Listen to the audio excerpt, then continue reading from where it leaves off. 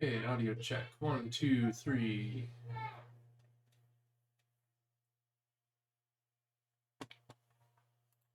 Alright, sounds good. Low effort Z's. Haven't actually done anything today. You know what? Kind of me neither. Got breakfast eaten, did my exercise. Basically just got the kids started for the day. Haven't done anything useful yet. So I'm with you. Ooh. I don't know why I'm so sleepy all of a sudden. Yeah, some days just pass you by. What do you got on today? You doing more web dev or? I think it's definitely during mixing. Oh, it was. In the meantime, getting our beverage of choice warmed up for the day. And it's Bugs Day, I'm afraid. Just package the rest of your stuff. Nice, nice.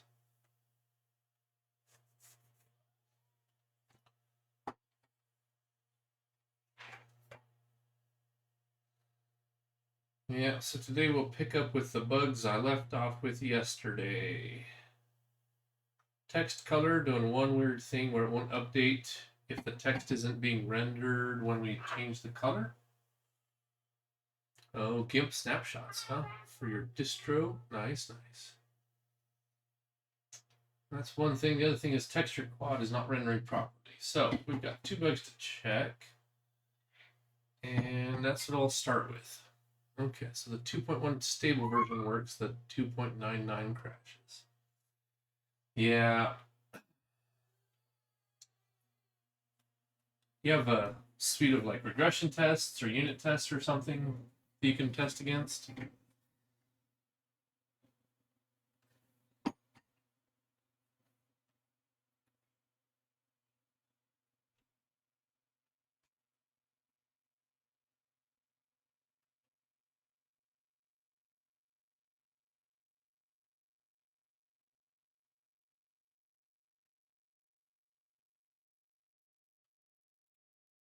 Hmm.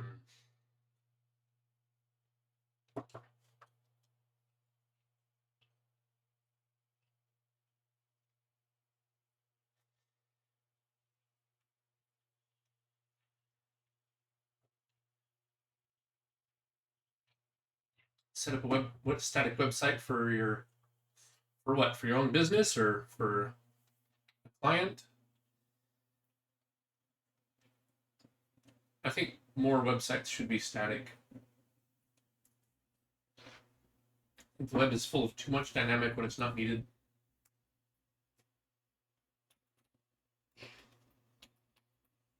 But I think I've also become a crusty old curmudgeon, a grumpy old man. A blog. Oh, nice, nice. And your dev stuff. Cool. Well, when you get a web page thrown together, let me know. I'll shout it out on stream.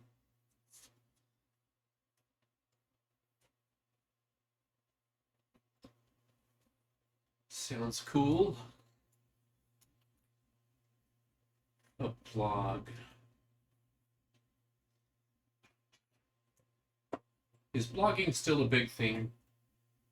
I thought with TikTok, everybody's just doing short videos instead. Everybody's attention span is so short, they can't hardly read anymore.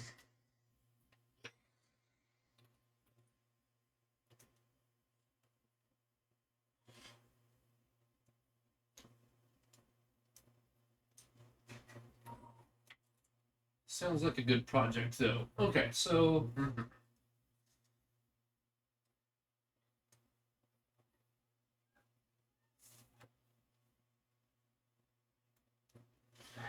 we've got 2 issues. So let's eliminate one to start with. Let's take a look at our journal. Yesterday we started looking at that. So let's just add our note. Oops.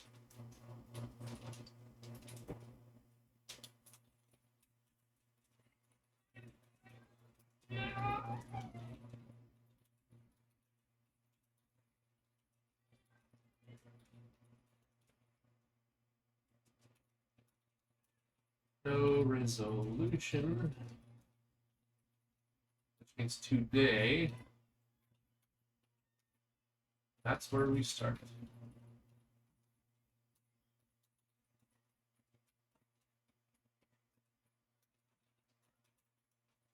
Picking up where we left off yesterday.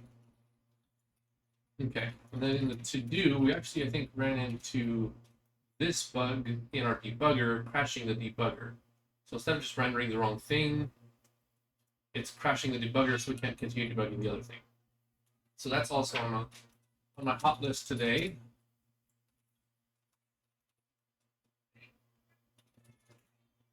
We did finish this thing. So yeah, yesterday was kind of mixed results. Life is fast too, yeah, but I think people could simplify a lot more.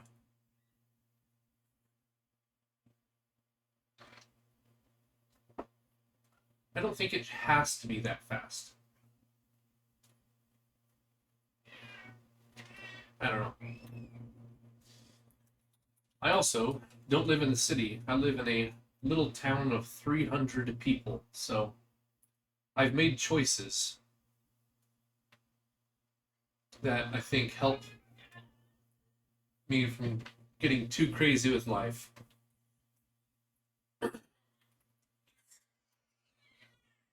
Okay.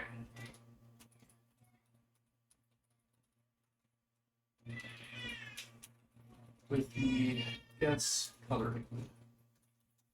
Okay, so I think we're ready to start. So let's dive in here. Game scene, CTP. Let's go to our render. And what we're looking for is our books. Here. I'm not going to render them. That's what I think I'm going to do. 300 people. Yes, not 300,000. 300 total.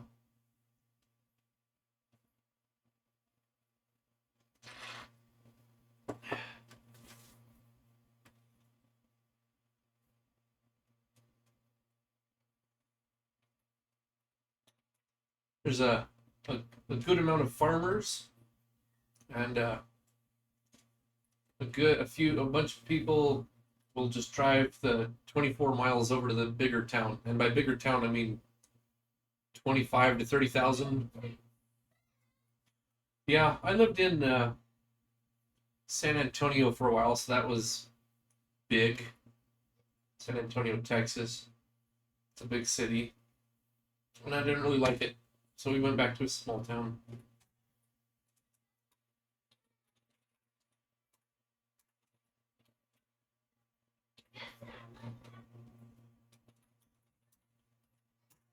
So I should have isolated stupid books problem, which means we can work on this one. P-R-I-E. Things I tell the kids to be quiet.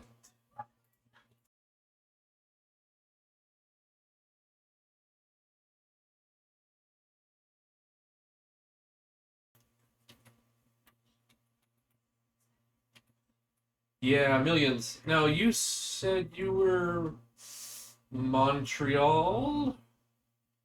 Am I remembering the right person? I find it harder to keep track of people when I don't have a face to go with it, so I think you were Montreal, right? Russia. Whoa, okay, wrong guy. Russia. Crazy. Привет.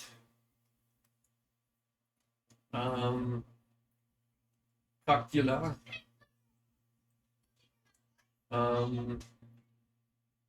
Я ем хлеб или пиццу. Something like that.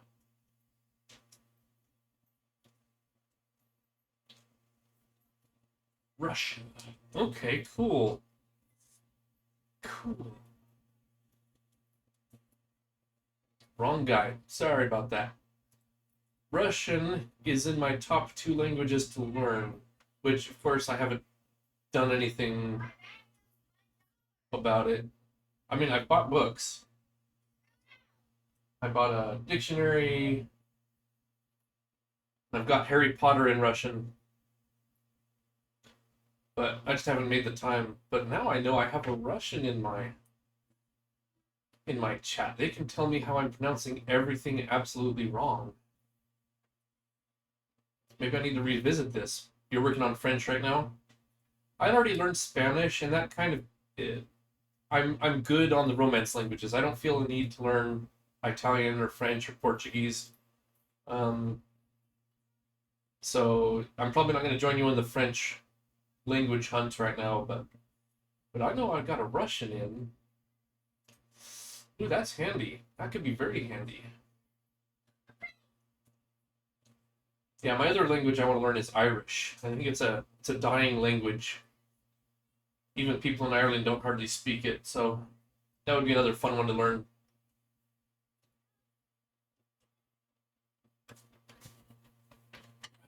Okay, so let's see here. What do you got here? I know Moscow, I know St. Petersburg are the big ones.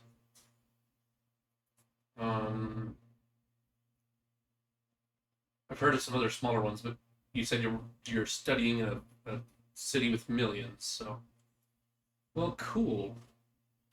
Am I quiet? Let's see here. Let me turn that up. Okay, how's that? Is that better?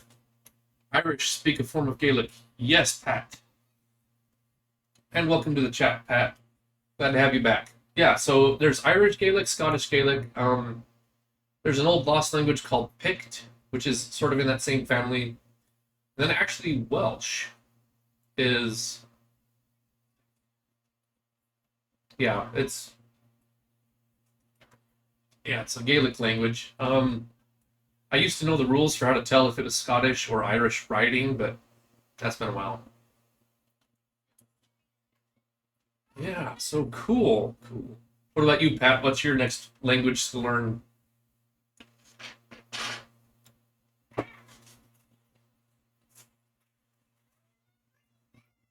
Yeah, Russian has no the or a, no articles.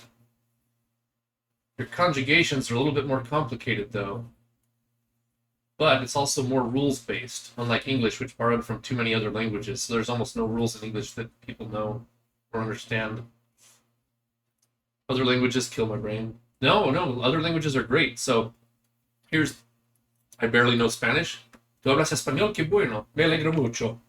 Mucho gusto en conocerte. If you learn another language, it actually significantly reduces your chances of Alzheimer's. And nobody wants Alzheimer's, so you better learn Spanish. I think what it does, and this is my theory, I don't know if there's been any studies on it, but basically, if you have two different paths for language processing, when you get old and your brain starts to decay, you have more backup paths. That's my theory.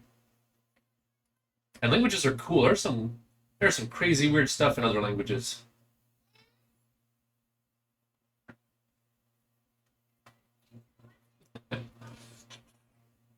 Okay.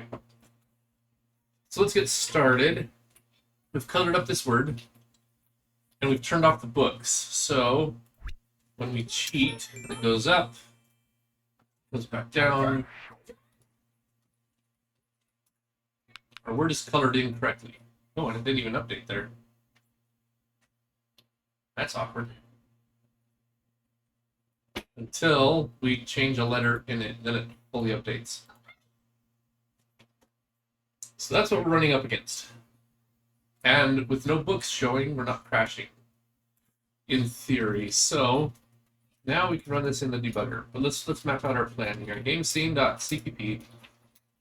In next level is where we set the text for the guesses text.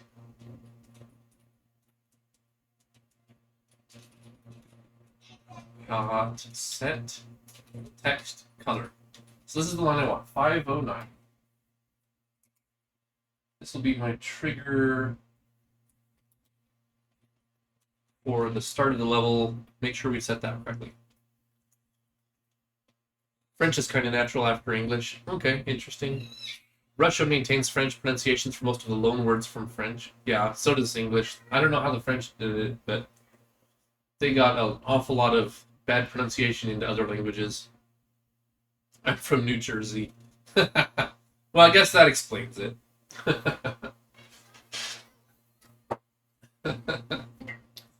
Can't hardly speak English either.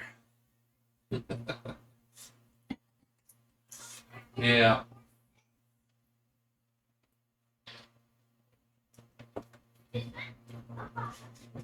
I'm sure you've never heard that joke before. Okay. So the next place is when we submit a guess.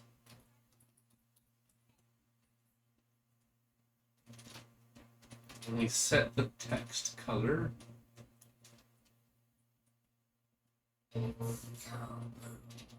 Oh no, guess submitted. That's when we actually change the word.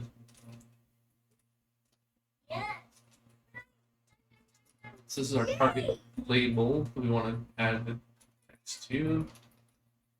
Set this text here, this line. So line 704 is important. Oops.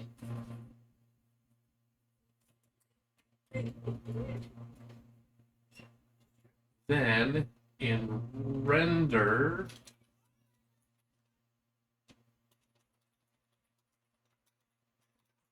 _, guesses, text, render. Let's dirty this up a little bit.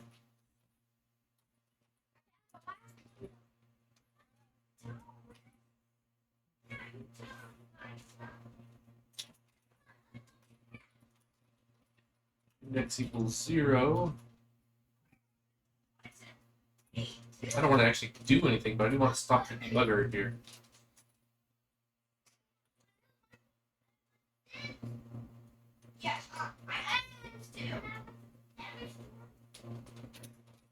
Maybe we can just fool it.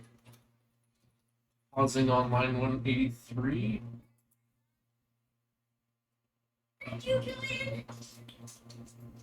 Maybe we can fool it.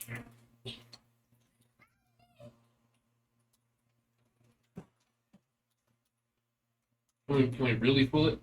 Okay. So those are the points in game scene where we changed text, changed color,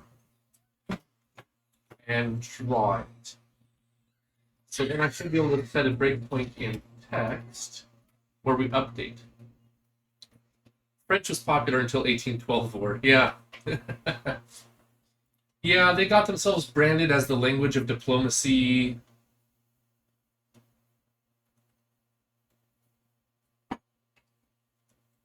So like that's a big thing in like the UN.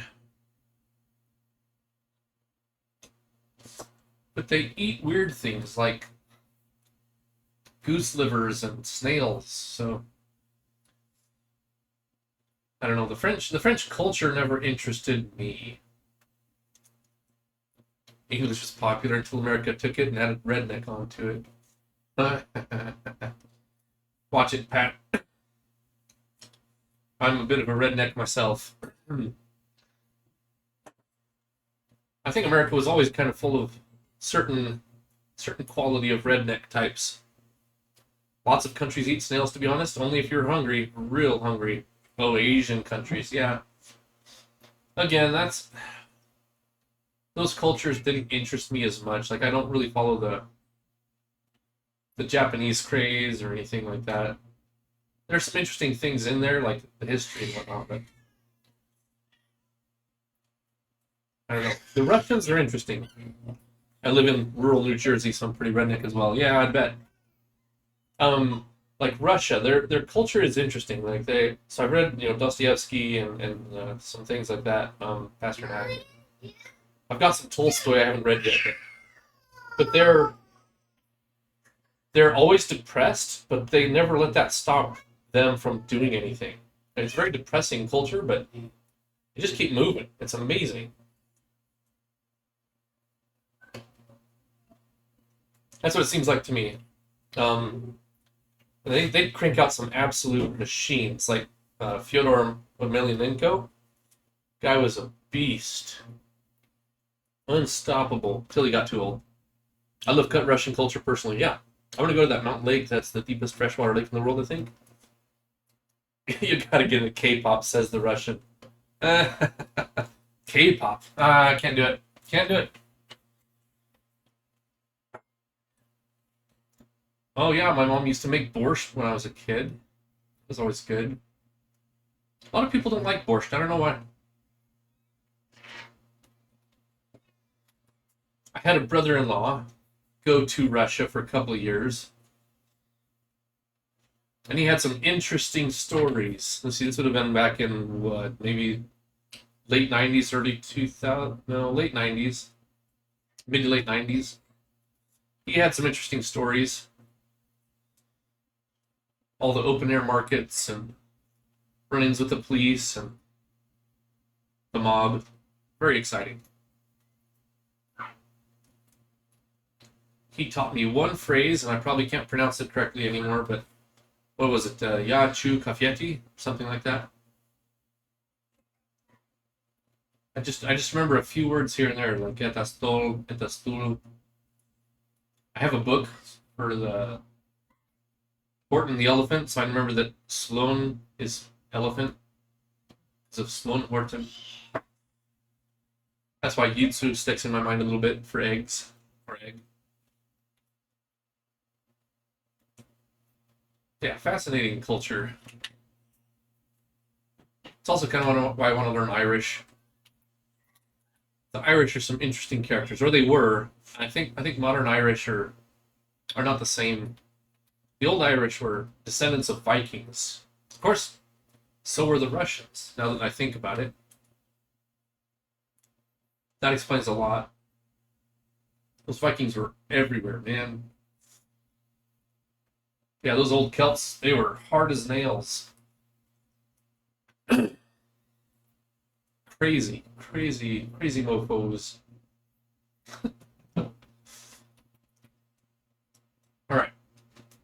So I think what we're looking for is update text, or so we can go to 508 is we want a breakpoint, or render 233.87. Those are the places I want to stop. Yeah, 90s they were especially worse. Splitting the cake. Yeah, yeah. Well, it was all backwards too. Like him and his buddy would be walking down the street, and the cops would, pull him over and frisk him and have their guns pointed at him, and then the mob would come up and, hey, leave these guys alone. They're okay. Very interesting.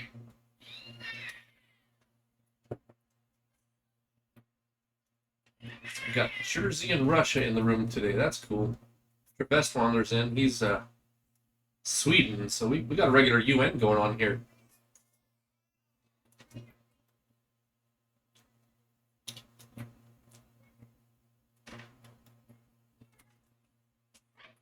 Okay. So let me think. I think we just need to start setting breakpoints and running it in the debugger, and hopefully with the books not rendering, we won't have to deal with that crash today. So we're going to stop at 509. And this will happen the first time the level loads. We'll prep our word and go to the next level, where we'll pause here again, and then I can set the rest of the breakpoints without wasting too much time. New Jersey, the place where you can do drugs legally and get beat up by the police for doing drugs legally. Oh, now, Pat, you shouldn't do drugs. But yeah, the police in Jersey don't have the most stellar reputation, do they?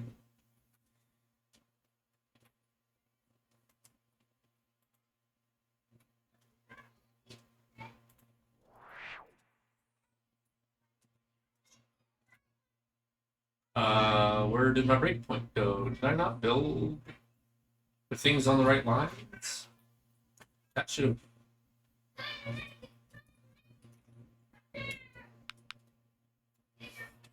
Okay. I have my medical cannabis card, but I won't ever smoke out in public because I'll get a beat down. Yep. Old habits die hard, I guess.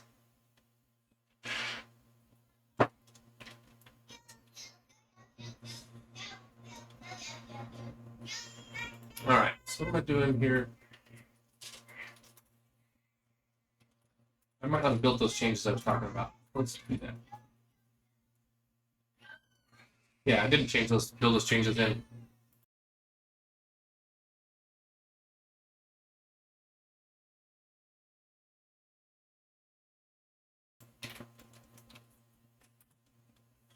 Okay, so let's see. It's fine though, I don't mind the fact I have no reason to smoke in public. Yep. Yeah. That is a good way of looking at it, I guess. We all do things in private that nobody else needs to be party to.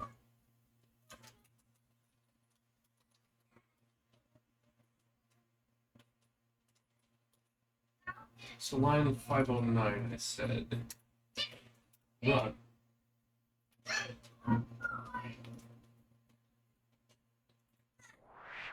It did not go where I thought it was going to go. Where's that breakpoint? Did I move it? I might have moved it. 509. Yeah. We want 513 now. I changed things. I changed my line numbers. Why would I do that? 513, which means 704 is not right either. We want 708. Maybe one of these days I should learn how to integrate my Emacs and my GDB together correctly. I did it once, ages ago. Then I went to like a Java shop and then a Python shop, and it's all turned into bitrot since then. Yep, that is a fair attitude, Pat. Let other people live their life. No need to interfere with them.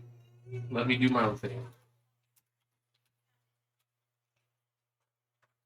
Sounds good to me. We're still in the debugger.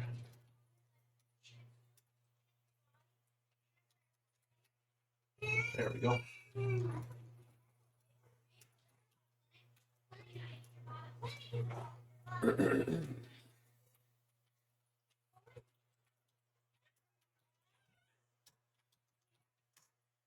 Now it should break at the right point. In theory. It did not. Oh, because I'm still clear. Breakpoint 513, I said. This is probably when I use the history to just call it the last line. Okay. Off to a slow start this morning. I'm a slow learner, and it did not pause where I thought it would pause. Very puzzling.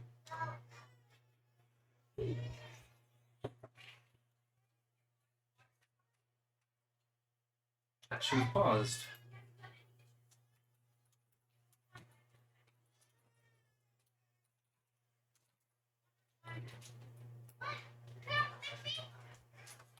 All right, let's do this then. Let's turn animations off. Oh, what happened now?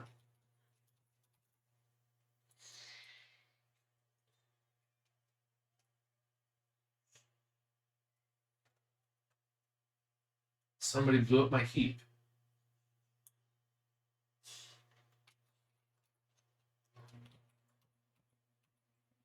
Why?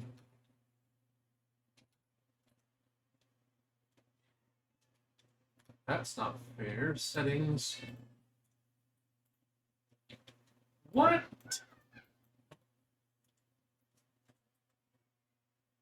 What is going on? What have I done?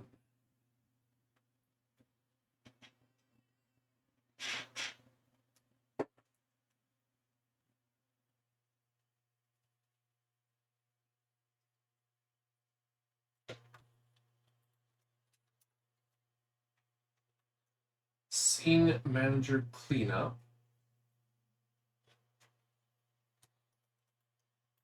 Text. Just trying to get cleaned up.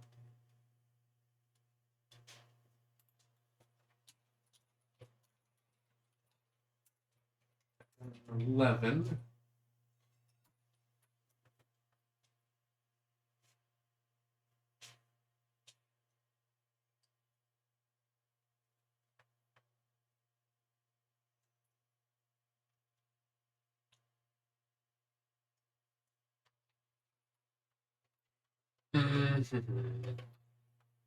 Now I'm getting sad. Now I'm getting sad. Oh, Drevest. I am doing well. How are you doing?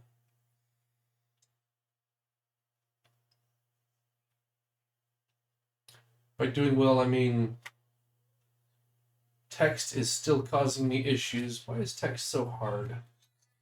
Text rendering is so hard.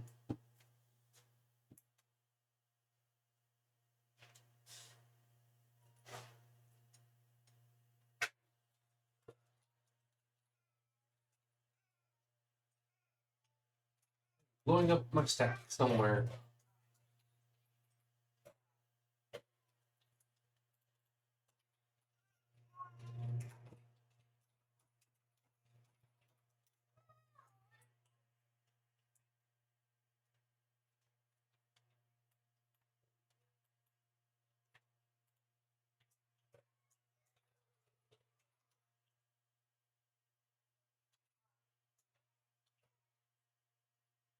I'm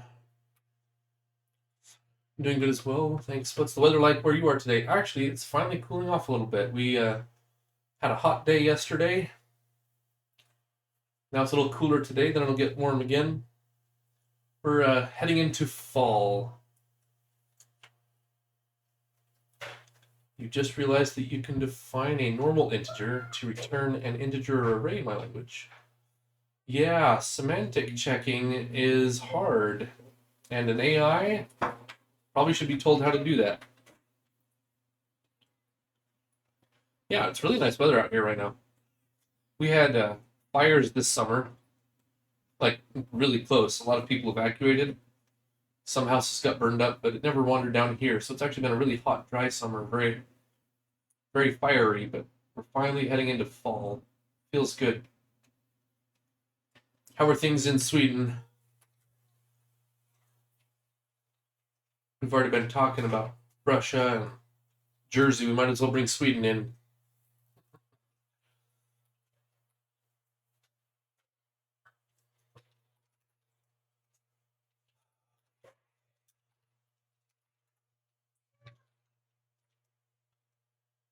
Text is doing some very bad things.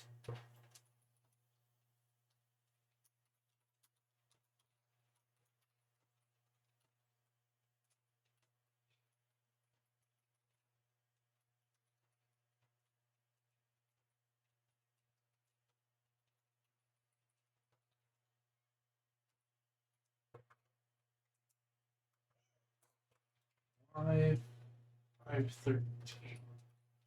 What was it? 513.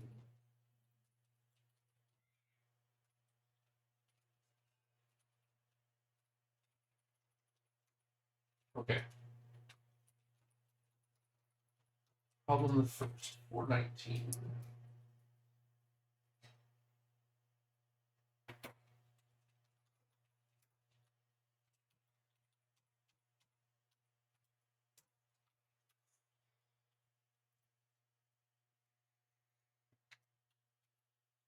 Yeah, so when it comes to programming languages, like a tokenizer generator is something we know how to build. A parser generator is something we know how to build, but the semantic analysis is kind of black magic. Like it's you have to have a vision and maybe a document even about how your language behaves, and then the semantic checking is all about making sure that that's correct. It's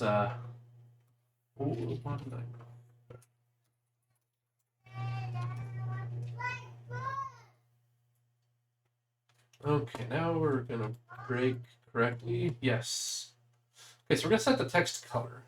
So let's go into text.cpp, set color here.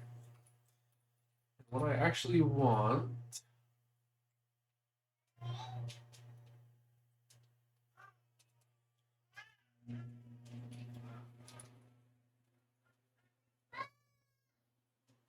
is watch the first one of these. So let's go to 316, break at text.cpp, 316, continue, print color, print underscore quad colors, add index. Okay. Clear text.cpp 316 for now. So that's going to iterate through and set all the desired colors. We're going to continue. What?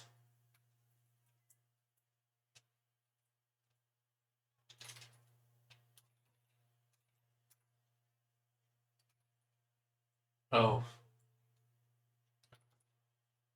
Okay, so we're going to clear that breakpoint as well. Clear game scene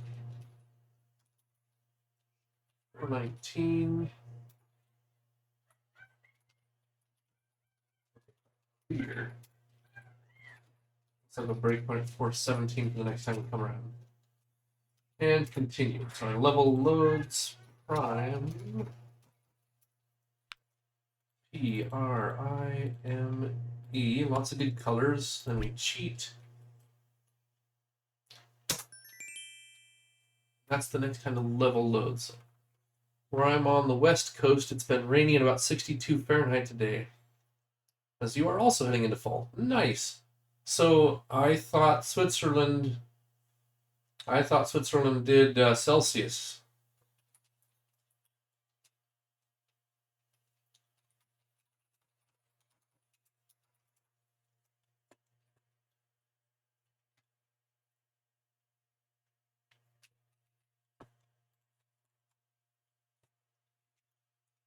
Or did you translate it for us poor US people?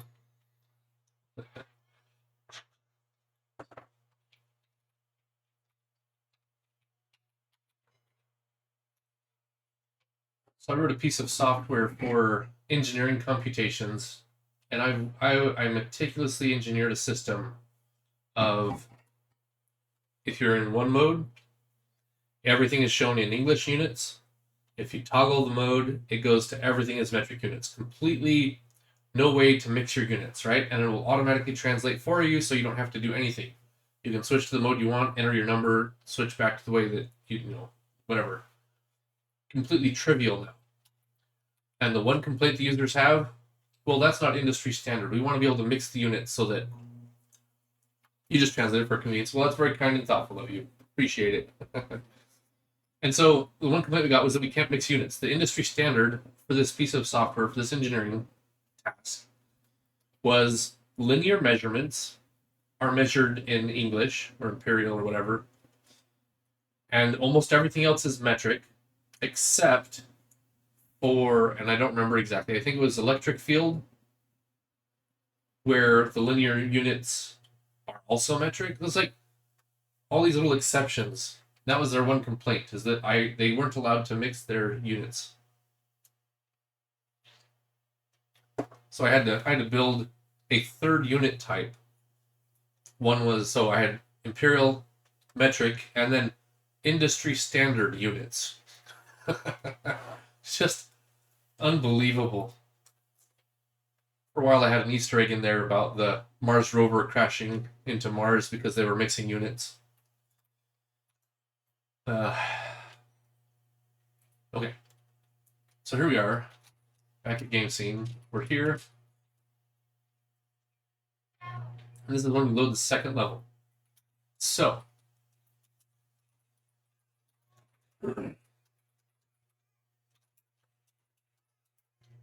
Print, actually, let's get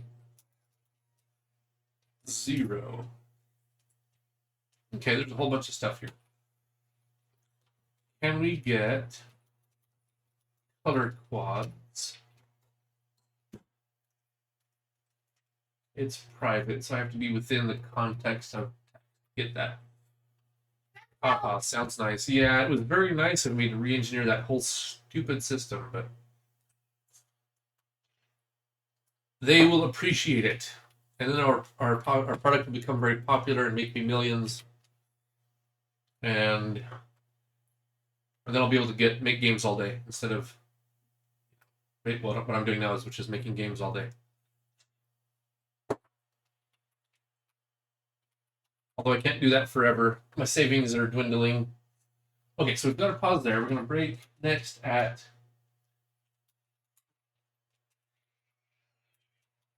game scene, I think 7:08. So we went through and set the text color back to normal on everything.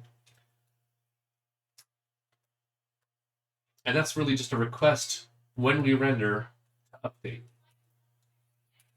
So we're going to go to there. So let's run or continue until we submit the word. So let's go back to our word. Boom, submitted. And it's going to set text. So let's go to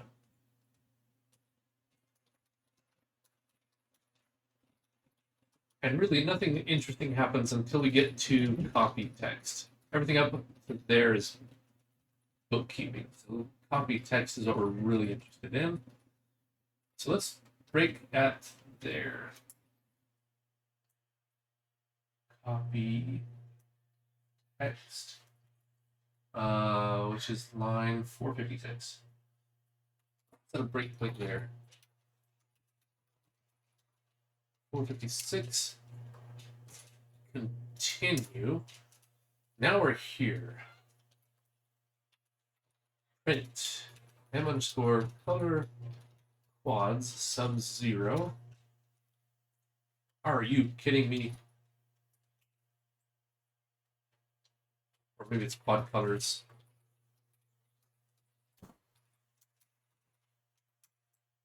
There we go. Those are all set to gray.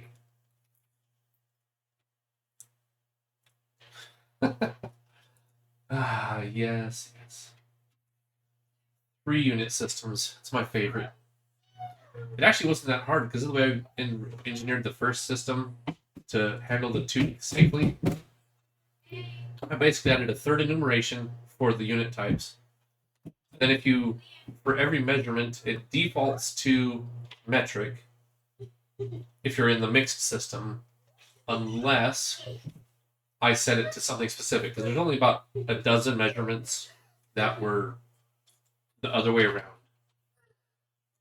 So I was able to say all linear measurements go English, everything else goes metric, and then I manually set like the 3 that I needed to have an alternate unit type from those rules. So it wasn't that bad. It was just, it annoyed me.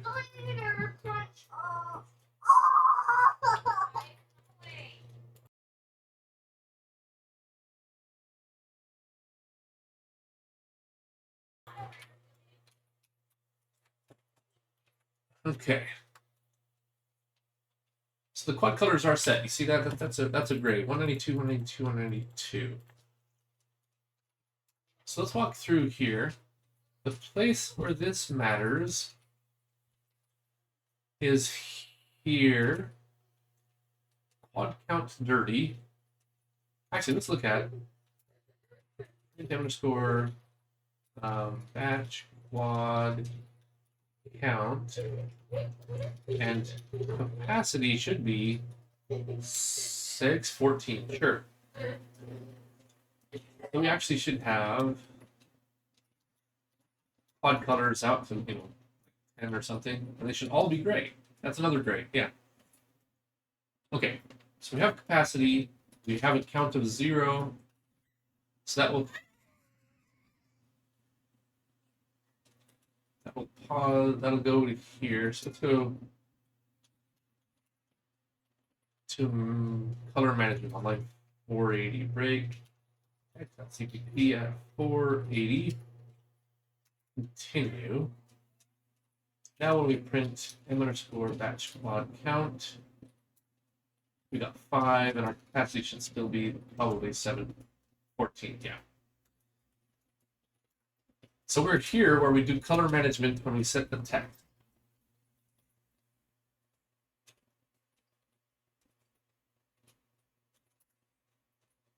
Next, 504. That's not very helpful. Where's 504? 504 is...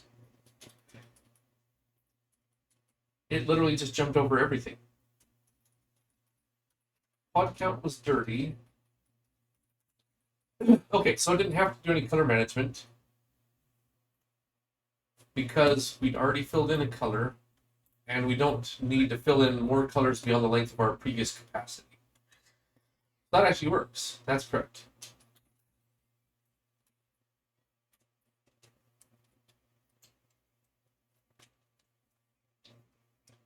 Yeah, different units are usually not that hard. It can just be very annoying. As long as you label them correctly, I don't care. It's when people don't label things correctly. It's like, now I don't know what units this is in, and that's no good. GDB list breakpoints. I'm going to have to delete some of these.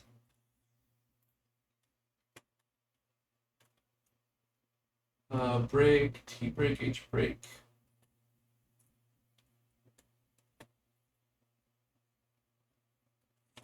Info breakpoints. There we go. Okay. We want to clear.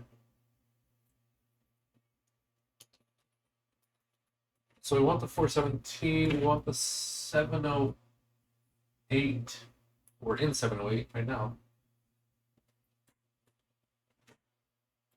Therefore, we want to remove those two text ones. So here, text.c. What do I do? I copy paste. Way easier.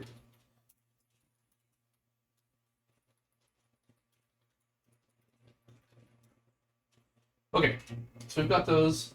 We want to go to game scene, render at 183 here. We want a breakpoint there. So we've set our text, we've set our color. Breakpoint game scene 183. Now when we continue, we come over here to guesses text 0 render. Now in text render, I want 387, 387, and update text. I suspect we've lost some information somewhere, so 508.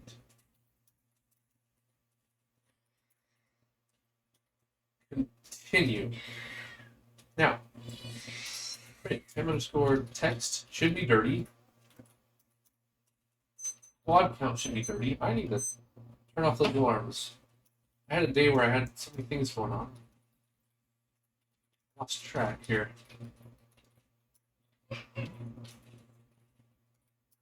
Okay, so text is dirty, and where did color get set to clean? That was dirty, and now it's not dirty.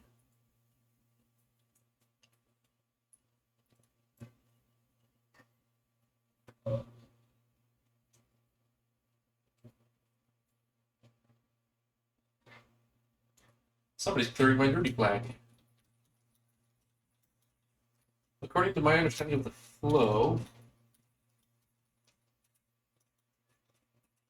there's one line that sets it false.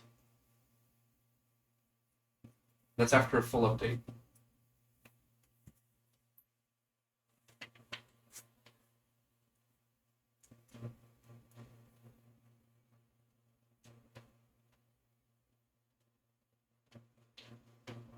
It's getting inside this update function one time when I don't expect it, at least.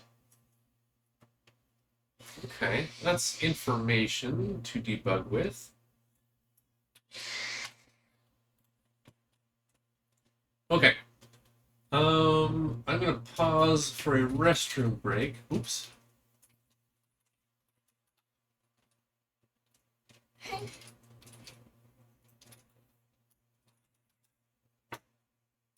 We'll continue down this path here.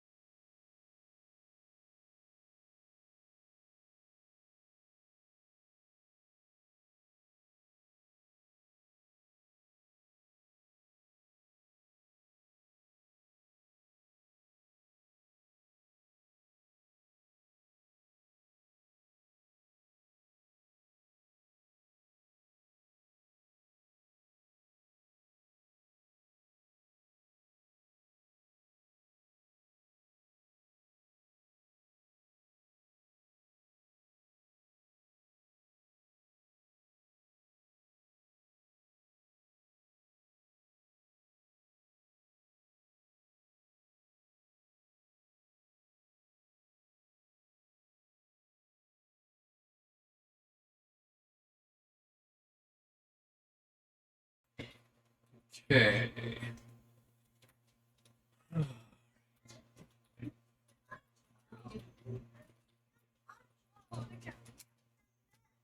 Good job. Okay, so we're getting inside this thing. It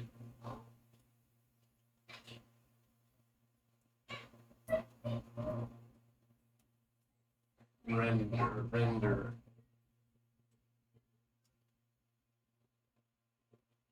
Somewhere it did a render but did not update the color. But the only way I could get color to flip is to go through here.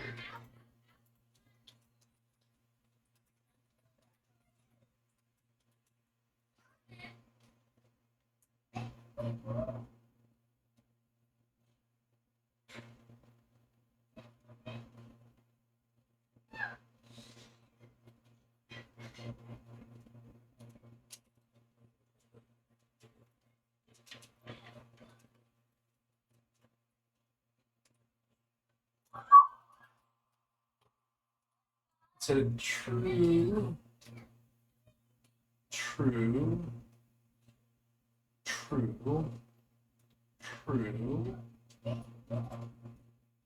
true, the only place.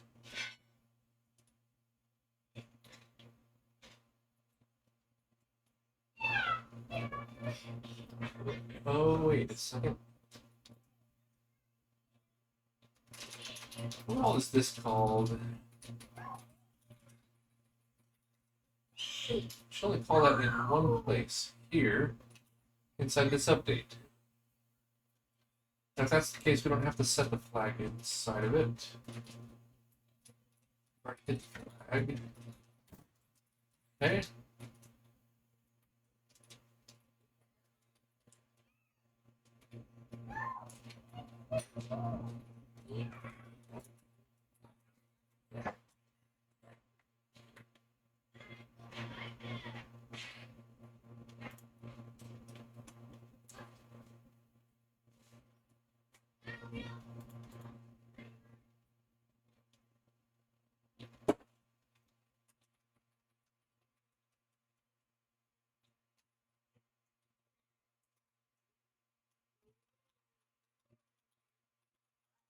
Can we do that?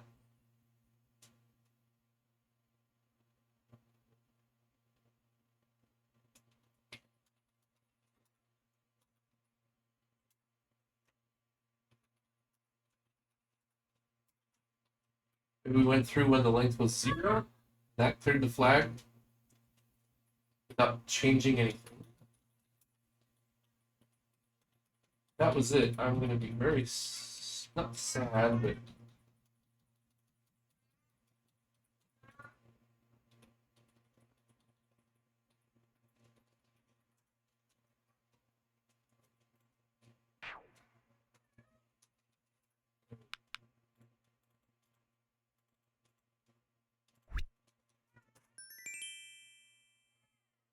okay.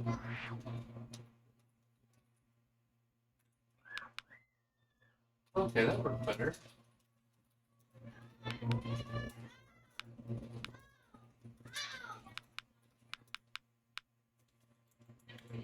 Okay. Okay, so this is all working now.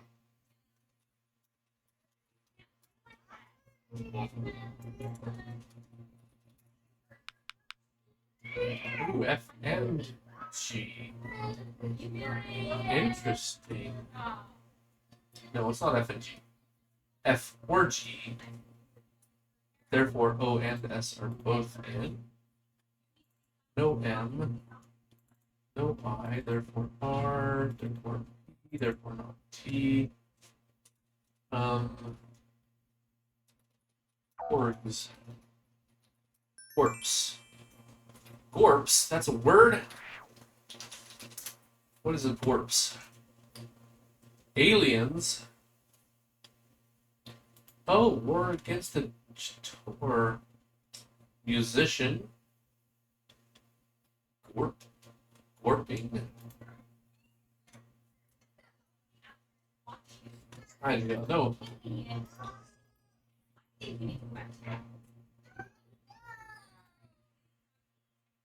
Huh. Oh, gorp is another name for trail mix, a snack food. Okay, that makes more sense. Okay, ever since learning how to bake, bro, I've been making nothing but pizzas, calzones, strombolis, biscuits, breads, and they all taste better than any local deli restaurant store. Yes, I agree, 100%, man. Home baked, so good. You're making a bacon, onion, pepper pizza. That sounds really good. So I have a problem. I married a baker. She is a really good baker. So I ate way too much. And then I got a job as a software developer. And so I sat at a desk all day. So I'm a little overweight. So in the last, I don't know, 2, 3 months, I've been trying to lose this weight and get back in shape. Which means I could not eat your bacon, onion, pepper pizza, no matter how good it smells. Sounds really good though. But the exercise and the diet are working, so watching the numbers go down is also therapeutic in its own way. But the diet is completely off in time for Halloween donuts. Because when my wife makes homemade raised donuts, glazed donuts, filled donuts, maple bars, I'm off the diet. There's no way. And home squoze apple cider. My parents live close by. They have an apple orchard. So every year we squeeze fresh apple cider. We have that for Halloween too. Fresh squoze apple cider, home baked donuts. Not baked, fried. We fry them. Oh, so good. I just love eating. I love food. This whole chewing gum thing, it's getting old. I'm a really big human, so I can eat a lot, not gain too much weight based on what my caloric intake should be during the day. Yeah. Okay, interesting. I mean, when I was younger, man, my metabolism was running a mile, just so fast. I could eat anything I wanted. But eventually, old age and a desk job caught up to me. Makes me sad. Makes me sad. But yeah, home baked goods, so much better than anything you can get in the store. Ian, is this for you?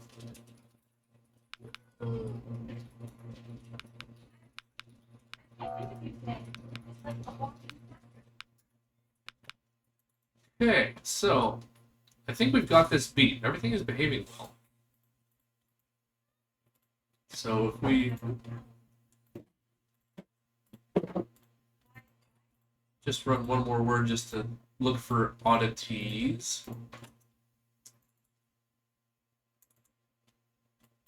Just to make sure we aren't doing anything too stupid. 211221. Well, okay, so this has a contradiction. This one.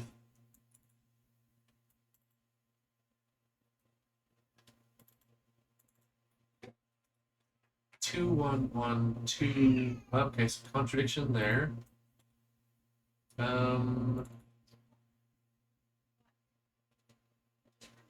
A. No T, therefore R. No P. So 211221 220. Okay. B. So let's go with bears. Oh, it's not bears. Interesting. It's Y.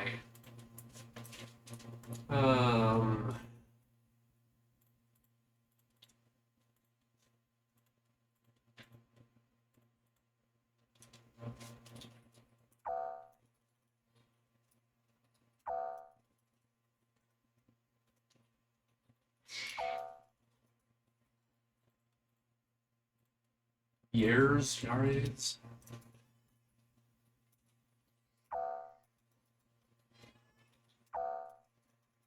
Anyway, the colors all seem to be working well. W. Oh, that's me not knowing how to count. Okay, fair enough. Streamer brain, programmer brain. I think we've got that bug fixed there. Oh, let's, while we're here, settings, and it's not crashing now. Okay. I guess what if we run it in the debugger? The debugger does bizarre things to me sometimes.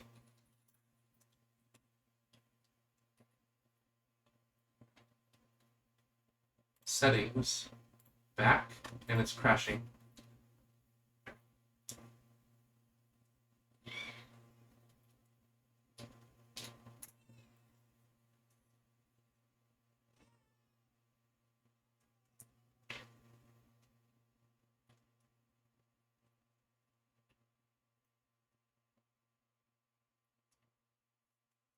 Ugh.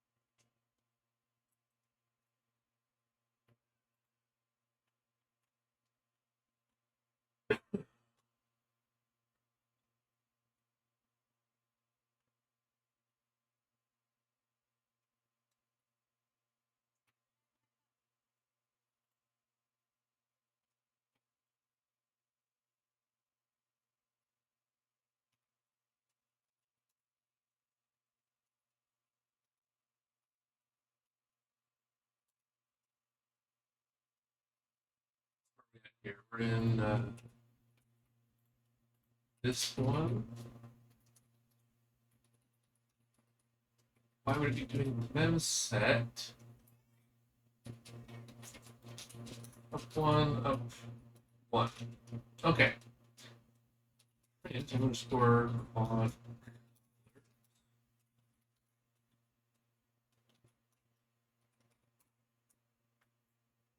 Okay.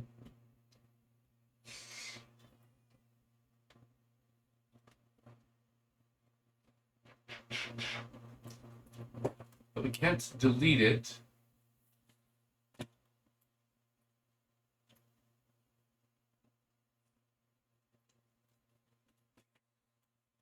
There's a mem set. And the only reason it's doing a mem set is because it's in the debugger. If we don't do this mem set, it doesn't crash.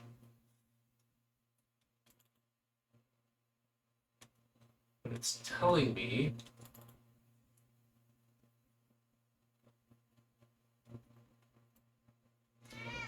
something got modified past the requested size of 30. ShaderStore quad count.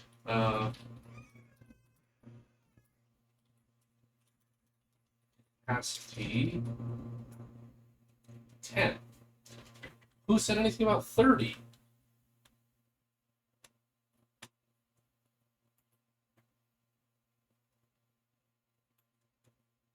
Right.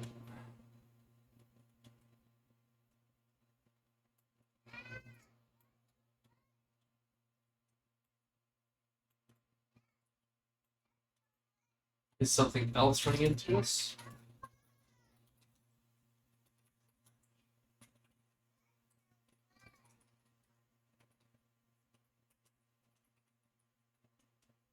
Something else running into quad colors.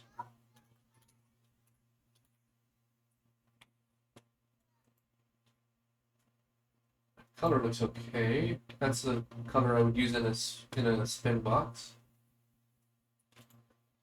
I'm not sure this is a real error. I think the debugger is doing stupid things. Although, but heat block.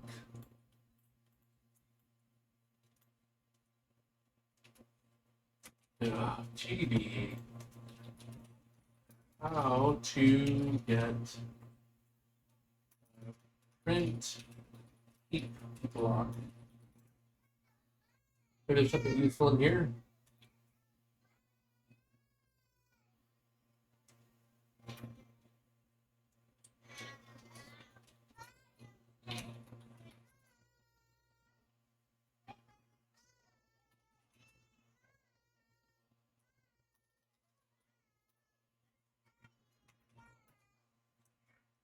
It's not a valid number.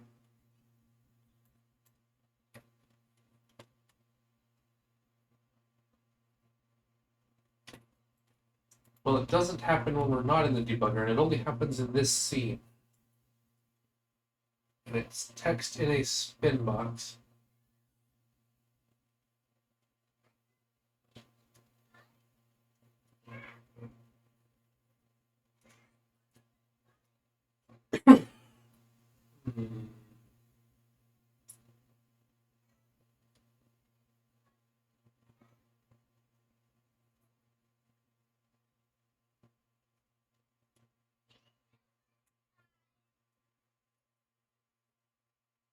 So I can't look at the heat block that's corrupted.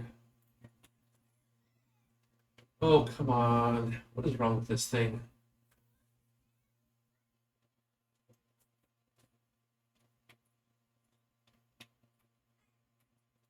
You just call this good enough and hope that this goes away somewhere else. Oh, wait, I'm back. Let's do a full clean debug build. Maybe clean. Maybe there's something really stupid going on with the compiler or the debugger or both. Okay, so I already have to figure out the text bug. That doesn't make me happy, but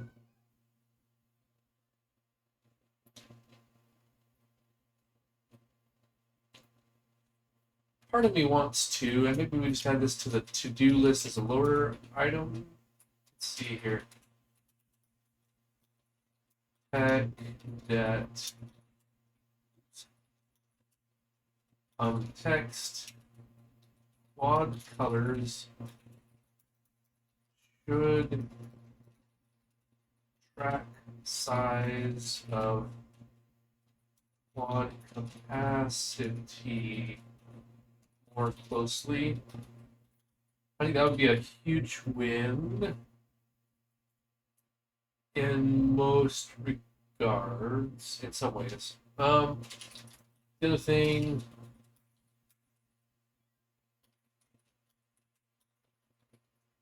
shader uniforms, maybe not fully static, or we don't need the extension. I'm not sure it's worth it, but you know, it's the thing I've been thinking. So far, this has been a very stripped down set of tools I'm allowing myself. I allowed myself that extension because it is super powerful and super convenient. But like I said, between this project and the next one, some serious time actually learning OpenGL. So maybe we'll strip that cool feature out, make it slightly dumber, still better than it was, and just a thought.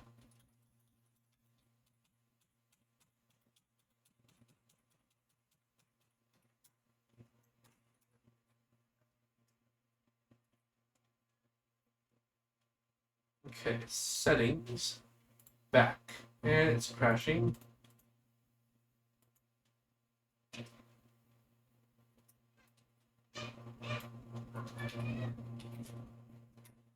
Maybe, oops, no, I don't want nobody's EI. Tell me anything. Get your AI out of my. Okay.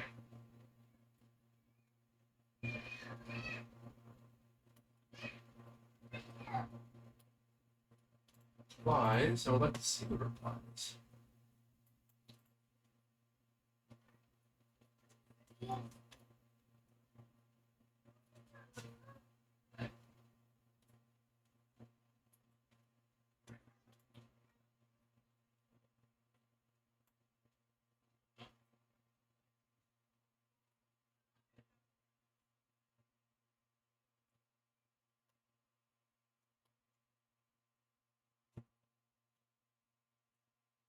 Somebody else is telling me GCC is the problem.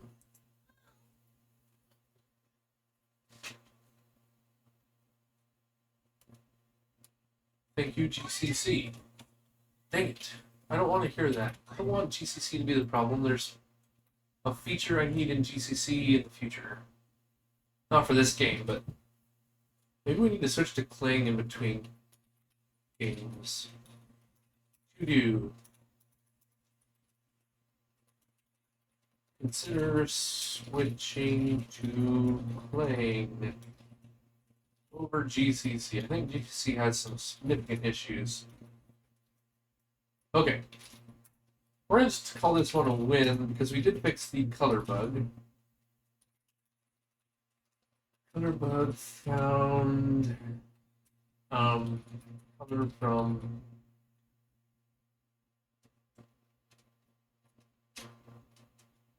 let's see here. Text, update text.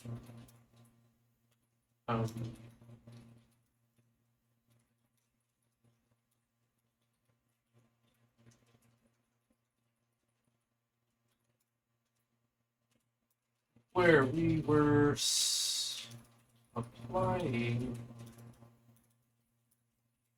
colors to the vertex buffer. It should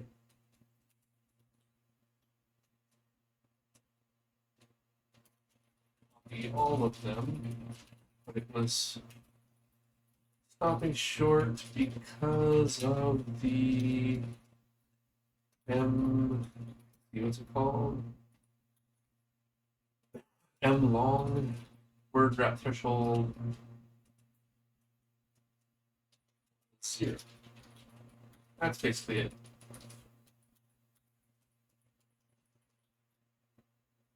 Okay. Books on bookshelf. Let's tackle that one next.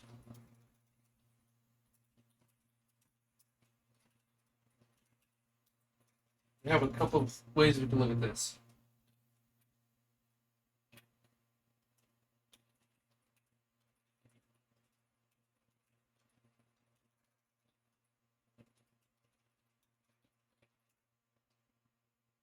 Okay.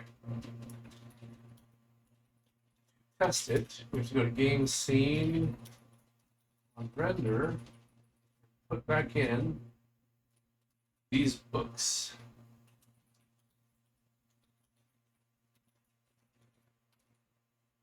Here's where we render them. Here's where we initialize them.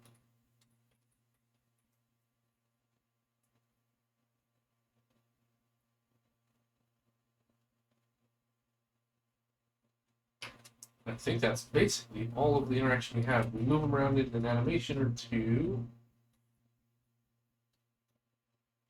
Here's the layout, positions, doesn't matter. So possibilities. Let's just run that.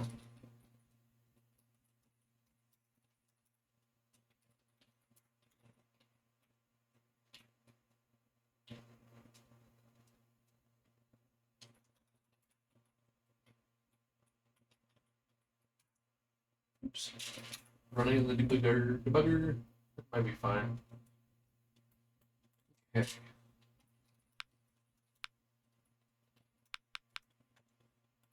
Okay, cheat. That's crashing because of an unknown error, which is completely useless. Thank you. We are setting a texture parameter inside of our texture. So texture line 94 is here.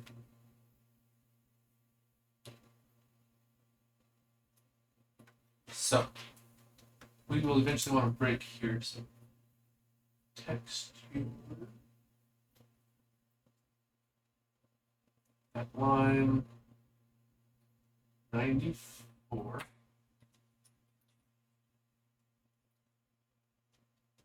But this becomes a problem in game scene.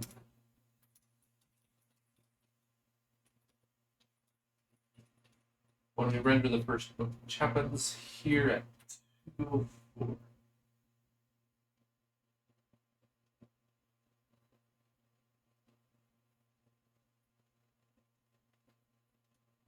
All right, let's get to it. I mean, I already have an idea, but we'll just run it in the debugger.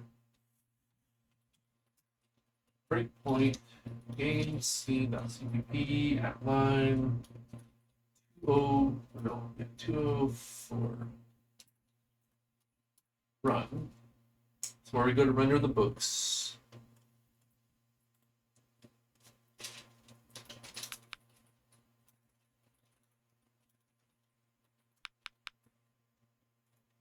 Cool.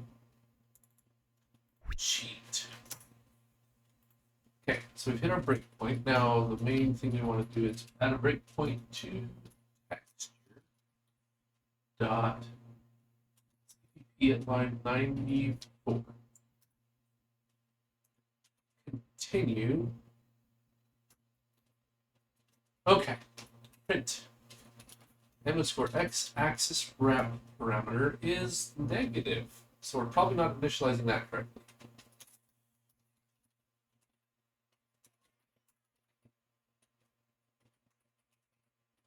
Clamp.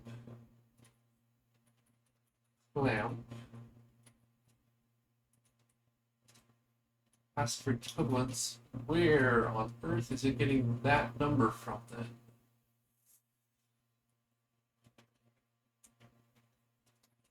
Set. Wrap.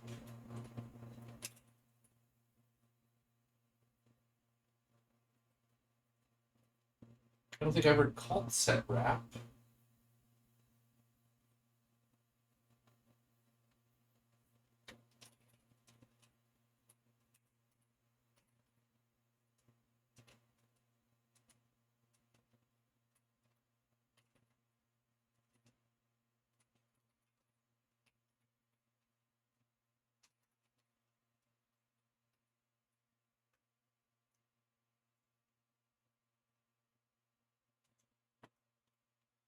In our texture, we bind it. If wrapping is dirty, we fix it. So who set that number to something so bizarre?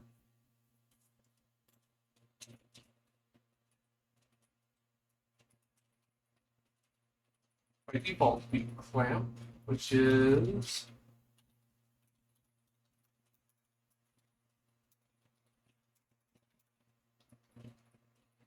GL clamp to edge.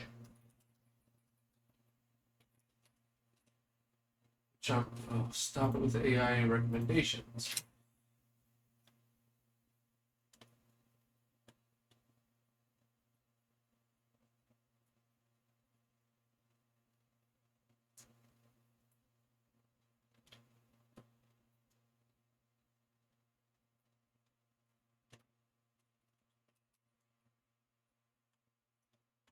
Clamp.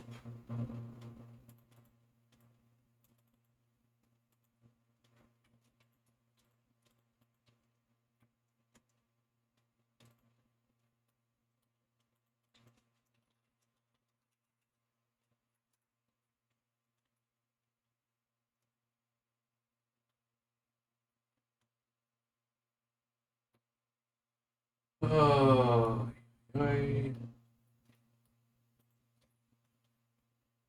I don't think GL clamp to edge, border to edge, is negative whatever we found.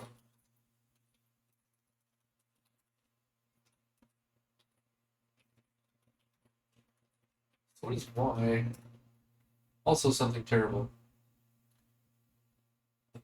If it was like negative 2.16 million, I would, or billion, I would be much more interested. 2, 3. Actually, what's this number in 2's complement?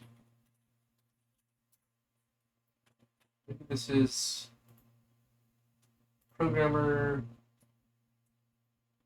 decimal paste. Do I have a 2's complement somewhere? Bitwise. Bit shift. That's not helpful.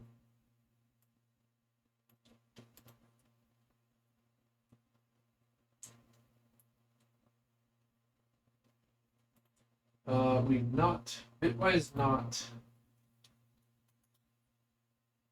+1.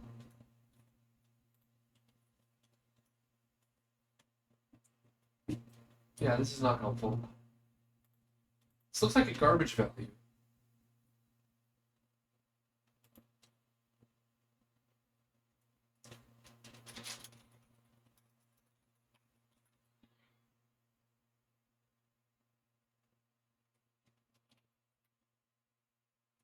Okay, so quit. Books render and books set texture.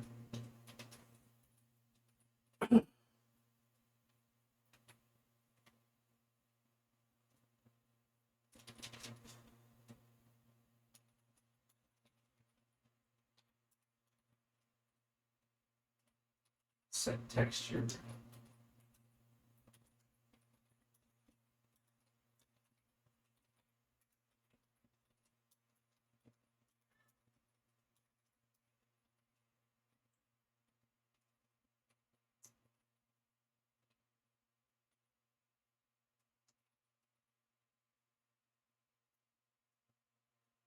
That value is very suspicious.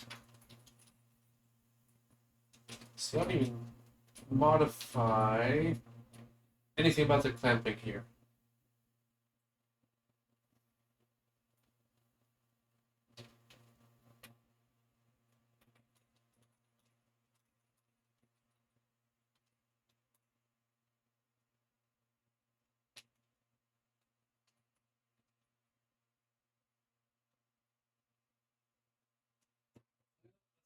Break in line 11 and line.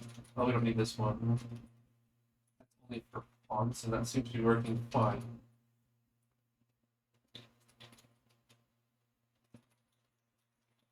Game elements at 314.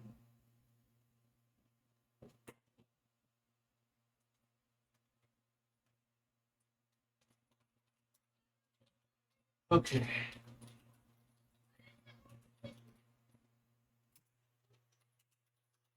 Game scene. We want to break when we first render it and when we initialize the first book.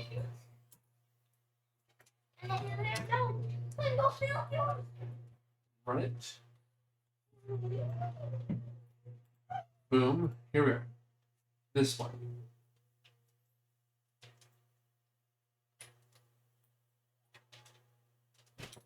Now I want a breakpoint in texture.cpp at line 1194. Continue.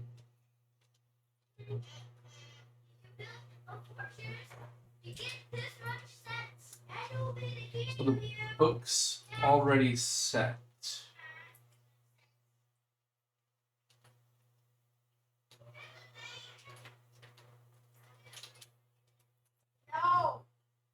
Hmm.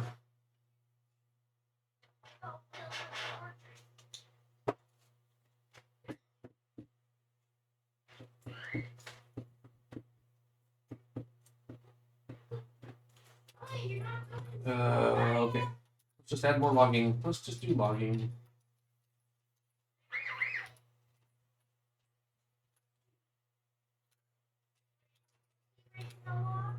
Is logging the right answer?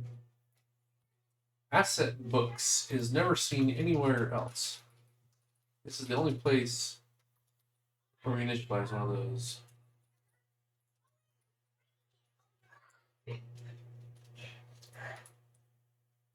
Breakpoint 313.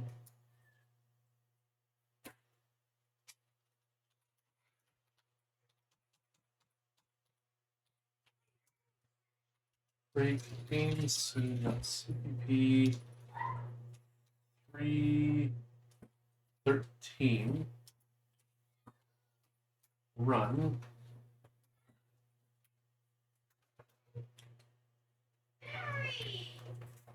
Did you miss anything? No, we're looking at why the texture stuff is blowing up. And only with this one thing. We've got the edge clamping rules are very wrong. That's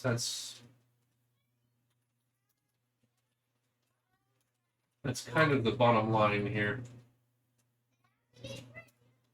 Breakpoint in texture.cpp line 11.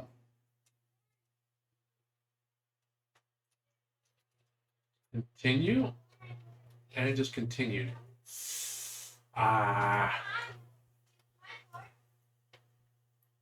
Okay.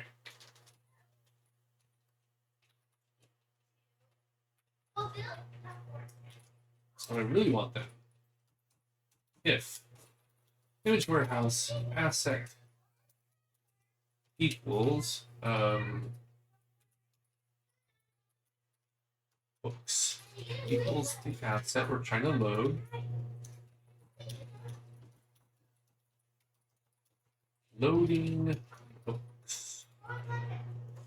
Now we can have a breakpoint there.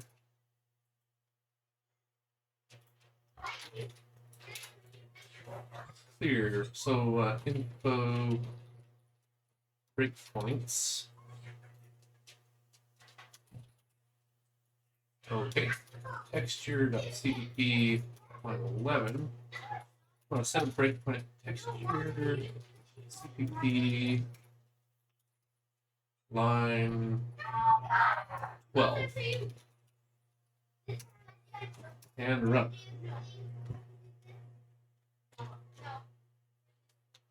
Why is it trying to load the book image already? That's suspicious. Texture line 13.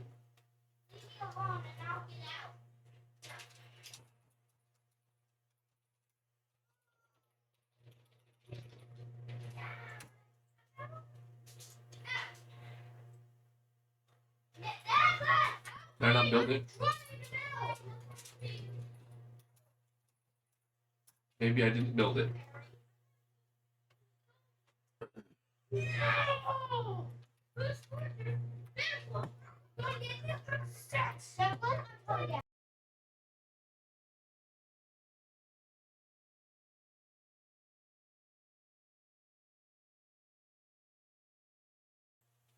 Those kids are full of energy today. I wish I could put it in bottles and save it for later. Okay. Run it. Set a breakpoint at line 12. Yes. Run. Okay, that makes more sense. Now, it didn't actually load the... Oh dear.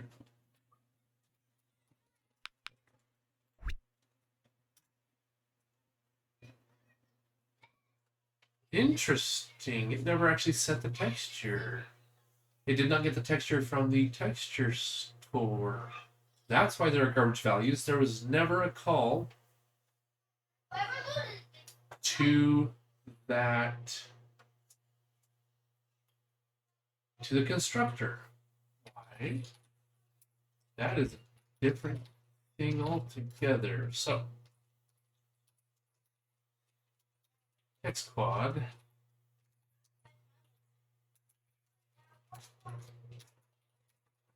Set texture. TextureStore.get asset.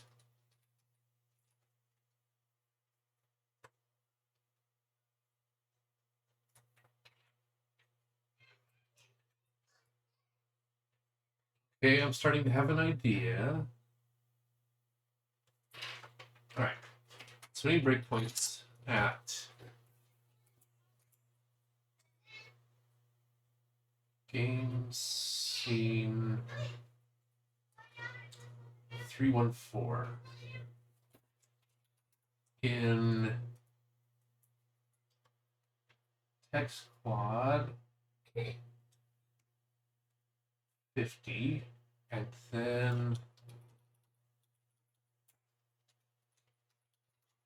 TextureStore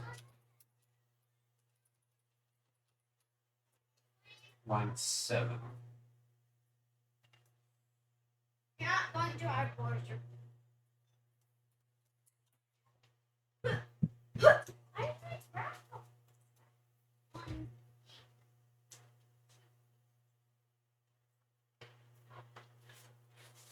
The first time we come here, this better initialize a new texture, which should go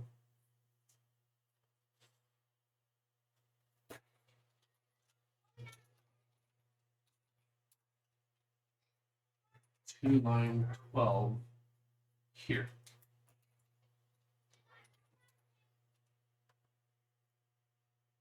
And I think that's the chain we need to follow.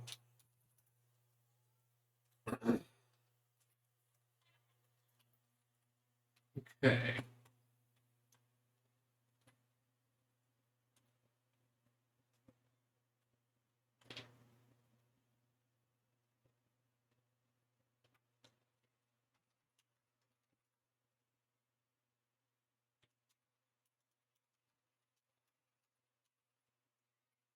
Actually, we can keep that one. So we're going to put a break in game scene.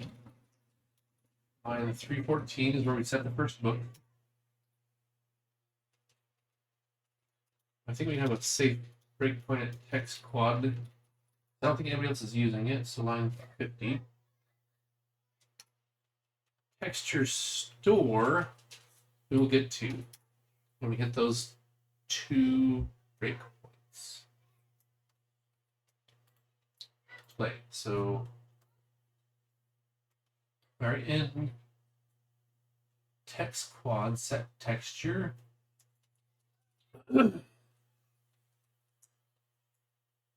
Oh, line 50. Oh, the playmat is continue. Yes, this is the one. Continue. Print asset. It's books. Good to know. Okay, continue. Should take me not there, Oh my, okay.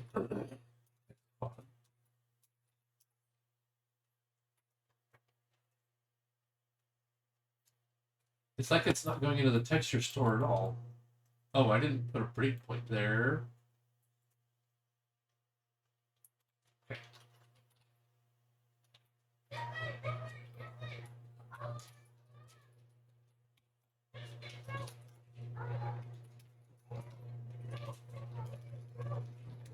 So let's no, let's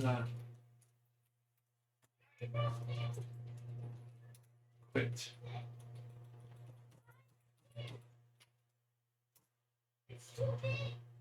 Okay. So we want game scene 314. Run.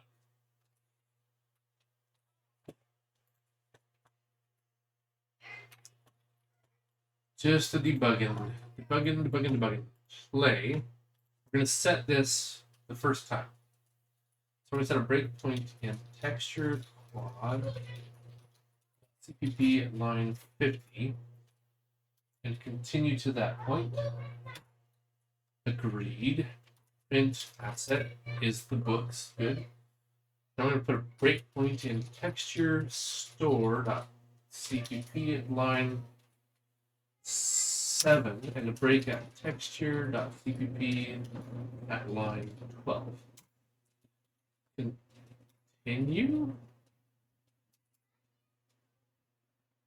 We are inside of TextureStore.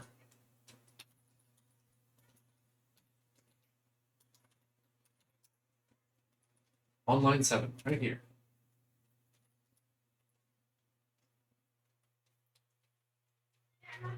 Next. Print index, which should be 2, because that's what print asset is, books, which is 2. Yes. Print textures sub 2. There is a texture already there.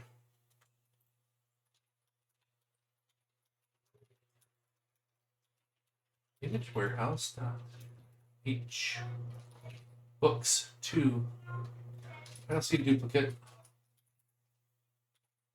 Okay.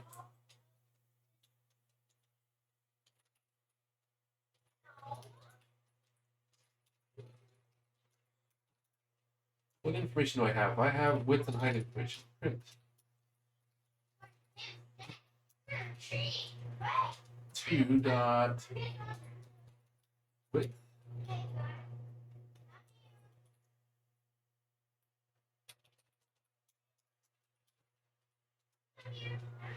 And it crashes my debugger, of course.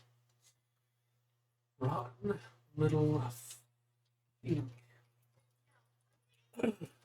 So books is never being instantiated, but this is saying it's null. So possibility 1. Application startup. We are calling .init on a bunch of things, including the TextureStore, which is setting them all to null. So that should be null. Who is setting this to not null? Okay.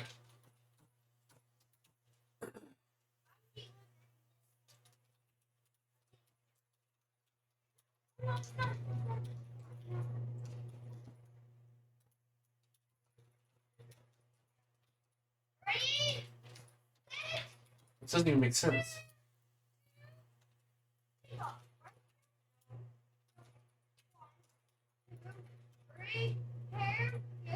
So put a break here.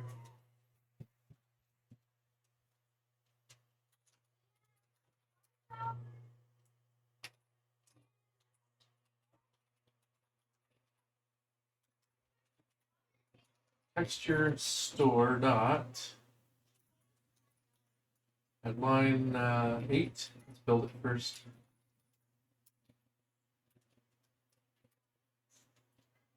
If the debugging tools ever actually worked as intended, as advertised, debugging would not be very hard. Yes, thank you. Thank you. Ah, that's not what I told you to do. There we go. Run.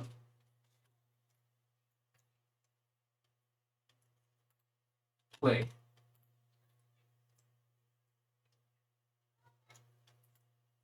It says we're loading it. Getting books from store.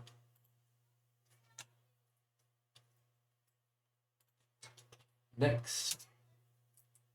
Next, print index. 2. Agreed. Print. That's underscore textures. I mean, we can even fully qualify this TextureStore. That's textures. So, 2. It's already a texture. How can this be assigned to a texture when we initialized it to null? This should be 0. Null. Null, null, null.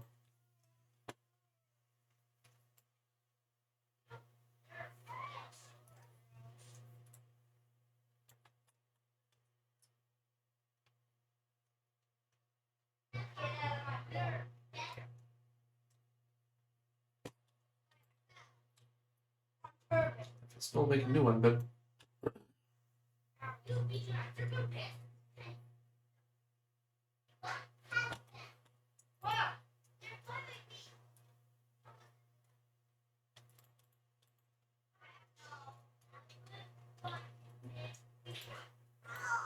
how is this not null at this line? We are right here. Meaning we haven't actually set this one for index 2 yet. Do I need to watch the init function? Breakpoint TextureStore.cp on line 17. 18. These guys stop.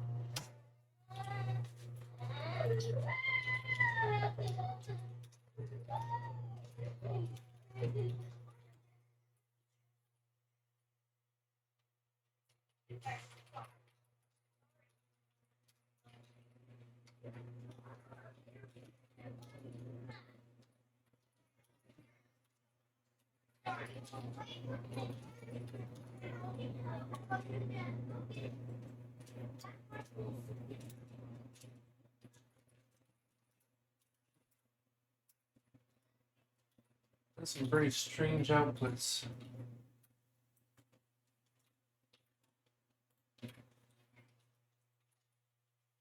I clearly said to initialize, so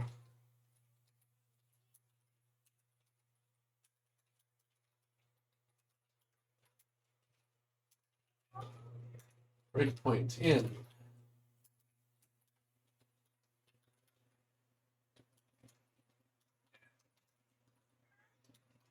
TextureStore.cpp at line 8. And again at line 18.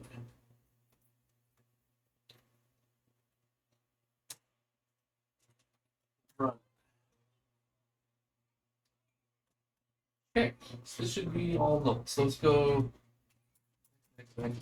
next, print. Texture store s underscore textures 0 1 2. That is set to null. 2 is books.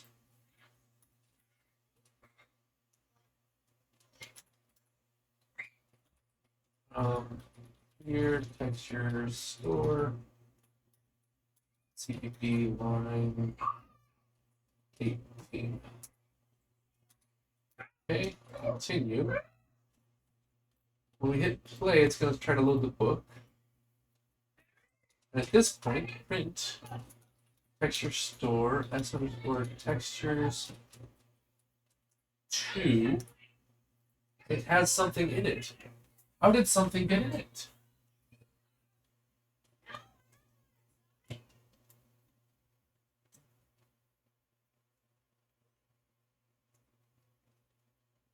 What is in there?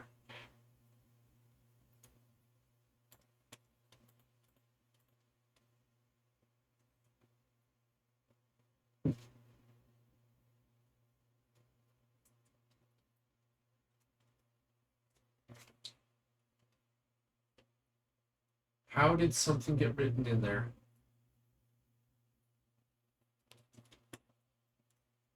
This was null right here.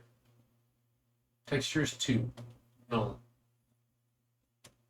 Here, texture 2 is something else.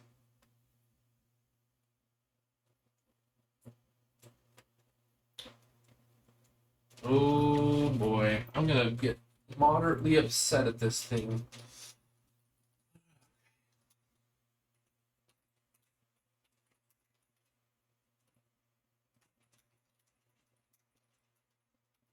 Okay. Loading texture into thing. Image warehouse. Get key from asset and index.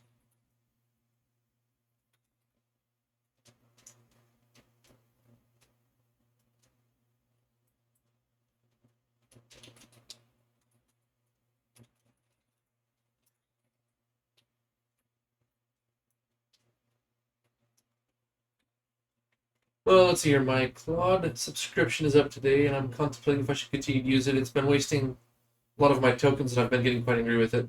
Okay? It's not even that great at programming. It just saves me time in other areas. I still have to refactor this garbage most of the time. Yeah. Unless I specifically ask it not to be an entry-level programmer, it writes entry-level logic with entry-level mistakes. Yep. That sounds about right. It's been trained by the internet, which is full of idiots. I mean, look around you. Who's the average person? Half of the people in the world are stupider than that. So, just a thought. There are massive differences between knowing logic and understanding logic. Correct. Correct. I have a mini lecture penciled in for someday about why AI will never replace me or humans, or at least the current LLM-based AIs. I think that LLM AIs might be a good user interface for whatever the ultimate answer is, because it's very good at imitating human speech and quote-unquote understanding human speech. It ingests and outputs human speech well, but that's not the same thing as understanding. So whatever we get that understands may use LLMs in the interface with humans, but LLM is not the answer to AI. That's the short version of the talk.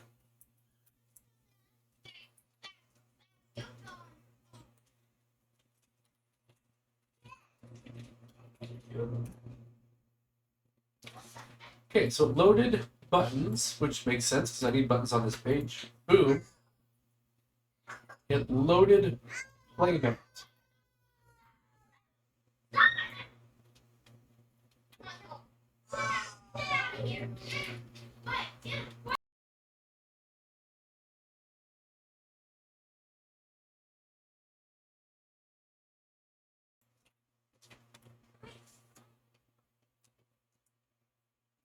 Human eval data with high-level accuracy will be the only data that can output an incredible model, but it still won't understand reasoning on any level that it isn't trained on. Yep.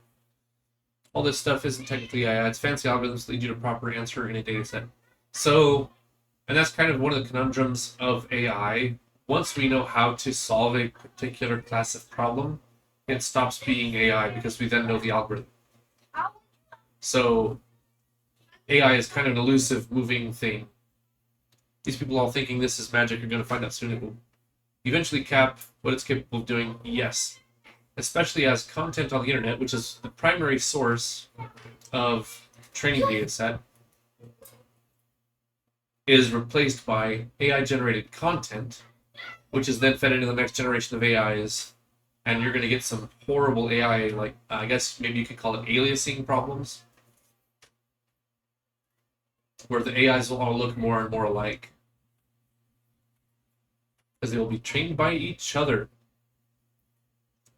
Nope, there's a lot of investors that I think are going to be very, very sad when they realize that they were told this thing would be worth millions, and they've spent billions on it, and it's worth. I don't know. It's not worth that much. It's not worth as much money as everybody's poured into it. The AI bubble, it's going to be great when it pops.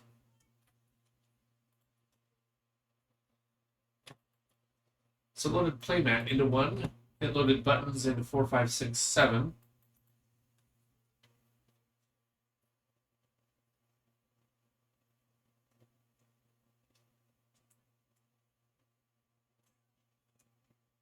So why?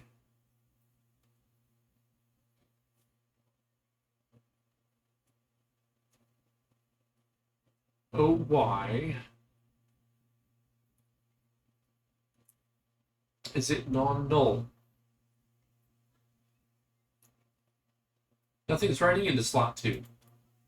The only way to write anything into slot 2 is through this call. And 2 is reserved by books.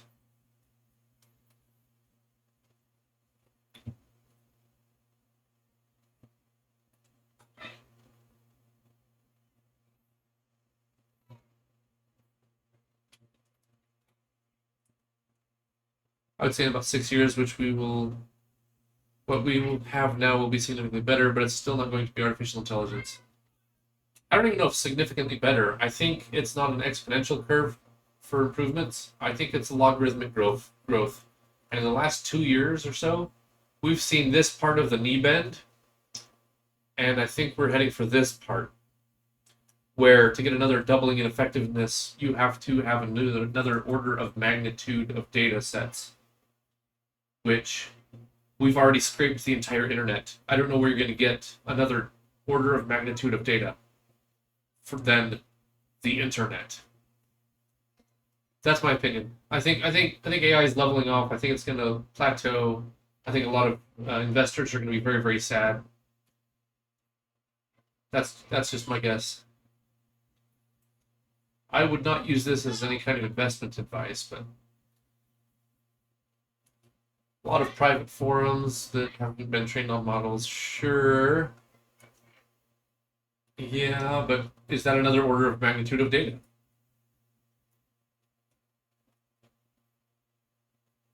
I think it's a logarithmic growth curve.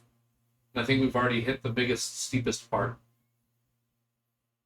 I think it's going to level off. I've been wrong before, but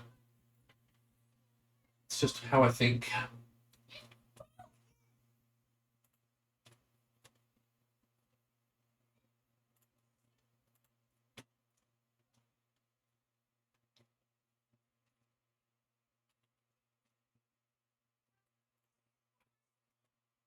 Okay, I am well and truly and thoroughly confused and perplexed.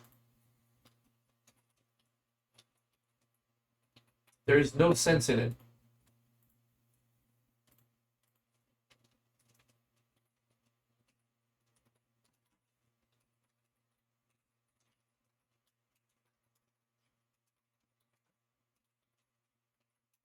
Just good habit.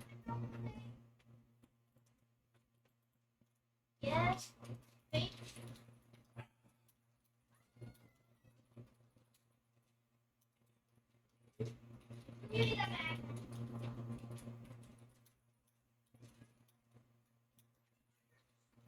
Let's just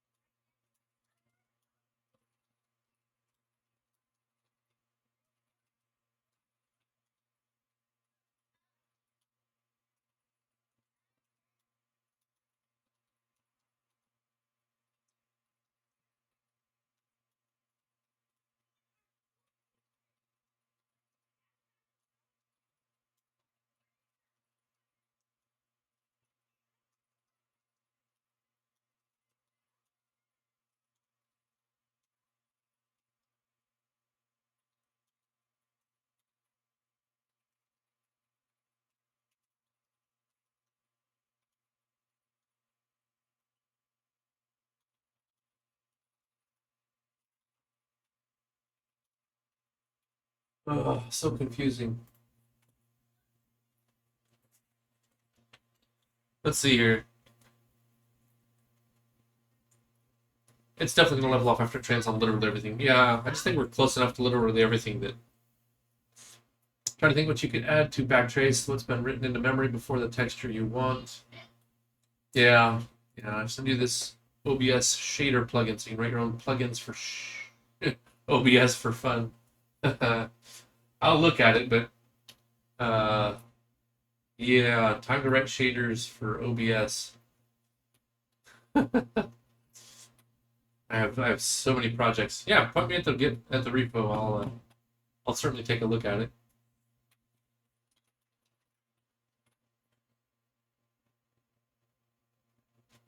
Am I creating a new texture somewhere? Am I accessing the TextureStore somewhere that I don't know about? Okay, TextureStore initialize 8 slots. All of them look like 8. TextureStore loads 4 button textures in 2 slots, 4, 5, 6, 7. That all looks legit. We destroy that scene. We load up scene 1, which is the game. We load playmat, which is the bookshelf, table, and chalkboard, into slot 1. And the books never got loaded. Like, there's no...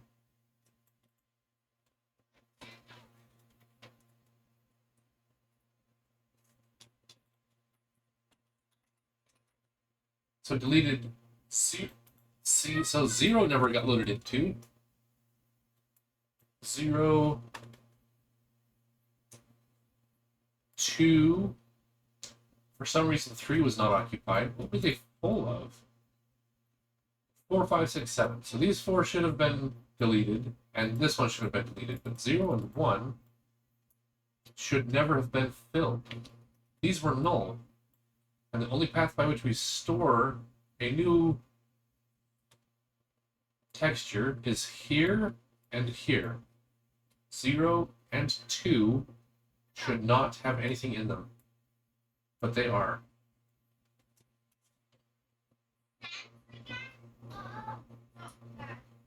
Zero and 2.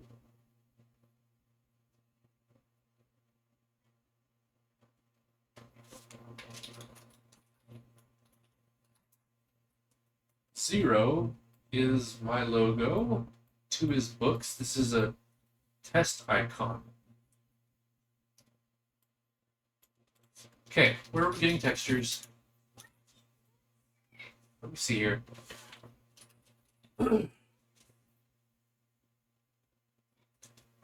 Something is happening outside of TextureStore.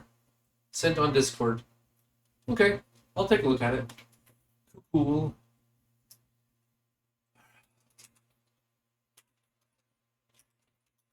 New texture.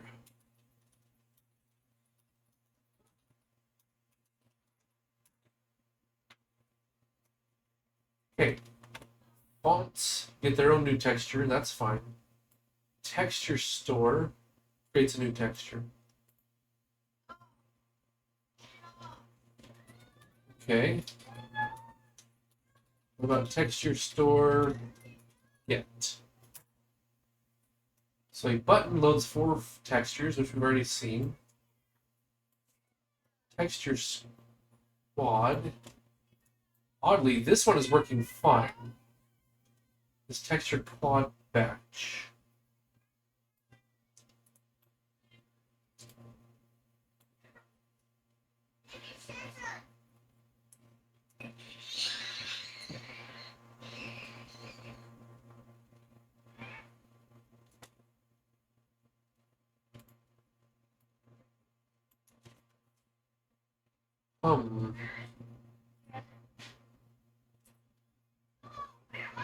I'm not doing... Okay, so what's the difference between texture quad and texture quad batch? Are we doing something different in the way that we interact with the TextureStore?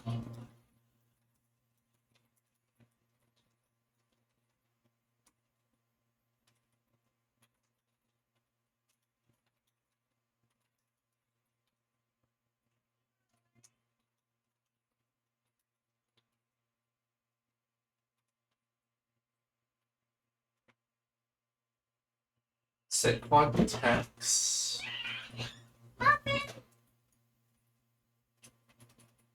And my asset. So let's just do a little rearranging here.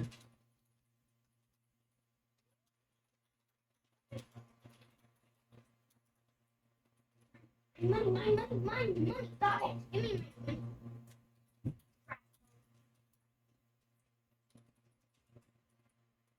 Set quads. That looks very similar to this call here. Set texture. TextureStore.get whatever.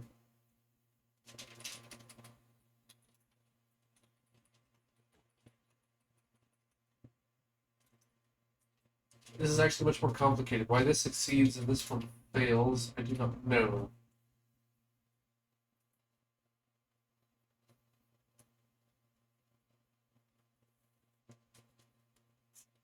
Set the slot to 0. If the texture is invalid, slot equals something. I need to, okay, I'm gonna advance GDB here.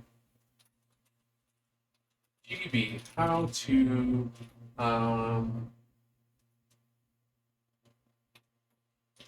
watch a class member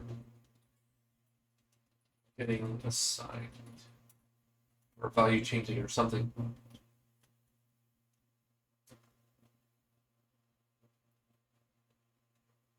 It's like a watch, right? GDB watch.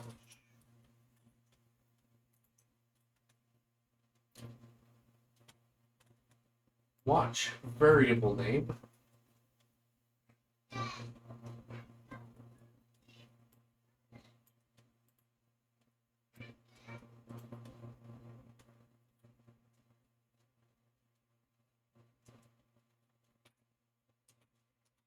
Okay. So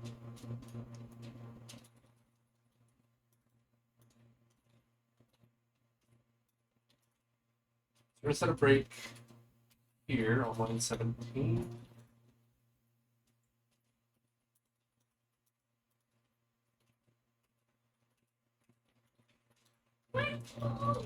TextureStore, line 17.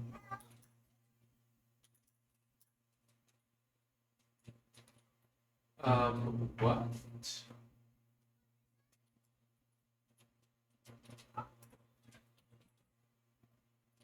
Oh.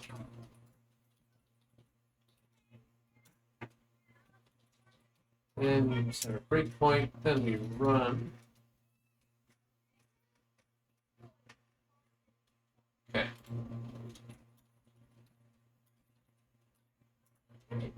We want to set a watch on this thing. 2. Hardware watch on that. Continue.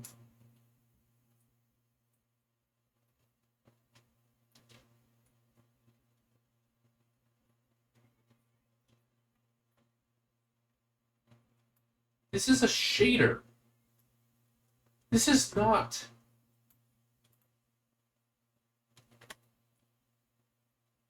texture.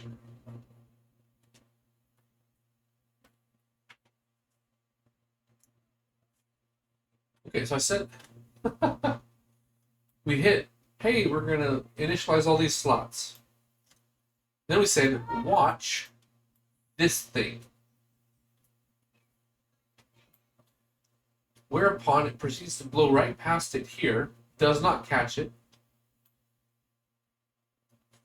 And then it gets a hardware watch point where it thinks it is. And this is where... What?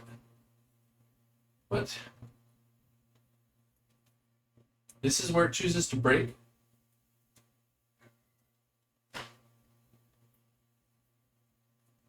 What even is happening? This is not This is not as GDB would advertise.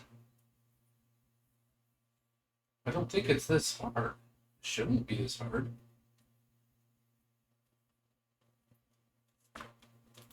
How on earth could it think that ShaderStore CPP line 16 is anywhere near this value?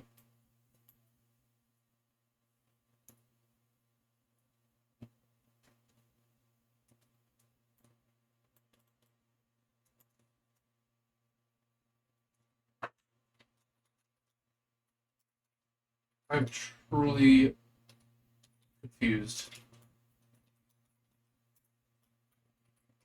There's nothing at all about shaders in here.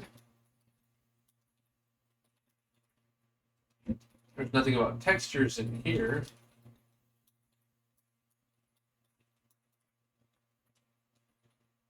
There's no textures in here.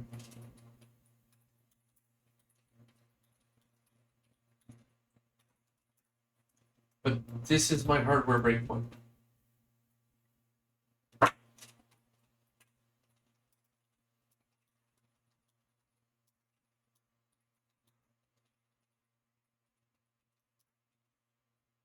Texture at some address.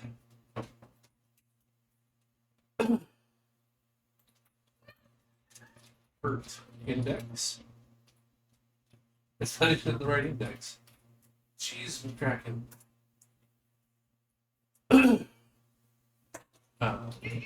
Printed.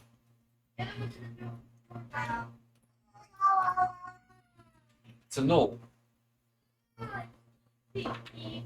What is the address of a register? What is the address of a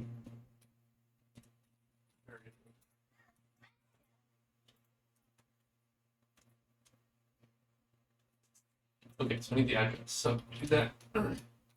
Here's an address. And here's an address.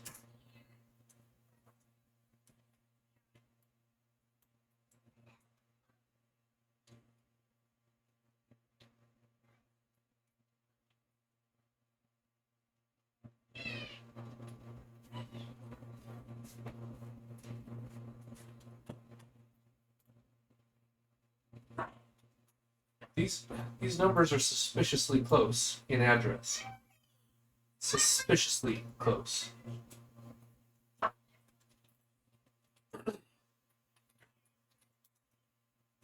Zero.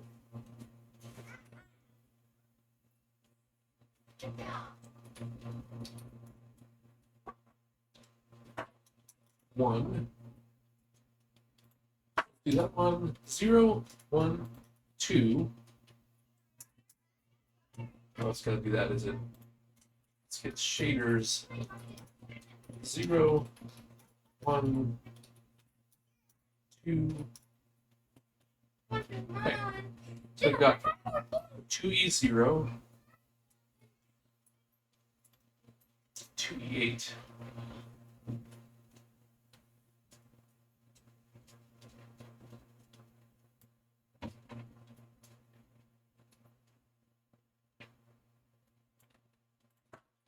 Shaders is going to overwrite my TextureStore.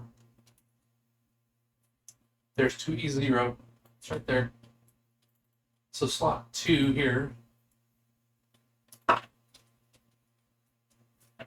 See?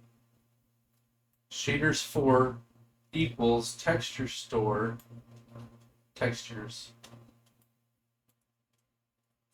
Wow. Wow, wow, wow. Thank you, GDB. Oh, the issue is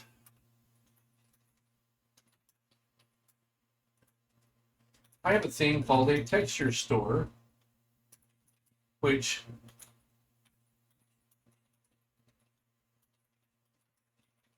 defines an array of textures. I also have a thing called a ShaderStore full of shaders. And somewhere along the way, where's the ShaderStore?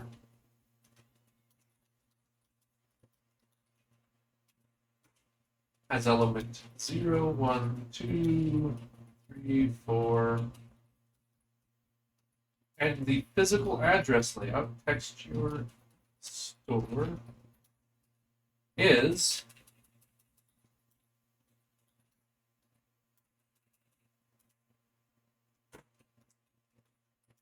zero, 1, 2. So we can actually go ahead and map 4, 5, and 1. So this is 5. That's textures plus 1 more. 2e8, just textures 1. We can do this again. 6. Shader 6 is the same thing as textures 2f0, textures 2.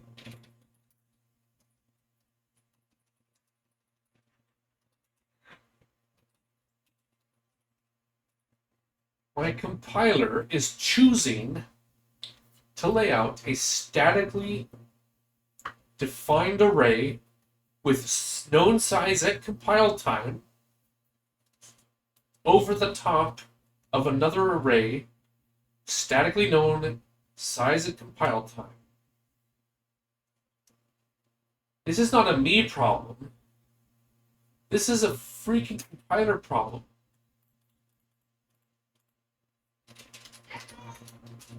Static shaders, fixed size, fixed compile time size.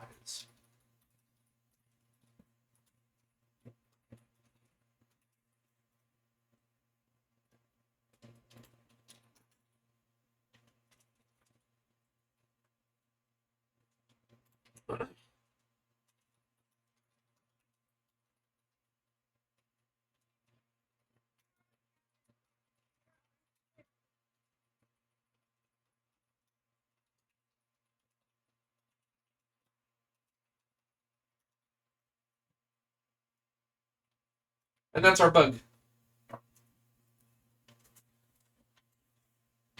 Dogs. You got dogs with you, huh? I don't do dogs. I don't do dogs, cats, horses, cows. I'm allergic to animals with fur, so if I were to get a pet, it would probably be something like a fish, but at that point, what's the point, right?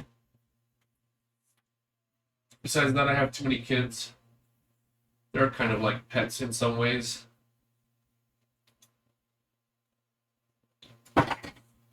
So this is our problem, and I'm very sad about this.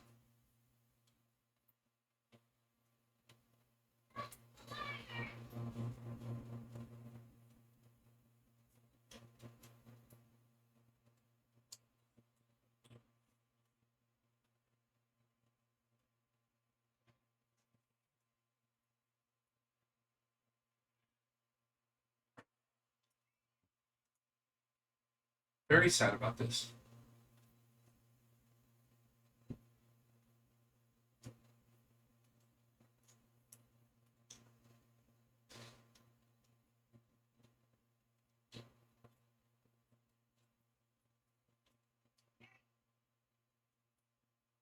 So when I load whatever shader 4 is, it blows away whatever's in 0. Whenever I load whatever shader 6 is, it blows away whatever's in number 2. Which in our case was null, and now it's something, but that something is not a texture. So at least in that regard, my runtime is correct to crash and throw trash values at me when I'm having textures that are garbage. But GCC is laying out my memory like this.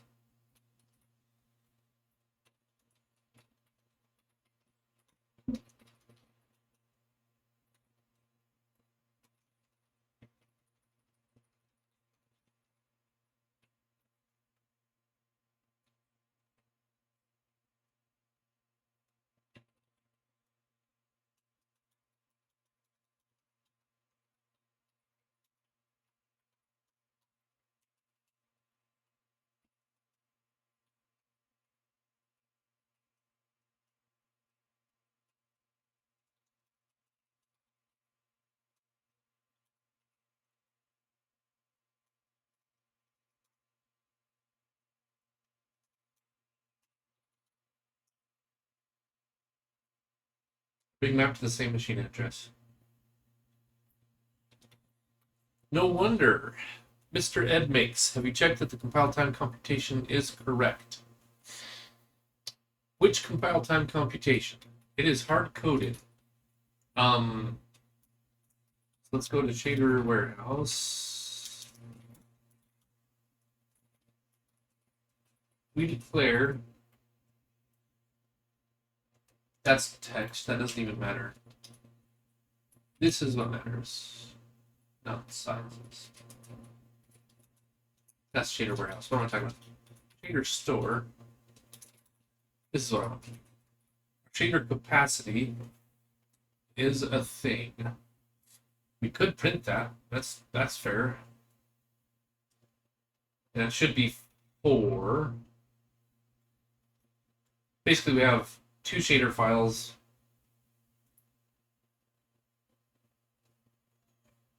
Per shader. So we have a fragment shader and a vertex shader. So the ShaderWarehouse stores those data files, the text files. And then for each pair of files, we need to generate 1 shader. So we can print this out. Let's print this out. I agree. Let's print it out.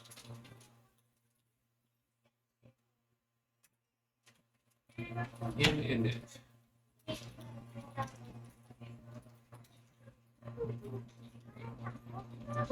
Let's just get some numbers here.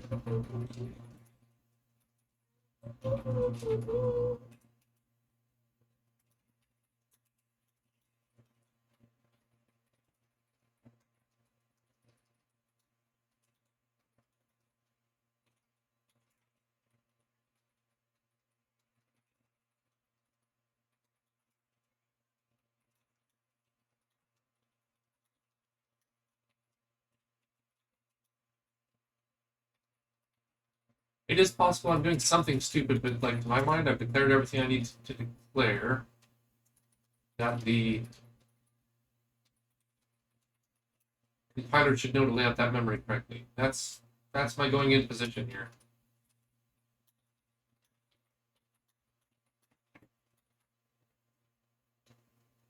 And then we do declare an array of pointers of this size. So that's shaders. Let's do a similar thing with textures. TextureStore. We have texture capacity, and it's a 1-to-1. Every image in the image warehouse can have a texture that we want to load. So in init,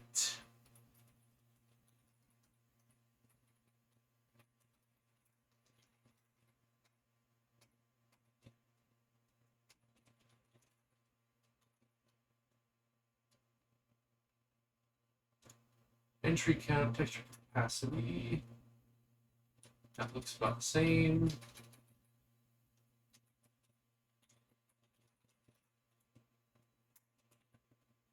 That's going to complain.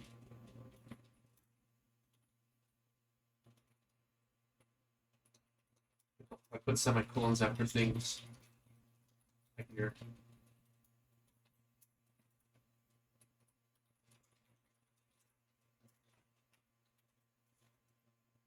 If you check the size of the tables, I have a fat finger here.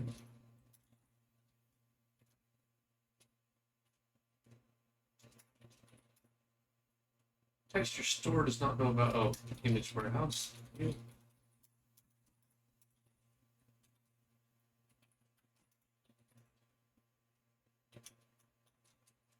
thought I replaced that already.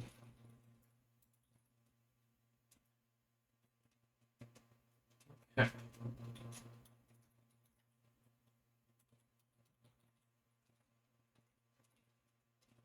Source builds debug. Okay. When we initialize the 8 slots in our TextureStore, the image warehouse contains binary data for 8 images, and we have room for 8 textures. We nullify all of them. Shader has 8 shader files, so we've got our texture quad, color quad, batch texture quad, and text shaders. So there's 8 files, because that's fragment and vertex each. And we want to load each pair into a shader, which would be 4. So they're not overlapping because 4. This is not 8. This is 4. Okay. So this is not, the shader is not overwriting the texture, despite the debugger doing very strange things. Gopar, finally someone using Emacs on Twitch, lol. Yes, TextureWarehouse is trying to print something from shader. No, so what we did was we went to, where was it? Let's quit and get a different thing here. Yes, Gopar, I am an Emacs type of dude. I mostly don't care as long as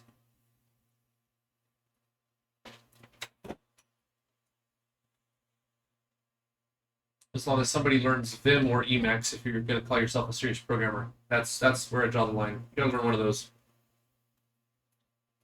Except that, of course, Emacs is superior. Welcome to the chat. We're building a game with no game engine and with minimal dependencies. You can see here our full list of dependencies is here. Glue, GLFW, OpenGL, GL Math, and FreeType, and Port Audio. That's basically it. I've limited myself to OpenGL 3.3. I mean, even if you want to use something else, fine, but you should know how to use Emacs or Vim. A number of times you have to like, SSH into some terminal, and people are like, but I don't have my ID. It's like, well, sorry, bud. I know nothing of game dev. Me neither. Actually, that's not true. Well, sort of. So in my career, I did do a stint for a while doing immersive simulations using Unity 3D, which is not games, but it's game-like. So I know how game engine works. I know how to build games. Maybe not the fun kind, but the kind you would put your employees through. And now I'm like, I want to know how things work underneath. So a very limited subset, very limited scope game. Learning the hard way. I think it's a way better way to learn things, even if it is painful sometimes, like trying to figure out why. I'm going to replicate this here thing here.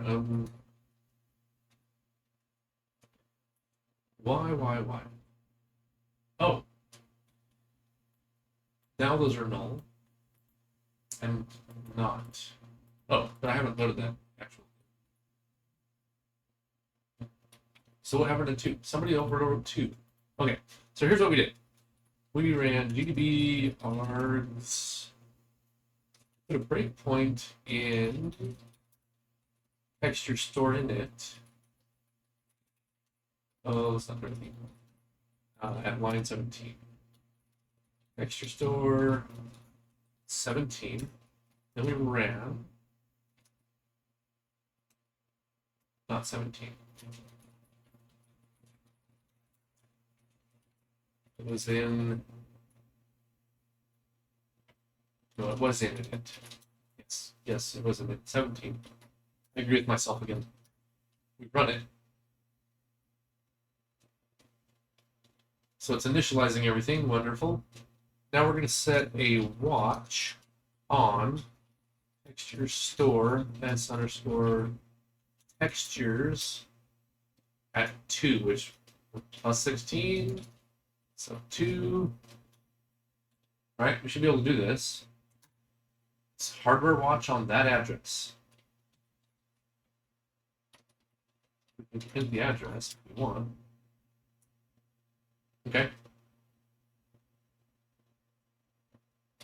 Then when we run, oh, I hit run. Doggone it. Hits the breakpoint. Oh, info watch. We still have our hardware watch point. Okay, good. Now when we continue, here's the interesting thing. We just set texture. We just set s_texture sub 2 to null, and this hardware watch did not trigger. Okay. Then we come down here and we loaded. We hit it. Hit this hardware watch point. Something is overwriting s_texture sub 2. It was null, right? We printed it here. Now something's overwriting it. And what's overwriting it is here. I don't know what ShaderStore at shader's vert index, which if I remember right from the last one was vert index 6. Like, ShaderStore shouldn't even go up to 6. Somebody's overwriting shader. Oh, interesting. Okay. So shader is actually overwriting its bounds. 6. Okay, maybe the problem is in ShaderStore, just not where I thought it was.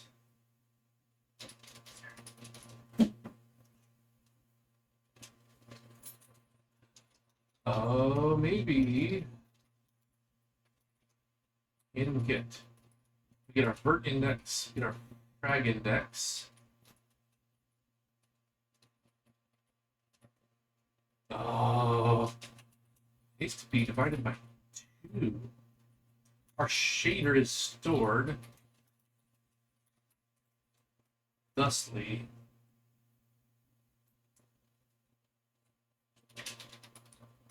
Oh, but that's it. So ShaderStore is overwriting because we have half as many shaders as we have shader files. I kept thinking shader file, but this is a shader. I think this is it.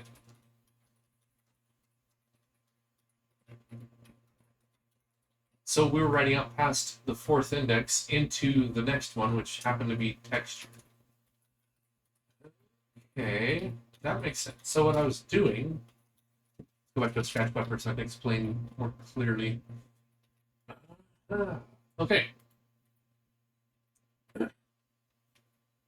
So what I thought was this is actually this. So this is all kosher. But then I was overwriting the shades array, the shaders array, because I was not dividing by 2. I have vertex, fragment shader, vertex, fragment. So if you take the number of the shader that I'm specifying and divide it by 2, that's the index in the shaders. So that should fix it. We should be able to get rid of all those print statements. In theory. That was not a fun one to debug, but once you find it, it's not that bad. That is an explanation I can understand, fix, and explain. So with no debugging, no actual testing, we're just going to clean up all our print statements. That's always a smart idea, right? Never going to want those back.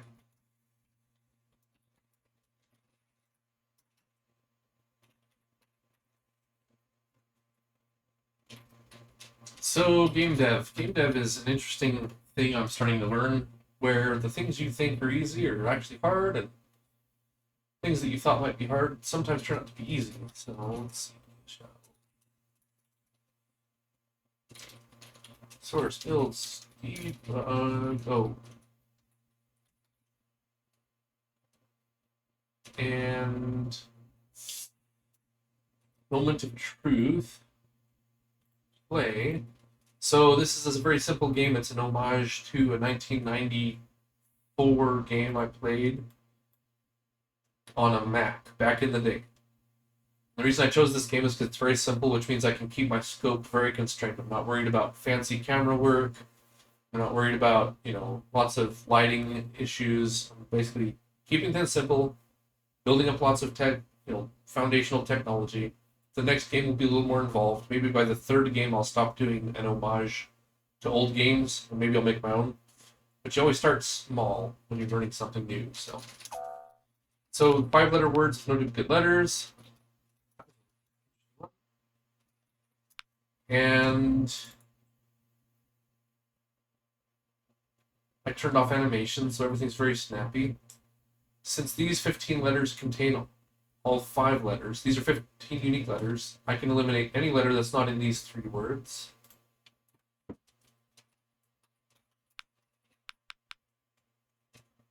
So I know Chips has one, Rhino has one. No, not prime. What am I doing? Crowd. Match. Okay. Then these notes there's 4 notebooks. We haven't done the art for the notebooks yet, but you can copy notebooks into each other, view them. So we can do this where we take Rhino and we, in 3 different notebooks, try out the different combinations. It can be R, I, not O, R, not I, O, and not R, I, O. And then we look for contradictions. So,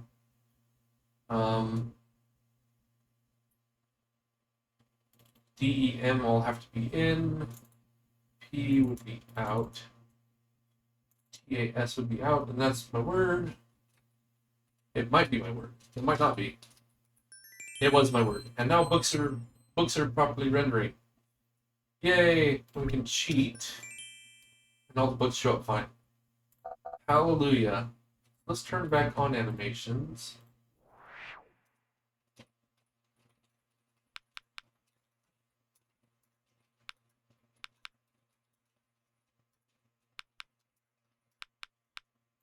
Get a whole different word to play with. TR, no S, P and I are in, which means we need new word letters. E and Y are out. Logs. F or G is it. So,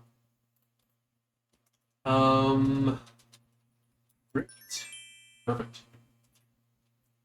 So that's the word. That's the game. If you're running sprint mode, you try to get to 6 words as fast as you can. There's golf mode where you try to get 9 words in a row with the least number of guesses used. Time is not a factor, and then marathon is just go as far as you can, as many words as you can. So 3 different areas to get your records in. We are not doing high scores yet, but our settings are getting there. A couple more things we need to add here, but not too bad. So yeah, that's the game. Keeping it simple. And that test looked really good. So let's write that one up. All right. Texture. Let's see here. TextureStore was not instantiating a new thingamajig texture for books because that slot was already non-null. Placing a hardware watch on that slot showed it was overwritten by ShaderStore. ShaderStore has half as many slots as the ShaderWarehouse has files. So when looking up the shader index, it must be divided by 2, otherwise we are out of bounds. Shaders. Oh, bug done.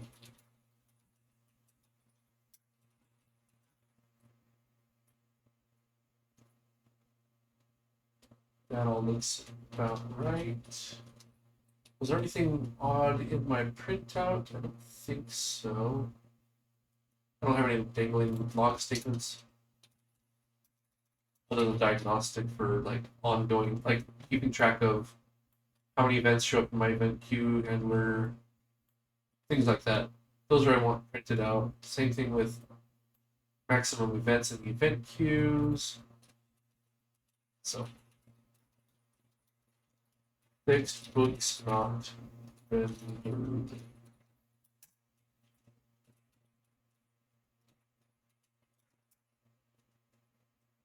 Okay, so that's not a bad start for the day. Where are we at? Got a couple more hours still. Oh, anybody have any questions, comments, concerns? A couple of, at least one new person in the chat. So yeah, what I do is I usually stream of consciousness until people bring up whatever it is they want to talk about, and then we talk about it.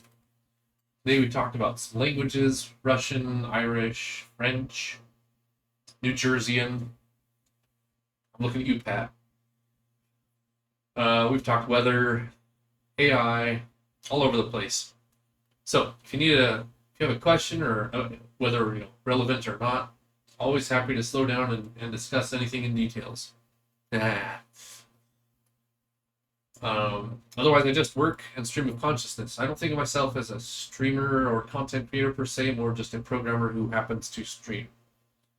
So, welcome aboard. I guess now is as good a time as any to plug my Discord. It's maybe not the most happening place, but you would get notifications when I go online, or give me a follow, or whatever.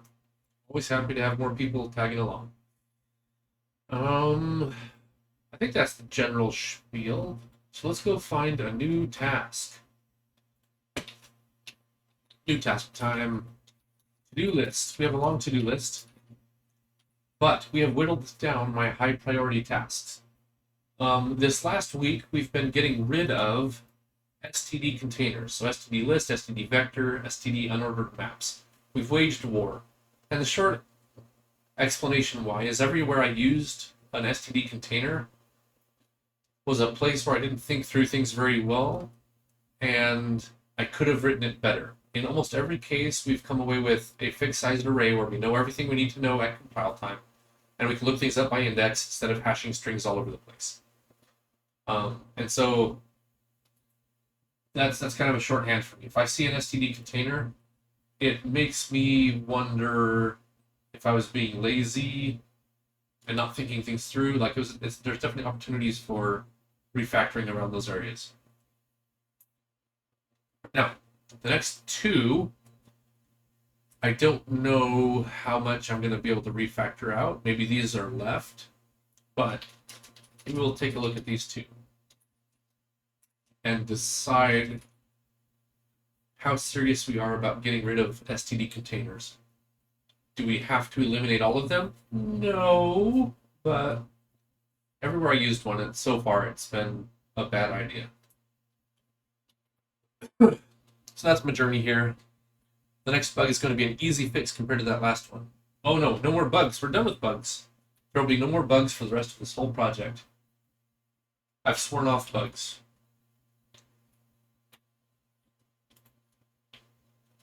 And if you believe that, let's see, where is it? Here we go. This probably won't show up correctly. It's in the Discord channel under programming if you scroll back a ways, but the 6 stages of debugging. That can't happen. That doesn't happen on my machine. That shouldn't happen. Why does that happen? Oh, I see. How did that ever work? Yeah, I've seen that pattern too many times in my own self, so good times, good times. Okay, so vertex buffer layout is very isolated from lots of other stuff, so I should be able to tackle that one without too much overlap with other stuff. So vertex buffer layout, who is an OpenGL master who wants a more detailed explanation, or we can just crank through this.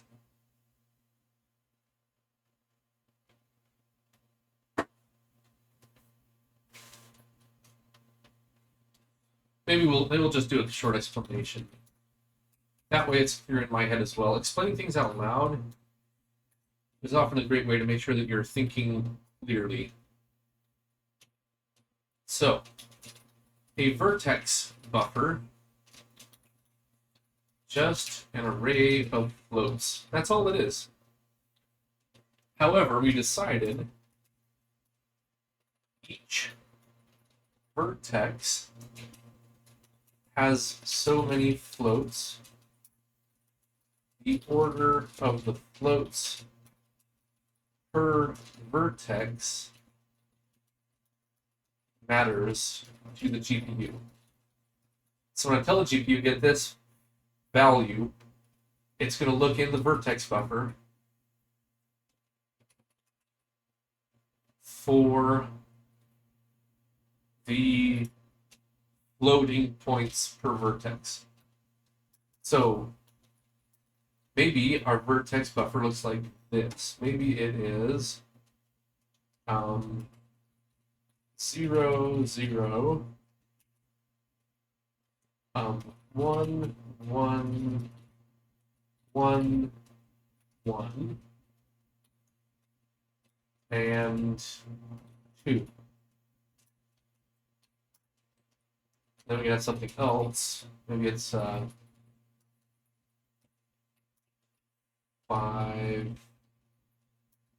5. I mean, and this is nonsensical. It doesn't really necessarily work this way.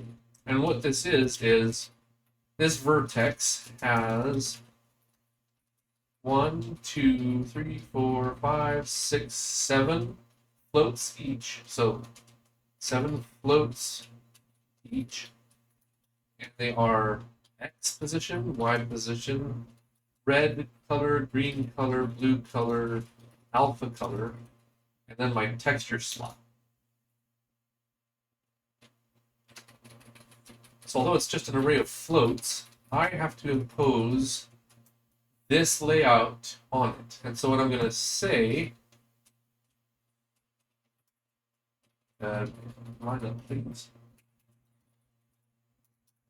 What I'm going to say is vertex buffer layout. I'm going to say each vertex has a 2 float position, a 4 float color, a 1 float texture coordinate. There are lots of other things we can do with vertex buffer. This is just an example. Hey, Travis, thanks for dropping in. Appreciate you, and you have a wonderful evening. See you tomorrow. So this is what a vertex buffer layout looks like, and they all have a different shape. So, in this case, maybe per basically shader that renders a thing. We have to coordinate this floating point thing and what the shader does with it. Which is why we have this buffer layout. So the color quad, all it has is X, Y, and color, right? So there's actually 4 fields there. But the texture quad has X, Y. I don't think it has a color parameter, but it does have U0, V0, U1 or U0, V1. I don't remember I don't remember what order these were in. U0,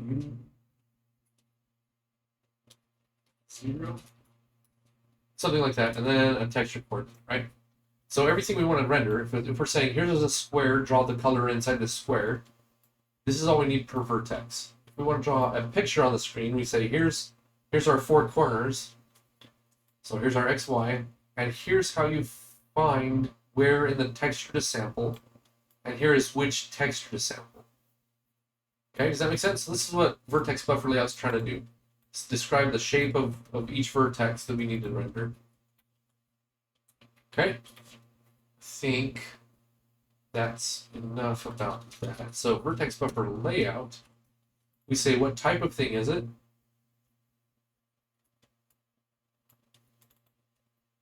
How many of them are there, and how big are they? And are they normalized?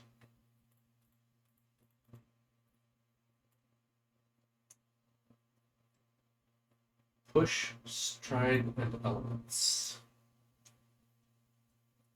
So let's look at an example usage. If we go to color quad, where we do our buffer layout, here's our index buffer. Don't need to worry about that. Here's our shader. Here's our vertex buffer layout. We're going to push 2 floats, and then we're going to push 4 floats on. That's basically it for this thing. Because we have 2 for position and 4 for color, which is kind of what I showed in the scratch buffer. So this one's pretty simple.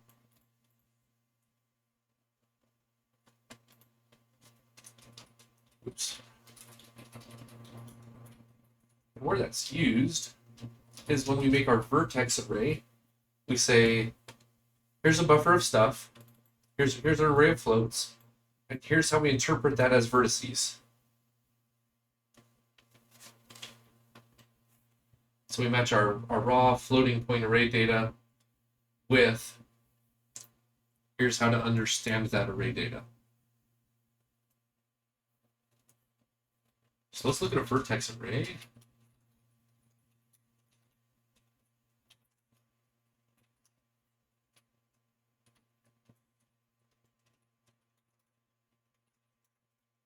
So here's our buffer, here's our layout.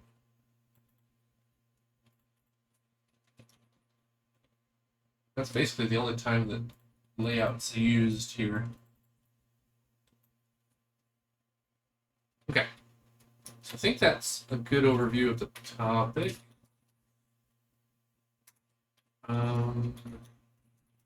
Pause for a restroom break here. Maybe I'll grab a snack. And then we'll get back in, get into it. See if we can figure out a way to get rid of this.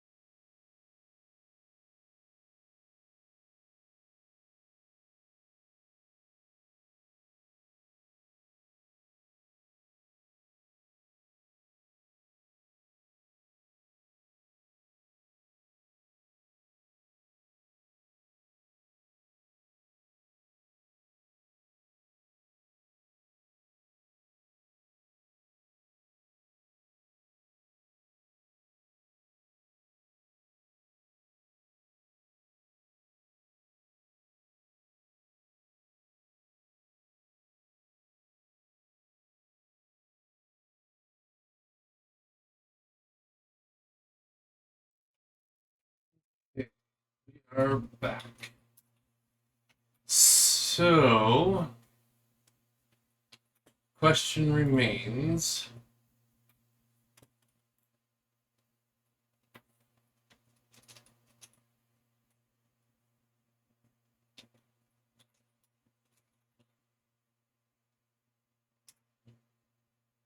How do I get rid of this list of elements?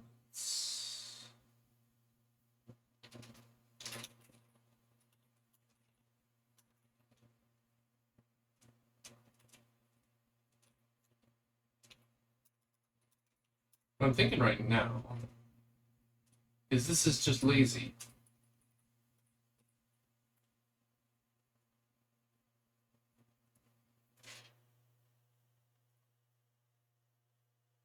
I'm always pushing floats, aren't I?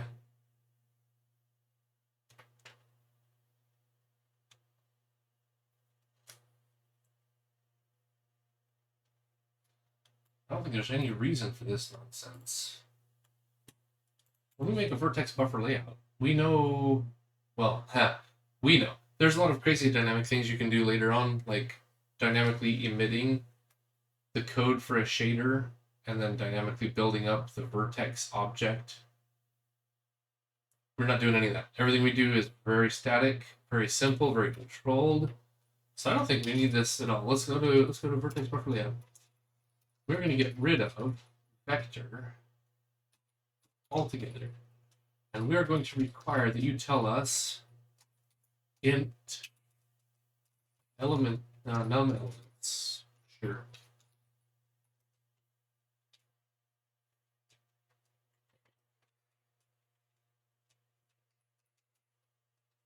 We're not going to push.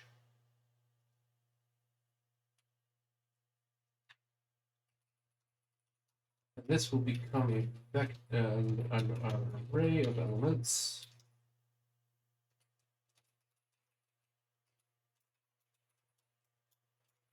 Elements.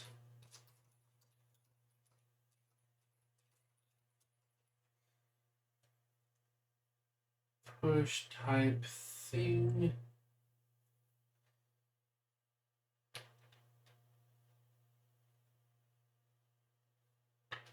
Maybe we just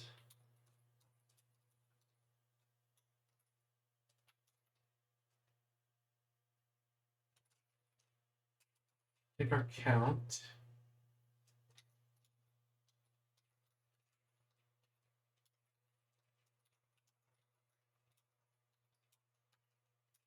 Put the layout here. Why don't we push one of these back?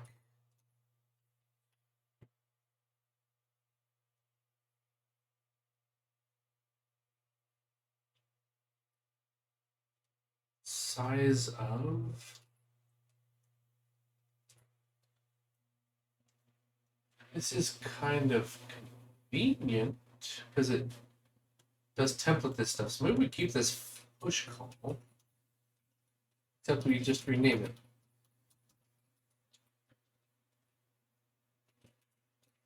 Set uint 32t index. We could leave it at push. We can even not change this interface.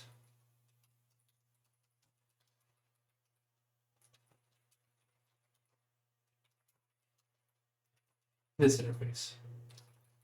I think.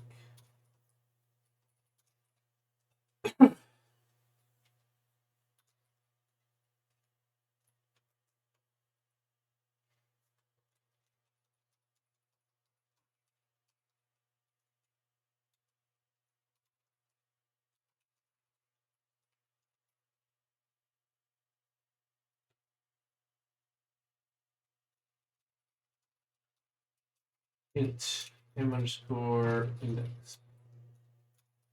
Okay, so if we do it this way, we have to tell it how many elements we want. M underscore num elements equals num elements.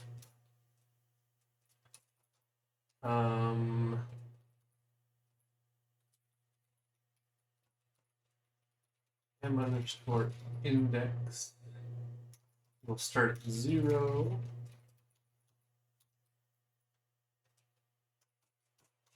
M underscore elements equals a new array of elements sized by the number of elements.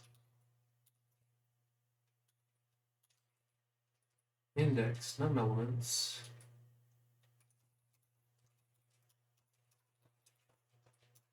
Sure, we can null initialize for debugging later if needed. When we delete, yeah, m underscore elements equal to null. And elements.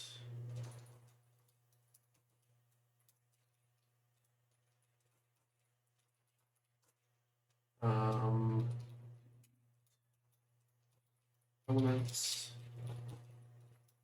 m underscore num elements equals 0. Okay. So basically, because of the way that we construct everything, when we hit this, there should never be anything. This should not be null. Num elements should not be 0. So if we get a buffer and num elements is 0 and elements is null, we know that it was already deleted somewhere else. Assert num elements is greater than 0. That is a sane and normal thing to check. Push. Assert false. That's fine.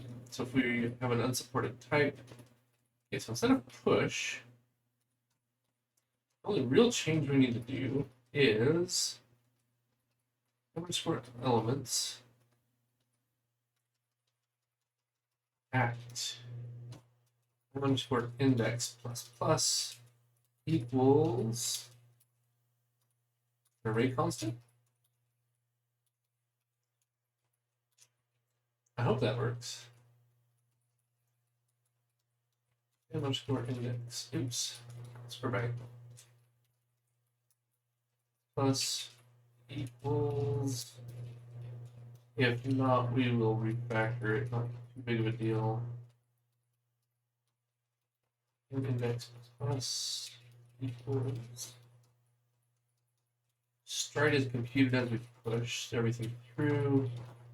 Assert m underscore index is equal to m underscore num elements. So we have to have already pushed everything on before we can ask for the stride.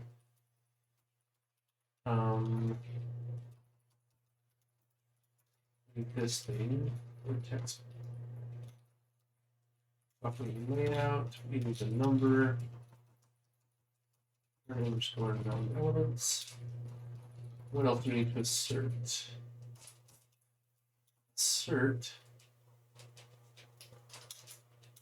m underscore index is less than num elements. That will go into all of the versions of push, except for this one, which will always fail. I think that's it. I actually think that's pretty good. I think this is going to be a little bit cleaner than having an array that we vector that we push back into. I feel better about this already. So vertex array. This is the thing. Oh yes. So a vertex buffer layout elements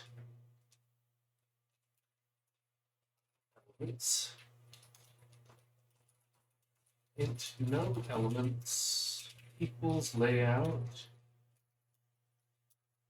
dot num elements or index in. See, now we're not calling that, we're just have the number of elements.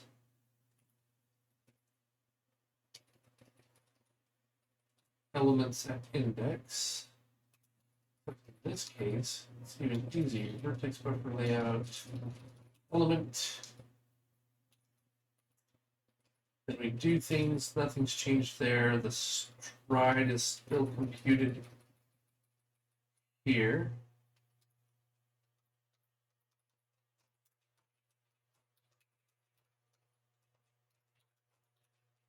So just grab it and reference it here. Count type normalized stride.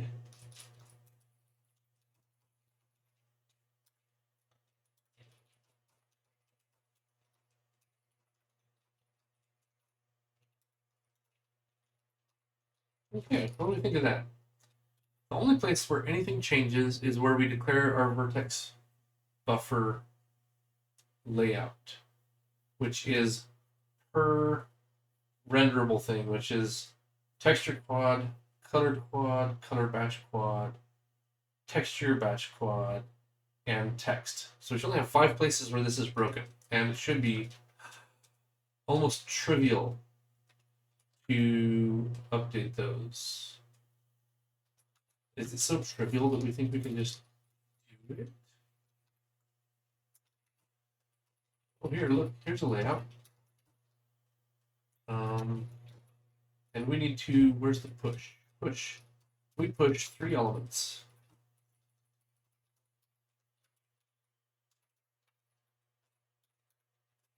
Which are, oops. Pose UV text.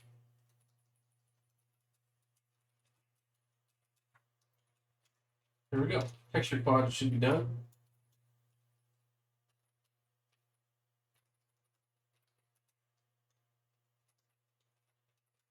Texture batch quad batch. Just gonna throw that down. Position, pose UV text, and then we do have a color option here. We need 4 entries.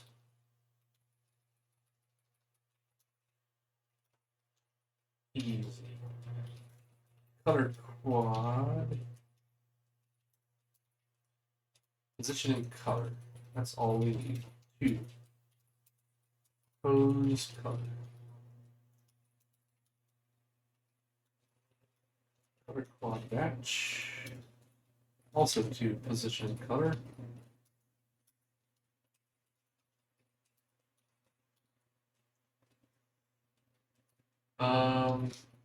Text.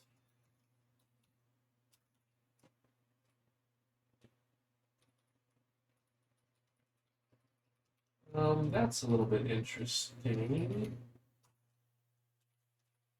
Or, let's see here. To do.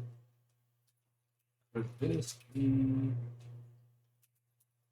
a static thing? Not on the stack. Not on the heap. I mean, the short answer is yes. In fact, we just do that now. Text buffer. HPP. Vertex buffer layout. All we do is remove that.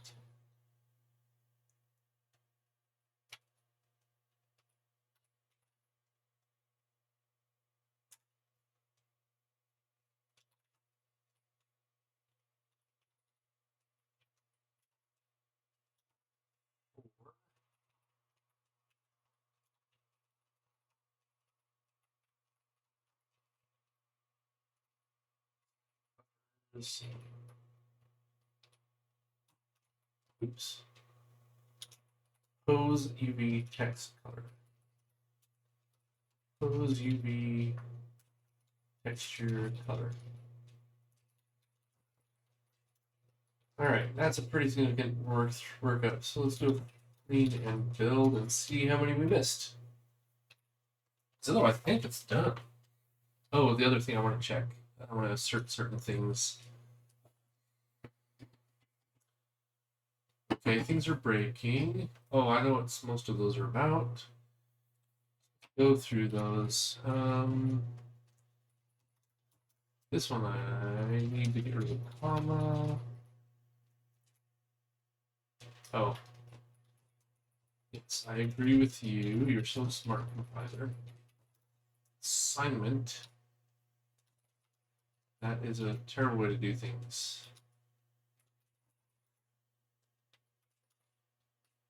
Okay, this one.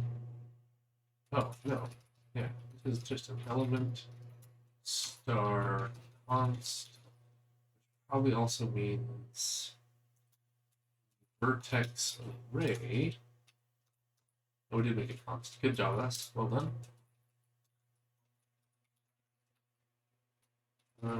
We do not need vector anymore. Vertex buffer layout. Pretty sure we lay this out correctly over here. Those should match. Okay. Text, we just changed it from being an element to a pointer. Uh-oh, I put pointer back in there. Left pointer here. Basically, everywhere this was a dot reference. Oh, no. Everywhere it was a pointer reference, we make it a actual reference. It actually isn't that many places.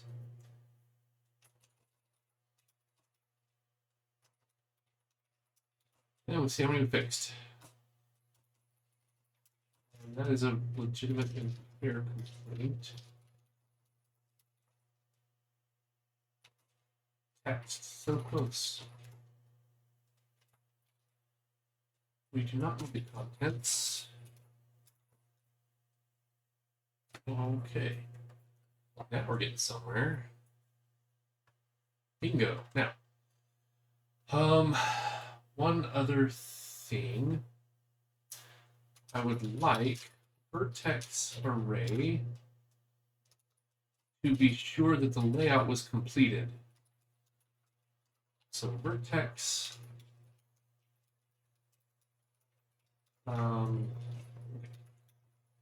vertex buffer layout dot C vertex buffer layout H. I want to ask bool is complete. That's really all the information we need.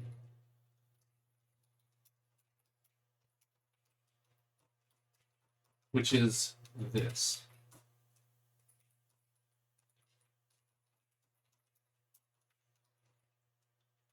Then in vertex array, we can assert layout not equal to not is complete.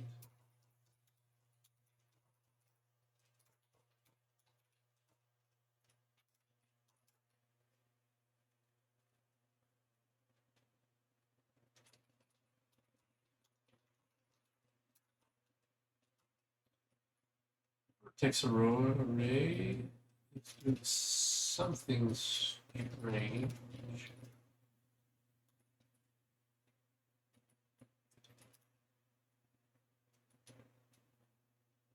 That warning I do know, and we don't do anything about that. Okay, that's it.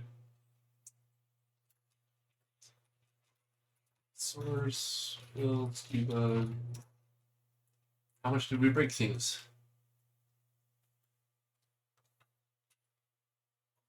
Sprint play.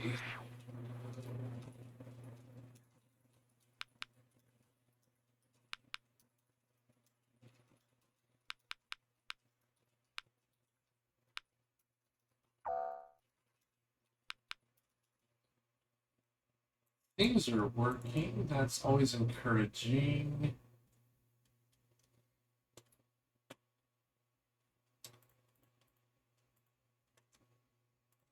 E not S, I not ES, not IES. Okay.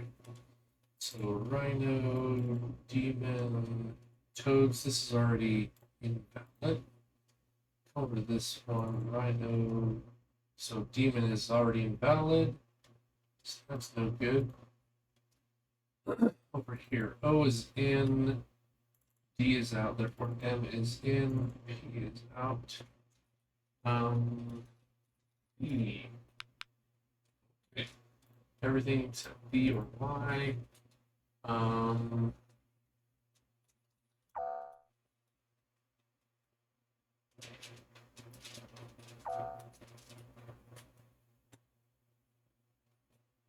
Mosey.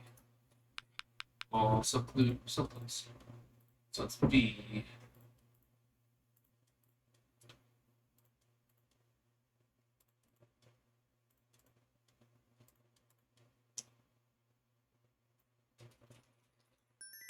That's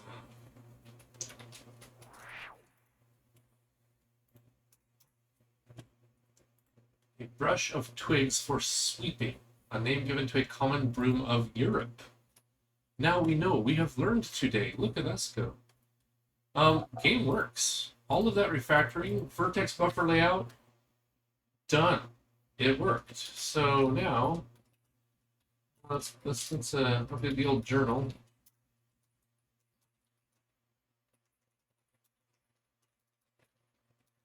Vertex buffer layout now has a fixed size array declared at initialization time, and that is not spelled the wrong way. Initialization time. There we go. No more std vectors. While we were there, we texts vertex buffer layout. Number on the stack. We are not allocating it and assigning to a static.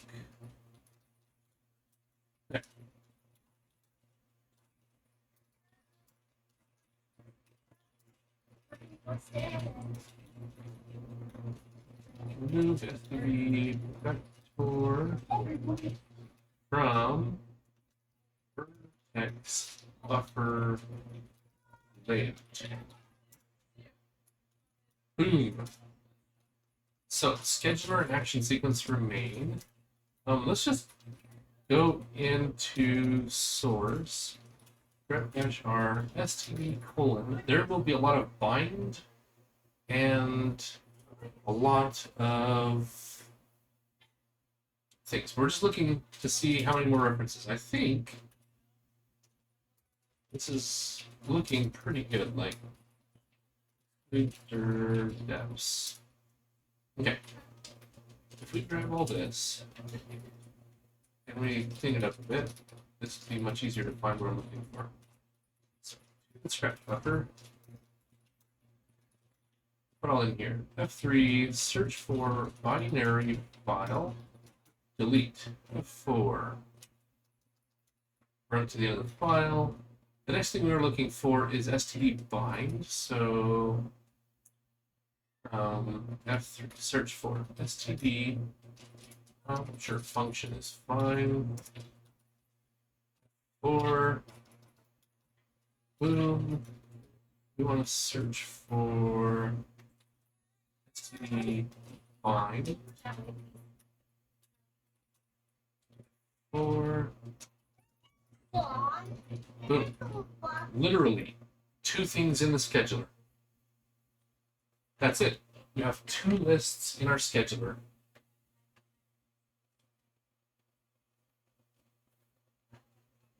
That's not bad, actually. Oh, low effort Z's. I don't think I told you. CPP reference header. Oh, gee, had you seen this? Taking a look. Oh my gosh. Header is part of the numeric library. Mapping policy represents a square matrix that stores only the entries in one triangle in a packed contiguous factor. column major, row major, upper triangle, lower triangle. Yep. Scaled, conjugated, transposed. Which C++ 26? Yeah, so linear algebra has a lot of very special use cases. I'm not surprised by some of this, but yikes. Nobody's going to have to write their own matrix implementations anymore. Where is one thing I've always wanted was an invert. They don't do matrix inversion? Oh, brutal. We got it before the end of time. Throw party, people. Get out your booze. I'm shocked it took them this long. I actually didn't realize it wasn't in one of the earlier standards. Like 2026 is when they're going to finally do linear algebra. That is a little bit absurd.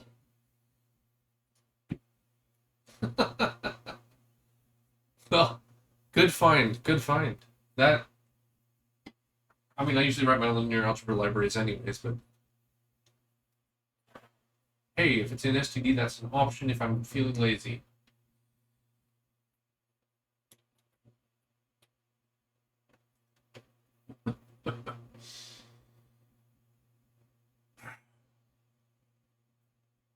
You know what's great about this STD container hunt we've been on this last week? We have removed every single one without any need for recourse to write our own container. This is literally the last one. We have 2 STD lists in our scheduler. And an STD list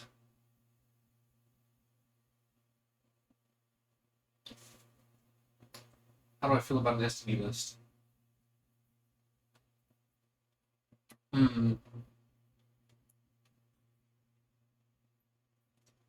also thought it's probably not just naive one-to-one math maps. There might be optimizations I miss. Yeah, I imagine. I would hope any compiler would pretty heavily optimize the linear algebra algorithms. That is pretty key stuff. Ooh, story time. Are you ready? Yeah, at least saying GLM. Yeah, exactly. Story time. The history of linear algebra goes all the way back to Gauss. He had a lot of breakthroughs in linear algebra. The man loved his linear algebra. And the reason he loved linear algebra so much was because he said it was pure math. It had no practical application. His pure math with no application is the most used math today in the whole world. For him, it was just a puzzle. It was fun. Now we run it every day on our computers all day long.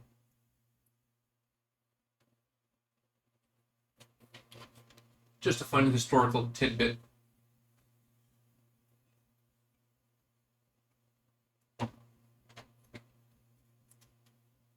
He did. Oh, Gauss was insane. He was all over the place. Science, math. He was a genius. I'm jealous. I wish my parents had sprung the extra money to get a genius. Then I would have benefited. They were used to the useful math and it's never used anywhere. Yeah. Yeah, different times.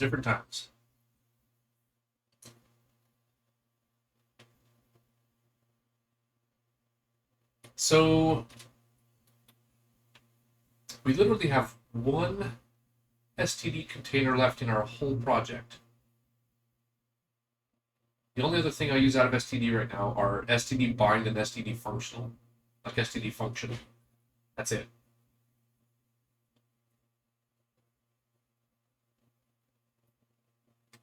So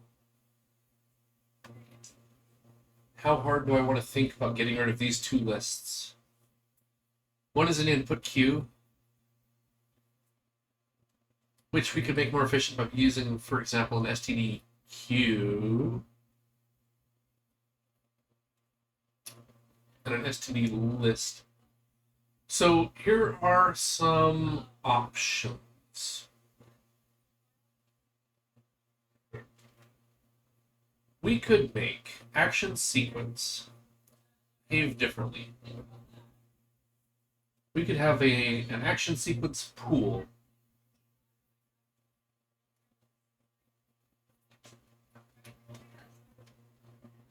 So we're never allocating or deallocating any action sequences. As long as we don't run out of our action sequence pool. We just ask for one, grab one that's available. It would have to resize itself, which is not currently the method. So if we go look at action sequence,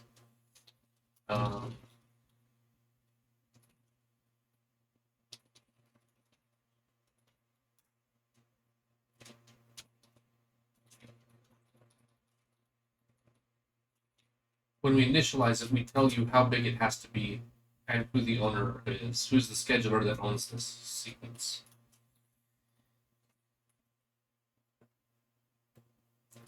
And then we allocate the actions.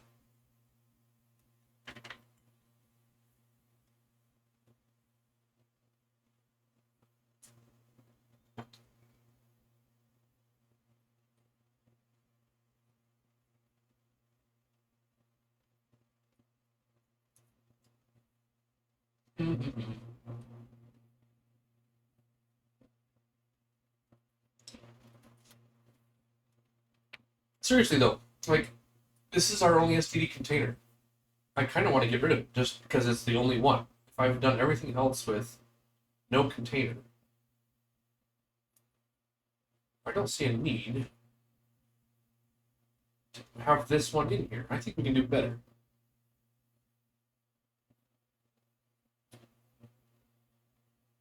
Our STD container hunting. We've got one left.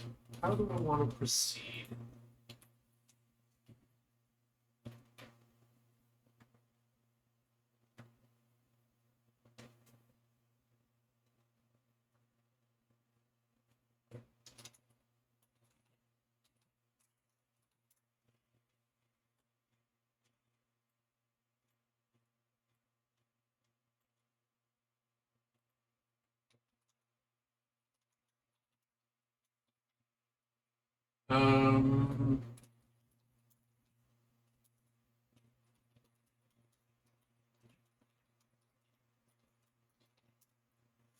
Let's see if we can build up a big one with lots of action sequences. The worst way we can do it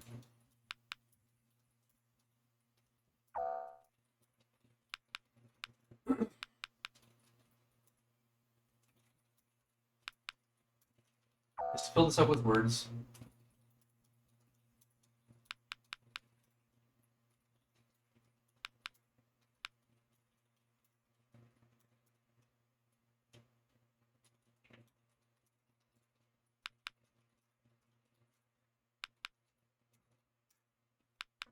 Okay, so we're filled up with words. And we do things very quickly.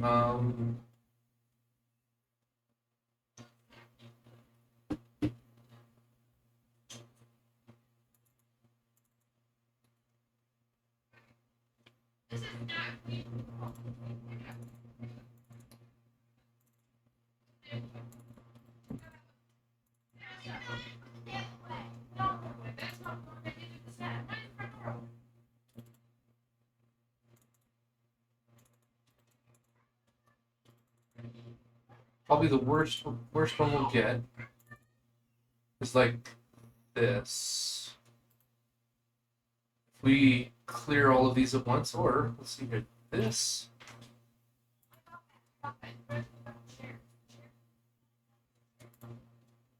Gives a lot of things. Cheat. Everything goes up, everything goes down. Like, we're just kind of trying to load the system a bit. We'll call that good. Save, quit, quit. Right.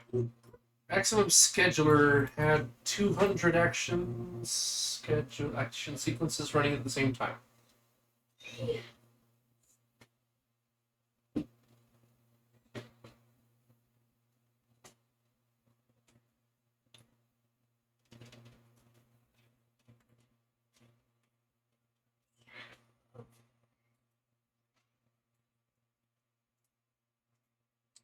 I want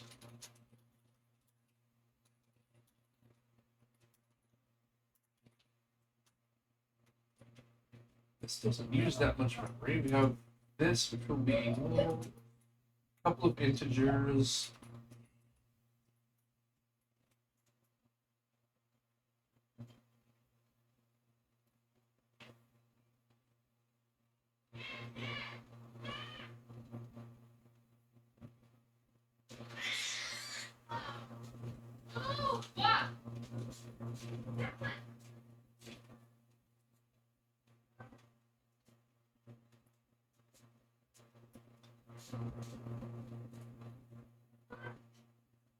Seriously?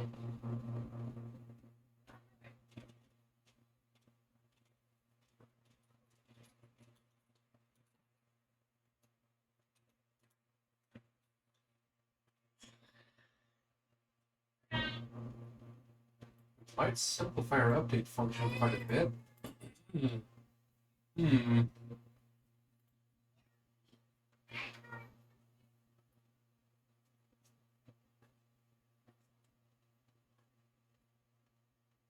It actually does a lot because then I won't be invalidating an iterator over a list and having to pop out and restart my loop over and over again.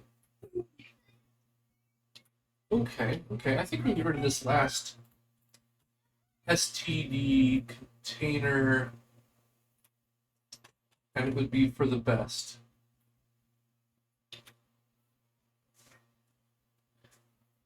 Debating.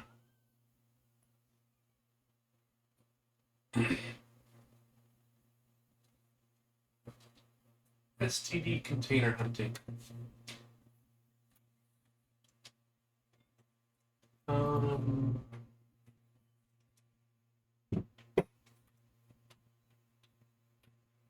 Okay.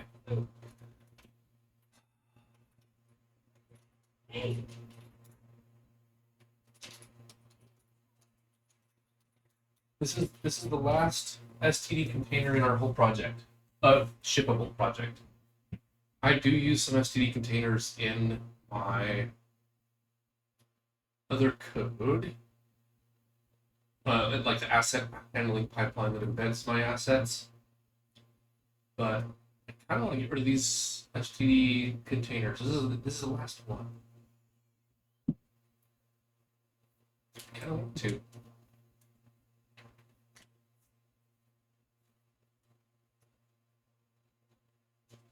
I think we do it. We do it. We're getting rid of the last std container. All right. So, and this is the last refactor. So for those who are like getting tired of refactor stuff, trust me, it gets old, but I think it's better if we do. This is our last priority task. Then we get into some other things, a lot of which is art, unfortunately, and I'm real good at it. So, but some of this could be good.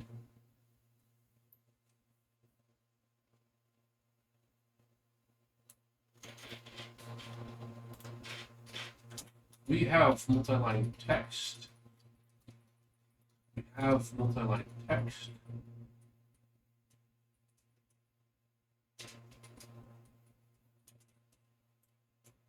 Need the better part before we do that one.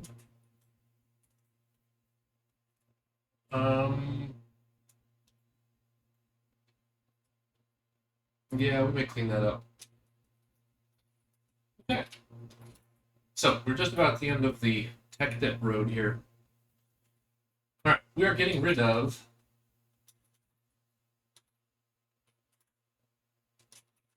these. So step one, action sequence needs a state. Enum class state. I want idle, waiting, and running. Idle means it's not doing anything. Waiting means it wants to start, but it has not been started.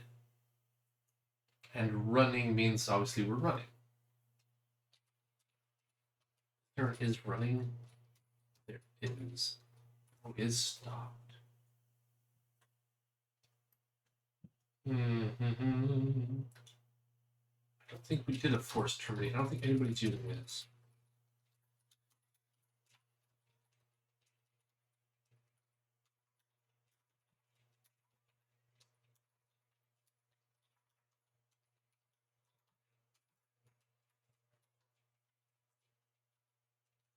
Forced terminate. Yeah, this is not great. We should delete that for now. Unless we were going to get serious about using that, I wouldn't worry about it. Here, I think we just replace these with state. State. That's const.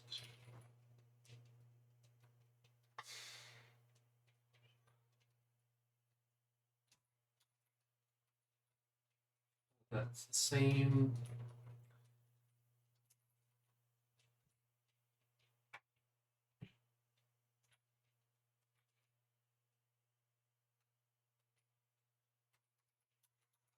State underscore state.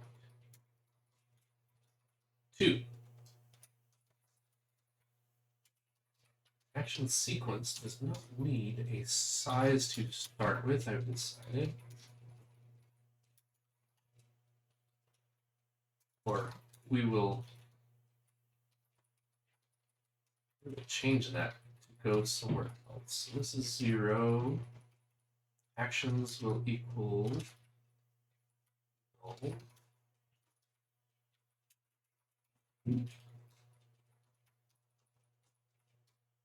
underscore state will be action sequence.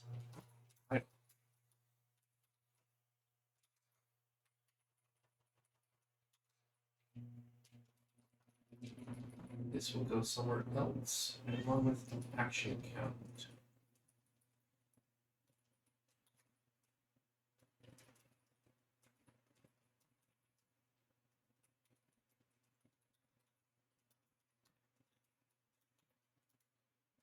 Okay, here are the rules.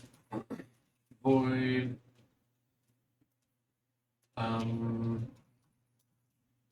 initialize int entry count.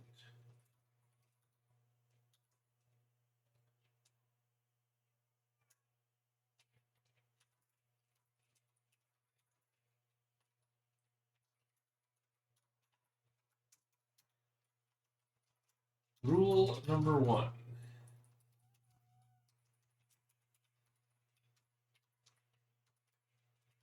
Oh, entry count. I guess it's called action count. We should be consistent.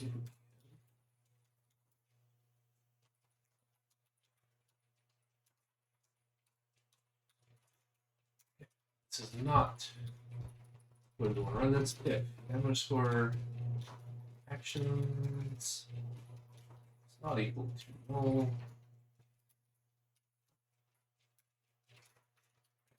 It's null.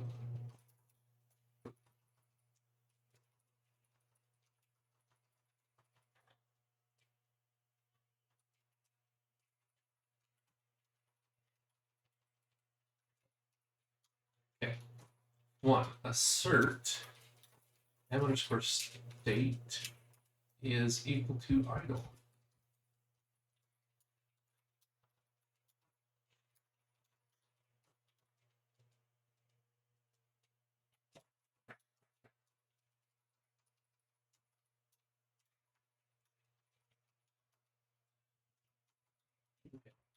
All right, what else? This is not necessarily true. If we have enough actions, we could keep them around and reduce the number of allocations, deallocations we do. In SICP, they talk a lot about separating container implementation from your app. Yes and no. It's like one of these magical things that people talk about with decoupling. It's like, what does that mean? If you want performance, like in the video game levels of performance, you have to have proper spatial locality of your members. Your data has to be locally, spatially localized in memory. If you allow any container anywhere, if you've separated the concept of container from your stuff, anybody can put anything in, including a list, a tree, when it's completely inappropriate. In our case, we tend to favor any kind of statically allocated array or on the stack. That's what we are trying to stick with. Now, it depends, again, on what you're trying to do. If performance is your number one concern, you have to be very concrete in your implementation details. You cannot swap between containers willy-nilly because the performance implications are huge. If you're writing some glue code that copies this file from there and parses that file and just kind of jams through a bunch of daily menial tasks for you, yeah, separate it. Who cares? You can use any container you want. They're all going to be fast enough in something that small. But if you do all that work of separating and there's only one thing that works fast enough as an array, then you went to an awful lot of work to create a layer of abstraction that you don't need. If you start with an array, like the longer I've been programming, the more I realized a lot of these containers, you could just get by with an array. So why not just get an array? You can't always. Again, depends on the what you're programming. But if you stop and think about each use, and you might discover that an array is almost always the better option. So who was it? I think it was Jonathan Blow. He's like, when I was a kid, I was in this new game thing when he was porting Doom, I think, and he's like, hey, this is terrible. It's an array of things, and every frame you're looking through this array of strings. You should use a hash map for that, a dictionary lookup. And he did. He refactored it, put it all in there. It was going to be so much more efficient. Argued with the people that wrote the array-based one first, and it turns out his was slower. So, if you start with the array approach, even if you think it's bad, unless you know it's going to scale to millions, a small array is almost always so much faster than any other container. And by small, I mean, a few hundred maybe. Maybe hash map starts winning in the, it depends on the scale and the complexity of your hash function, but just start with an array. Then if you notice a bottleneck, then you go look at your data structures more closely, maybe. That's kind of where I've been leaning lately. And I like data structures. It's kind of cool, weird stuff that you can do. But I don't know. Okay, so we need a concept of action capacity. Action count. Action capacity. Am I using an action index? Oh, for keeping track of which ones are running. Yeah. Okay. Action count. Action capacity 0. Init.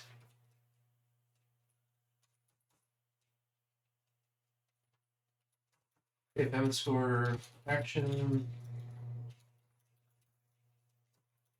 count is greater than action capacity.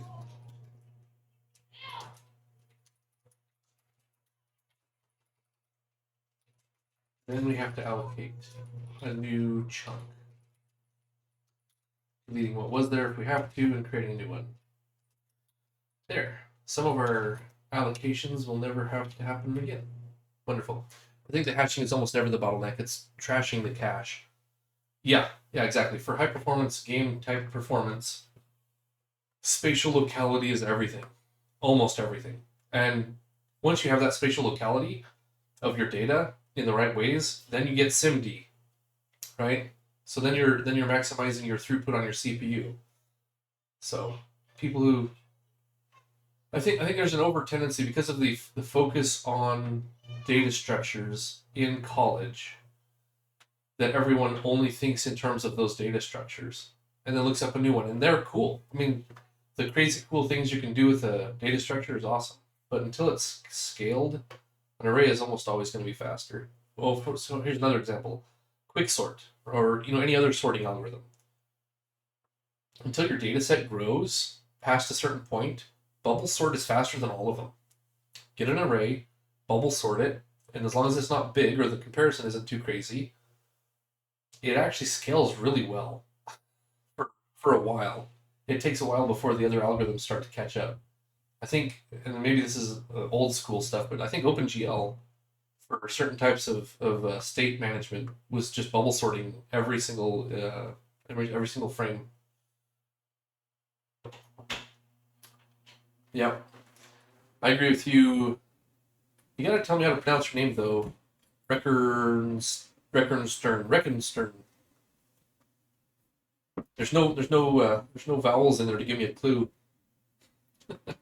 SIMD is a nice side effect. Helping the cast prefetcher is the big one. Yeah, the compiler may do the former, the latter is automatic in hardware. Yep, yeah. No, well, once you have spatial locality, you can write your own SIMD if you have to. I would agree splitting it into R. Cranston. Okay.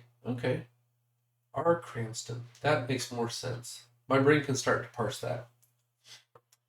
Cranston. That's an old book. It was a good one. Was it a good one? Was it? It's here. I'm trying to remember if the name of the village was Cranston or if the name of the book. They made a BBC miniseries. Cranston BBC miniseries? I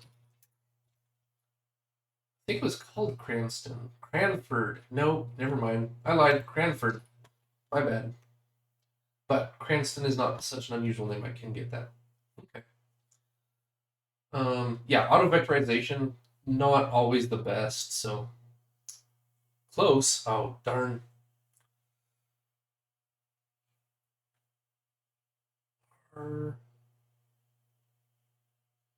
Cornstone.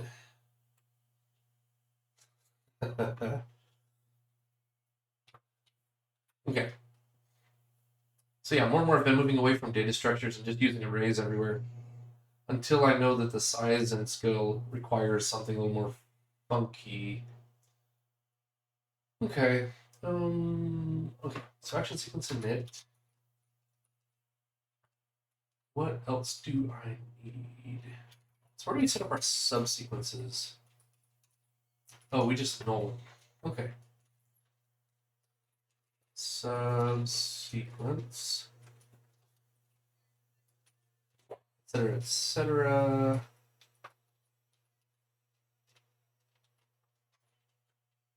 That is a question.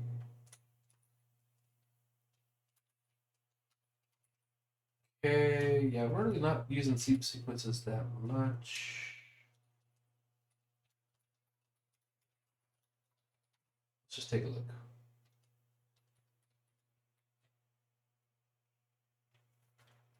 Oof. What do I use subsequences? Game scene.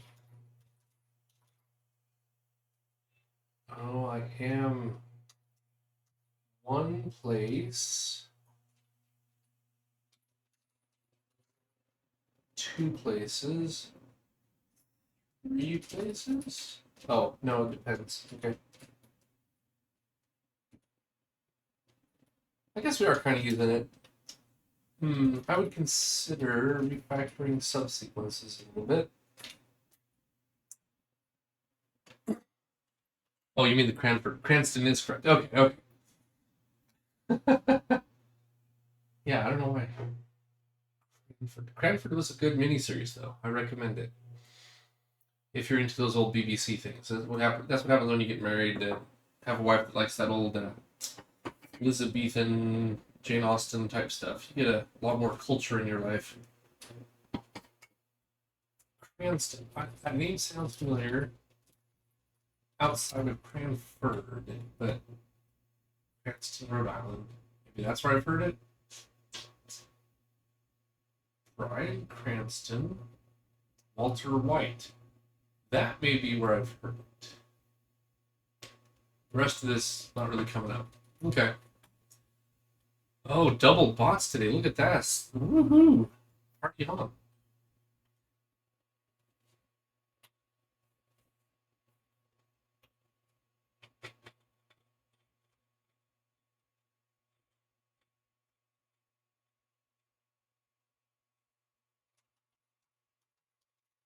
Do.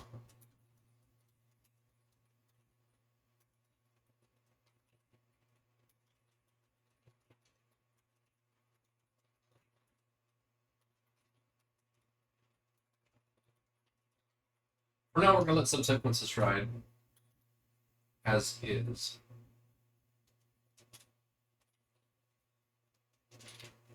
Okay.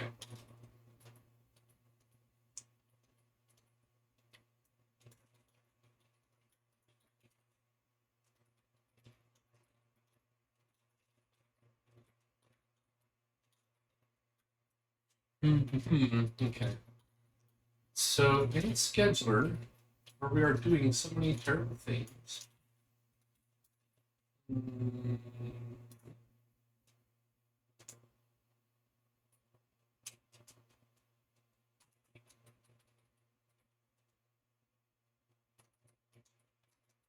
Action sequence.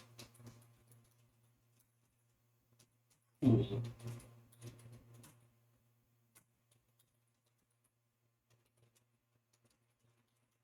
Static constant max action sequence count. We ran that as hard as we could, and we only really got 256 action sequences. We got under 200, so.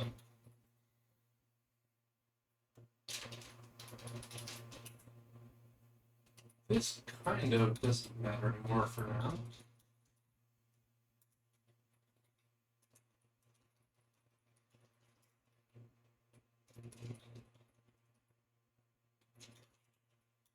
Okay, I guess we have to make one more change.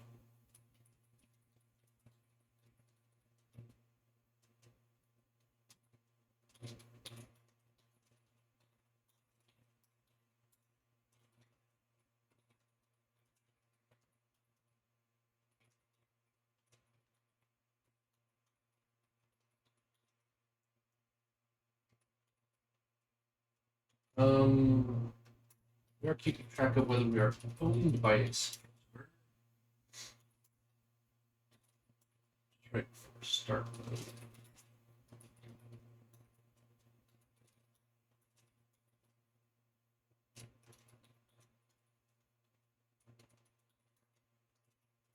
So we need to be able to set our scheduler owner. And we aren't actually doing anything with it. We're basically just using it to test whether we are owned by a scheduler or by something. So we don't actually do anything with it.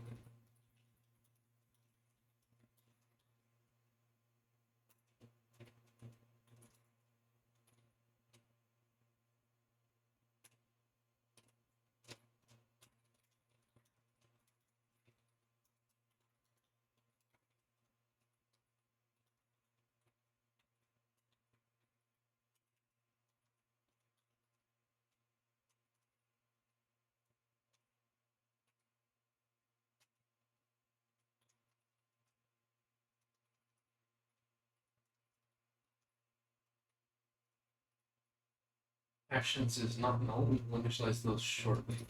Over. Action index is also action sequence.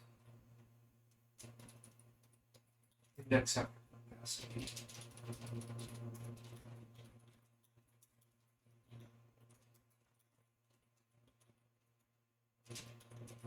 Look at how much cleanup we're getting.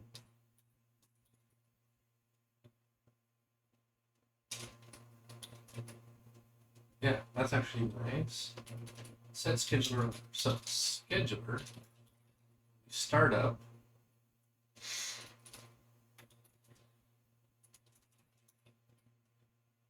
Just gonna walk over this pool.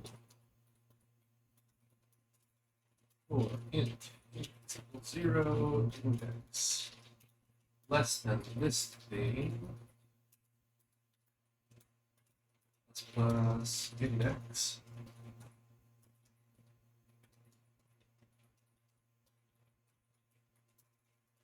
Index dot set.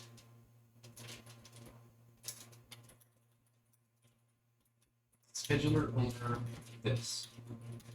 Boom, there we go. So that's our initialization of our scheduler pool, or action pool.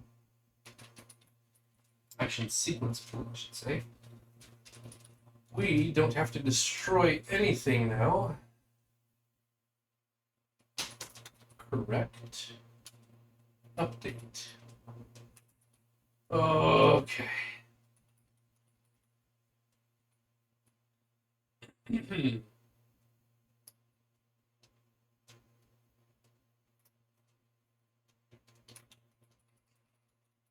don't have to do removals here.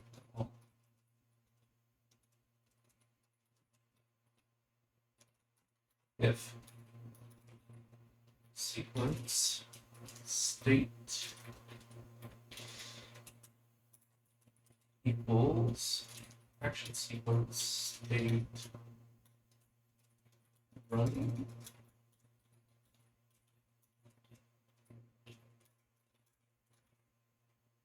Okay, idle waiting running. There we go, getting closer. Here, it's much easier.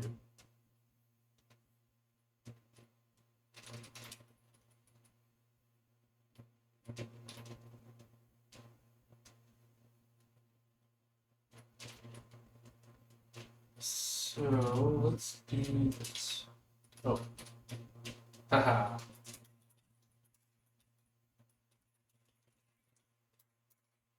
Action sequence star sequence equals action sequence pool. Got some index. Just looks like this.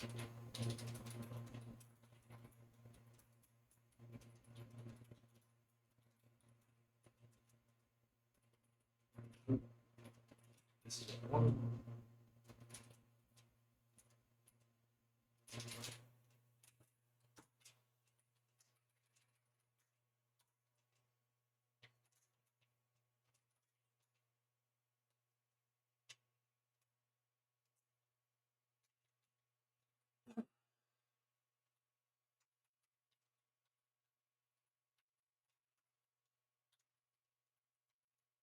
Yeah, sure. Okay, so up above, we're going to blaze through getting our sequences.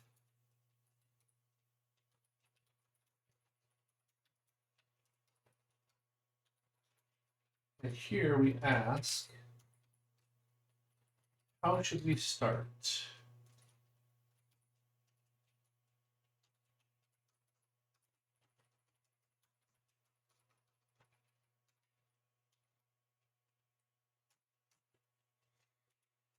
If sequence point to state equals action sequence state waiting, and we do things.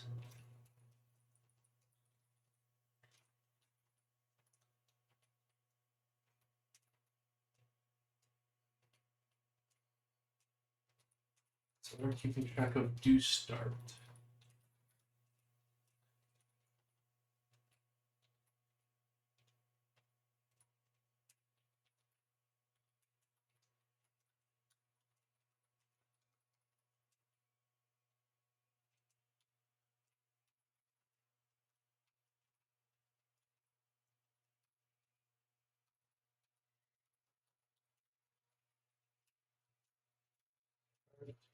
Viewed action sequences.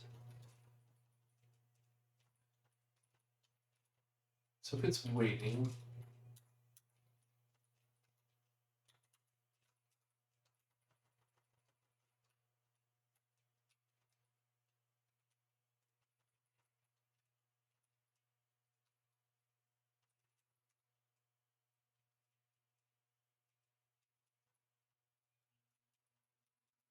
okay, so if it's a non-unique animation, we just keep this do start. If it's a unique wait, we go through the action sequences and ask, are you running and does our tags match? So that's a nice simplification. That's here. If sequence into start mode equals this.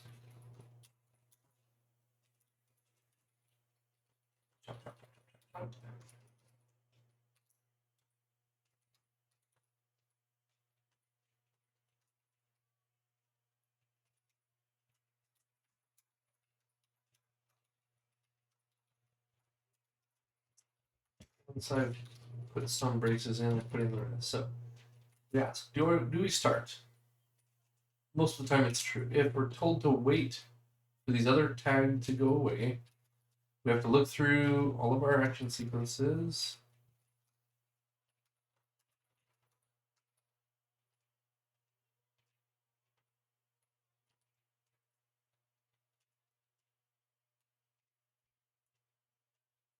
Instead of index, we'll call it other index.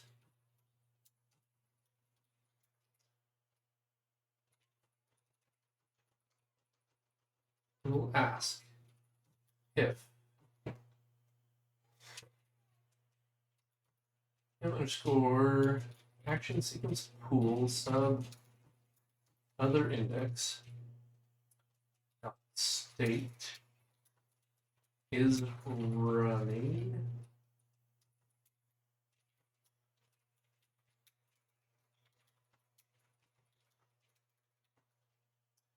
If we're in a running state, and if our running sequence, so let's see here, maybe just do other sequence.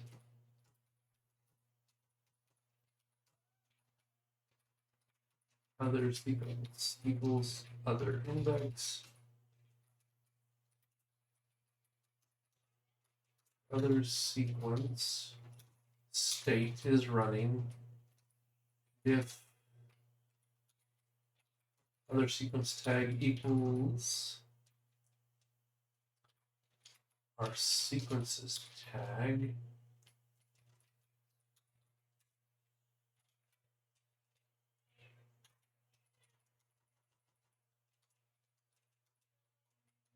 We do not start.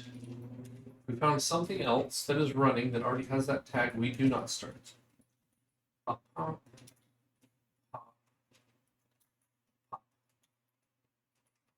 If we were told to start,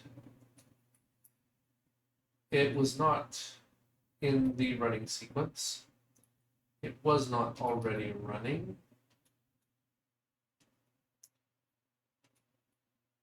Because we are in a waiting state. We can't be running if we are not that.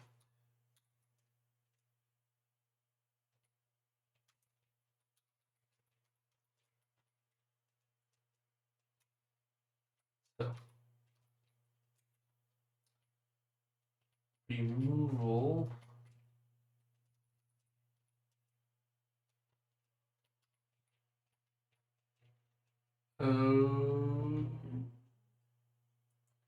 this might run into subsequences. Okay.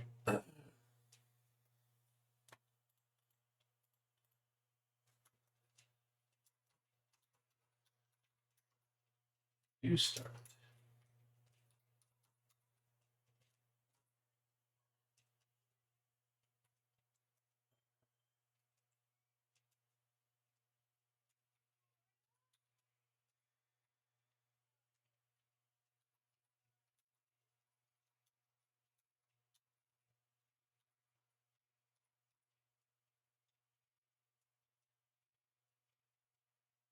I don't remember what was this in this code here. The chunk that we commented out. If do starts, do a bunch of stuff. We should just comment that out while I think through this.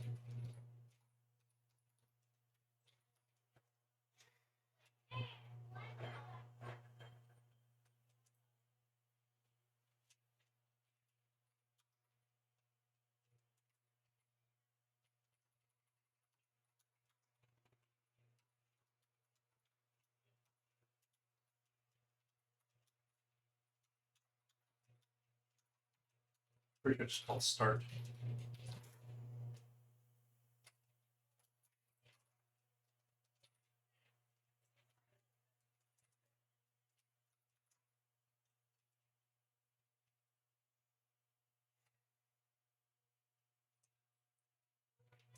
If we want to keep the is running.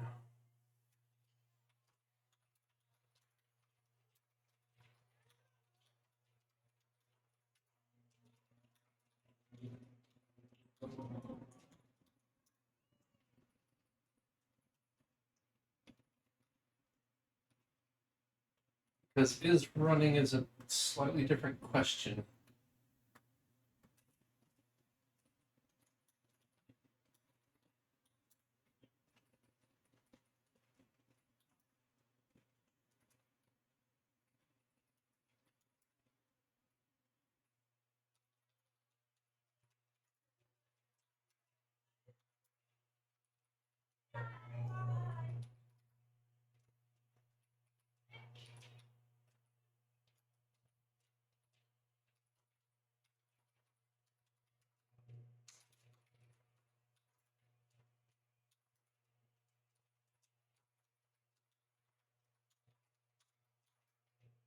Let's have use within this update function.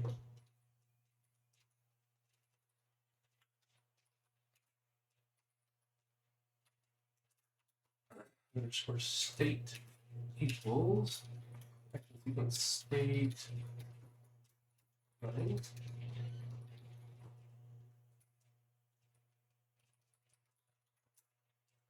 I actually think these can still be private, and let state deal with the user facing stuff. These two are only for internal keeping. That's my plan now.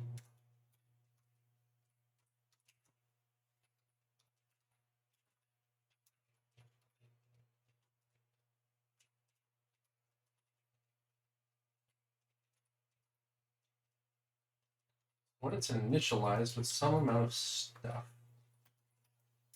then n underscore state equals action sequence, meaning it's ready to start.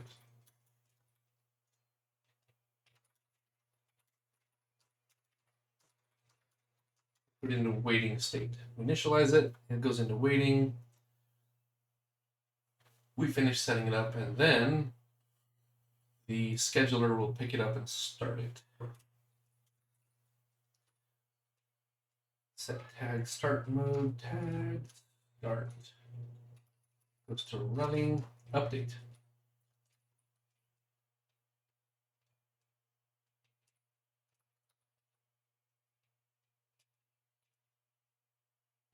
Does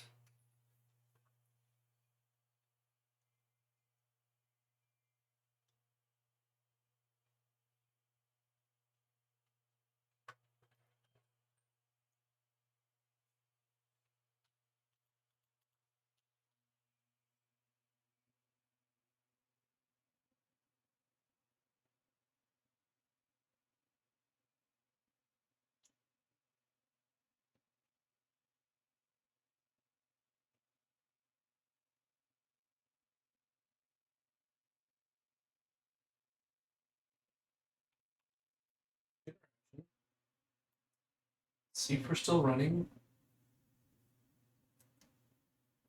If it is still running, we pop out because the action itself is dealing with it. Otherwise, the last action is not running. We increment.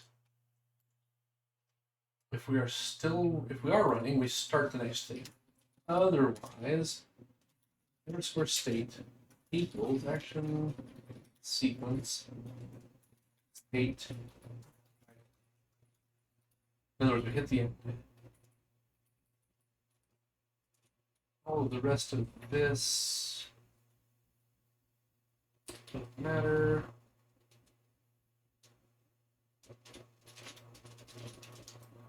Subsequences, like I said.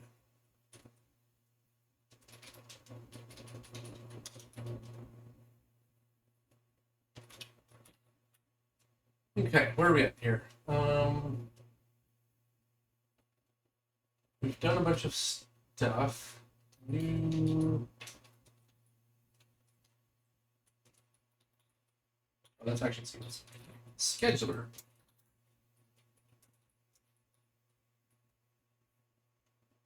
Add sequence. How often do I do that anymore? Do I do that?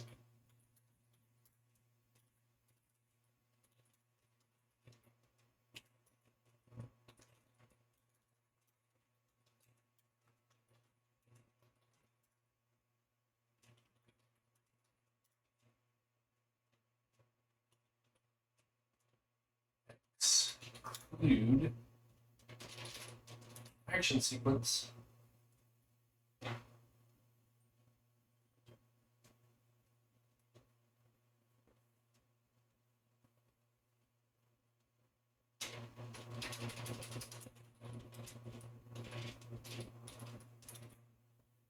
Only when I'm running subsequences.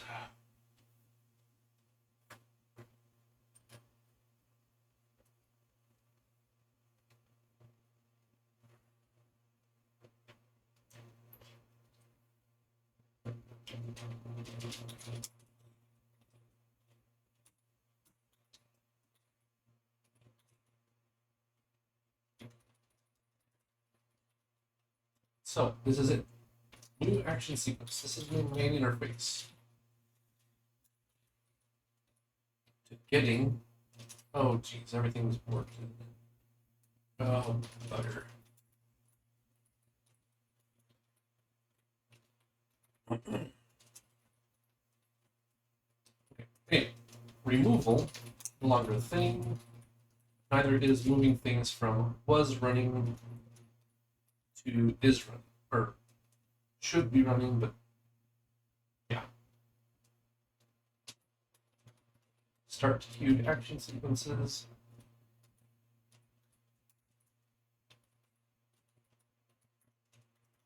Update action sequences.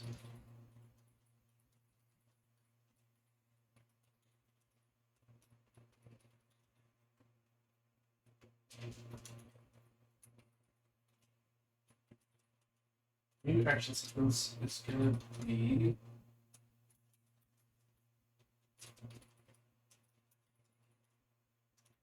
a little different. We'll walk through here. An action sequence.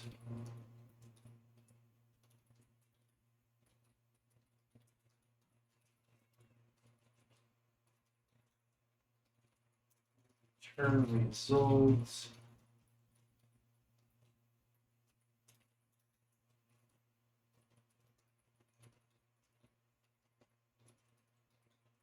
Okay. If sequence to state equals action sequence state idle, then sequence point to set state. Oh, I don't think I have a function for that yet.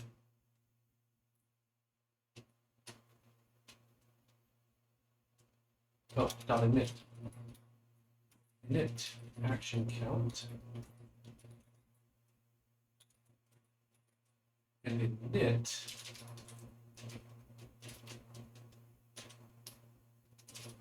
should set it to idle. Sequence C init goes to waiting instead of idle.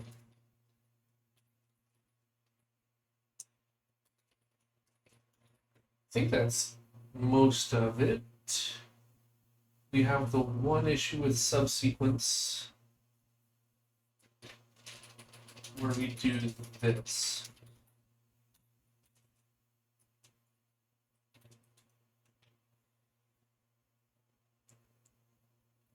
Ownership by a sequence scheduler no longer matters.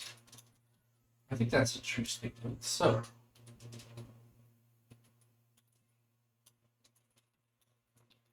action sequence. Let's get rid of the whole concept of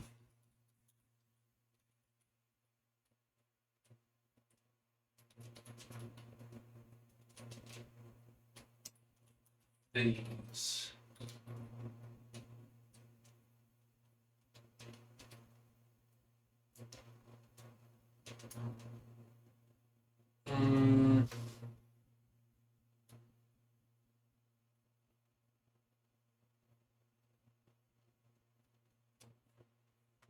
Okay, this is a little bit interesting.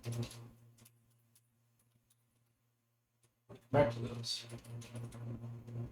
Because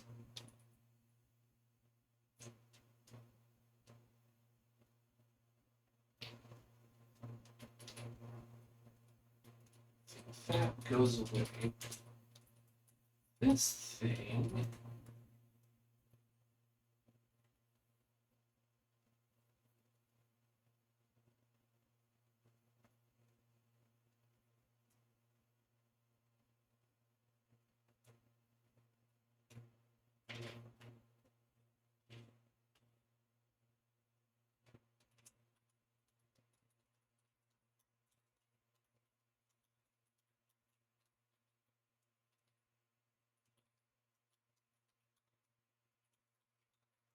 Write a flag to say this is a subsequence, therefore the scheduler does not call update, but the parent sequence does.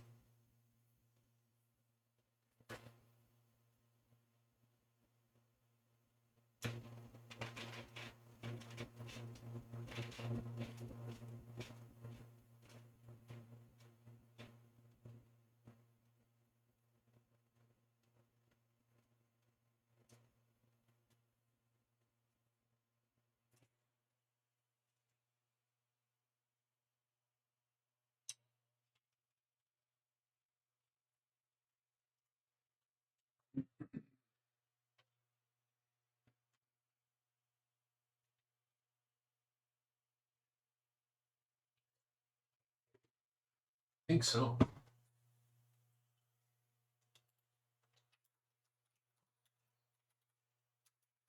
Subsequence.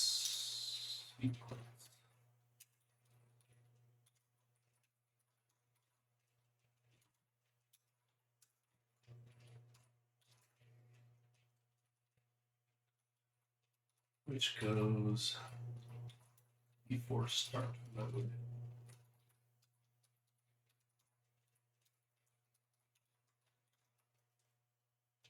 Okay.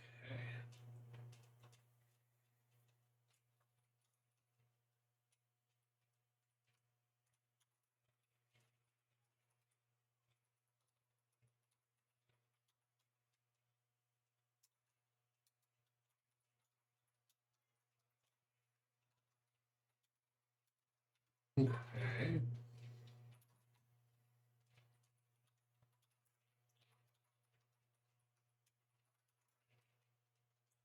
Guess it goes after update.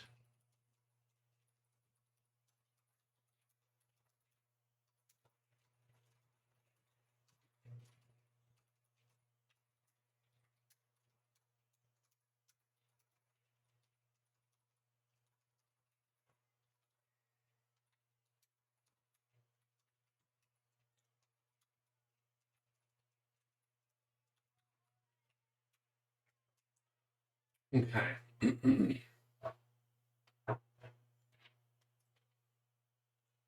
um,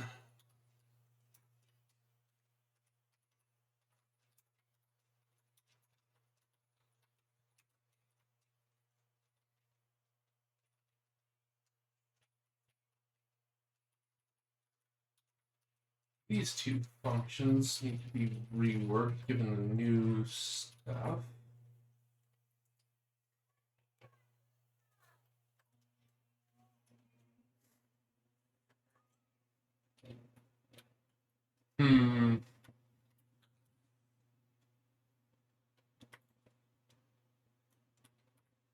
So, thinking. There's a lot of bookkeeping we have to update, but I think it actually simplifies a lot of things quite a lot. Doing it this way.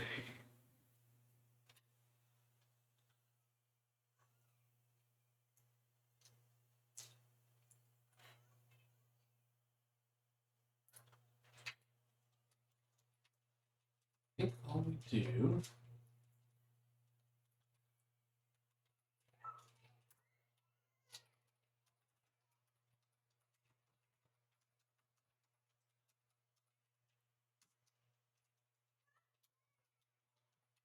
do this way. We pass them in, and it's up to you to set them all up correctly before you hand them over. Instead of me creating it,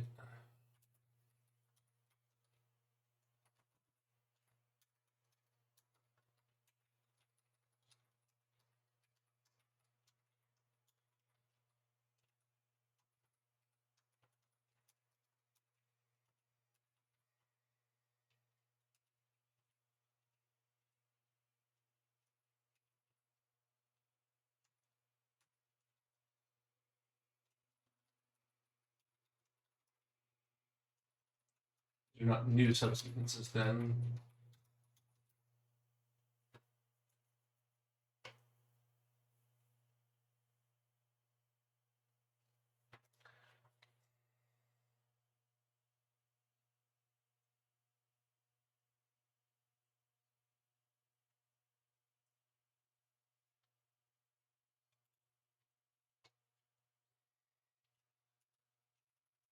Okay, is running makes sense. Insert subsequence equal to null and subsequence state equals action sequence state. So it should be in waiting. That doesn't matter. Oh no, this doesn't need index. That's wrong. Index. Size no longer matters. Look for a place to stuff it in. Go through the subsequence count. If it's null, subsequence index equals that. Subsequence. Subsequence index is greater than 0. We did things.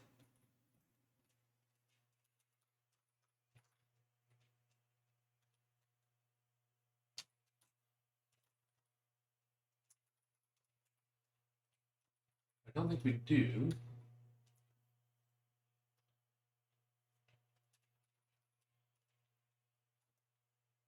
We init.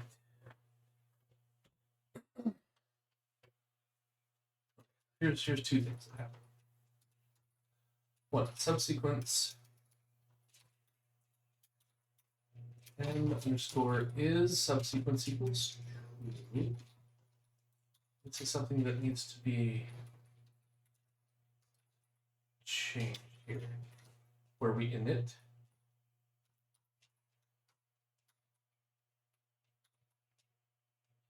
is sequence goes into a waiting state.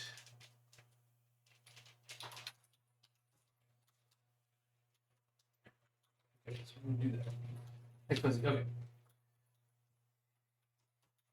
Here we set it to is subsequence true. We have a subsequence. Let's just do all this. So let's see, you're set on start. I think this all just goes away.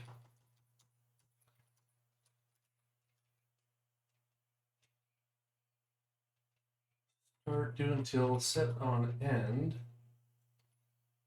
So the scheduler, not the scheduler, the scheduler doesn't actually touch the subsequence that we handed in. On end,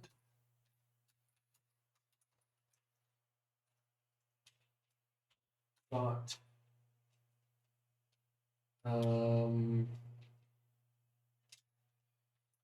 there's nothing to do there except forget that we were running that sequence. I think that's it. I don't have to delete anything. It just goes back to the pool because it should update its own state to idle.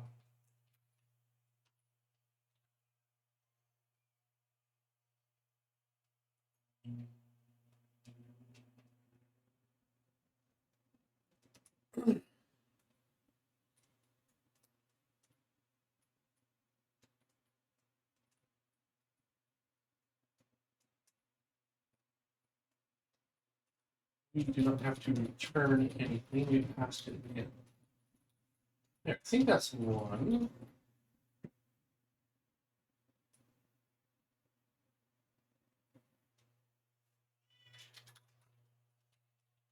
More or less. It's a work in progress.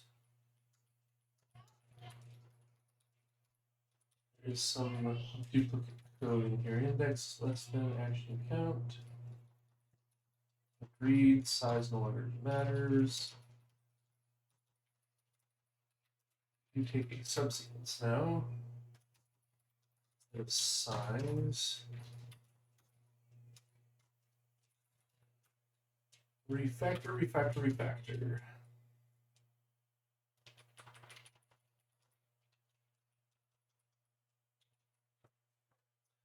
This was start. So actually, it's 90% of this.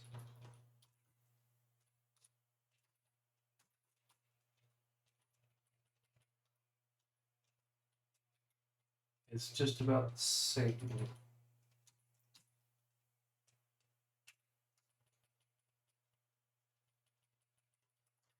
Let me to return a result.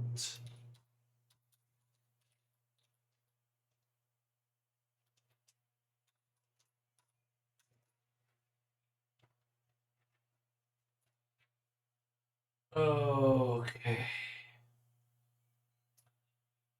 So here we go. Is subsequence equals true tells the scheduler not to touch it.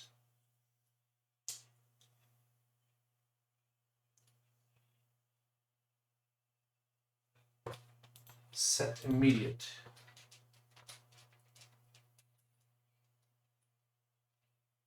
All we have to do is take this dot m underscore is subsequence equals false, and then forget we ever knew about it. The scheduler on the next loop around will become the owner of the sequence. We just tell it it's no longer a subsequence. That's all. And the scheduler will pick it up. So that all in place now. Scheduler.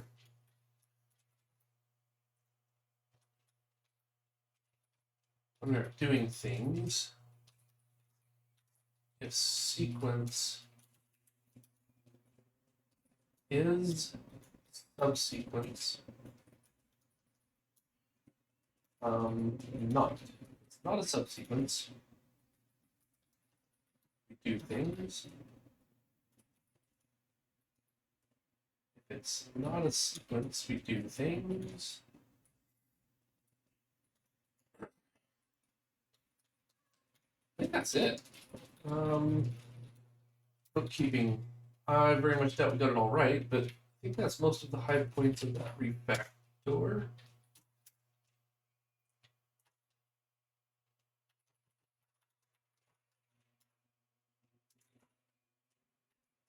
Action sequence does not have any field. I agree. I agree, that also goes away.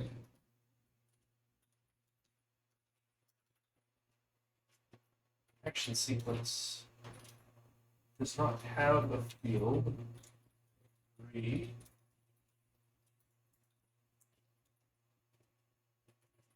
Action sequence. Nope, we don't care about that anymore. We are simplifying.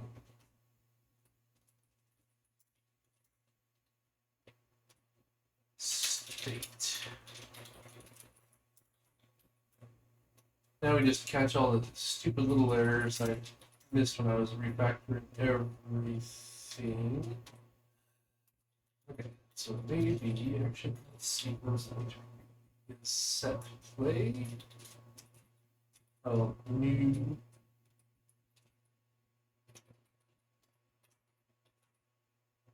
Yeah.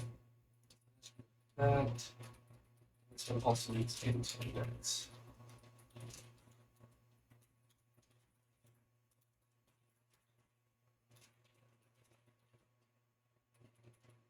Word null is not a real thing. I agree.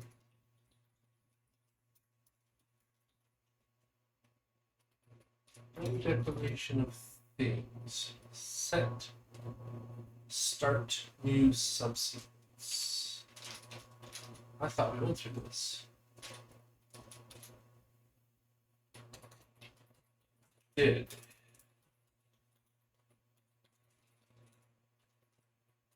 This is not start new though, just start. Eventually, action sequence will pass, and then it's only game scene which will break. Oh, interesting. Oh, dot.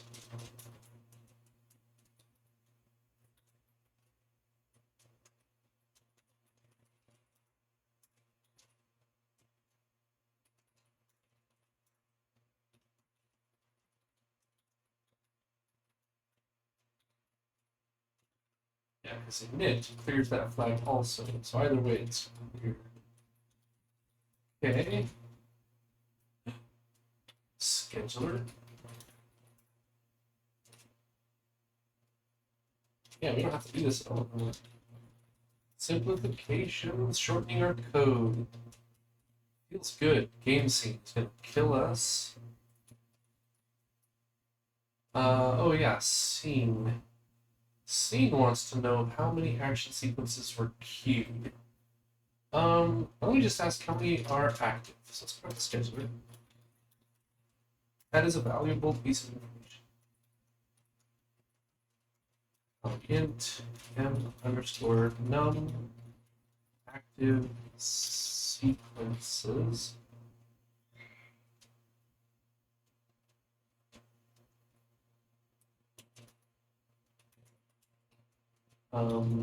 Dev info only.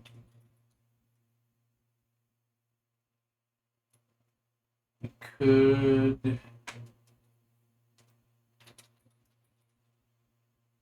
do a thing. Now let's just do this. Scheduler.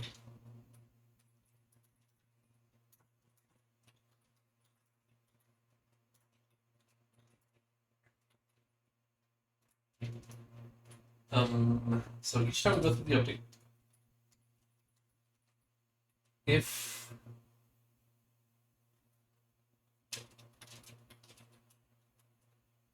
actually let's ask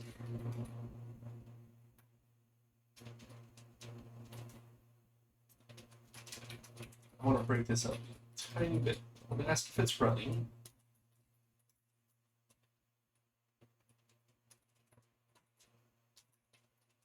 Separate this out just a tiny bit. But m underscore max num active sequences, actually int active sequences equals 0.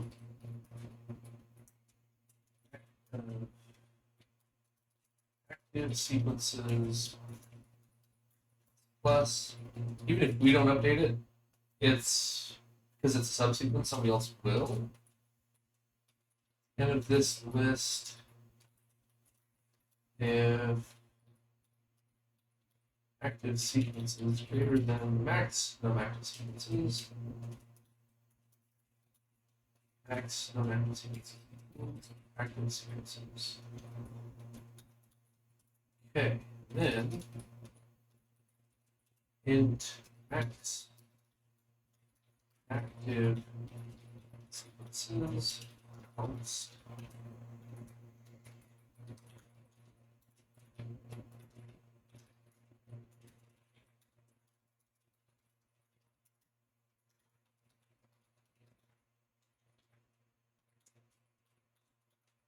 And scene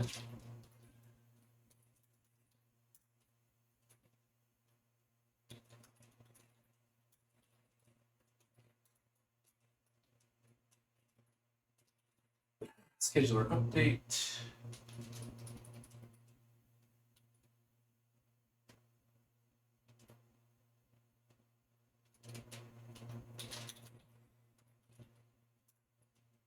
Why do we keep track of this? Shame on us. So let the scheduler do it.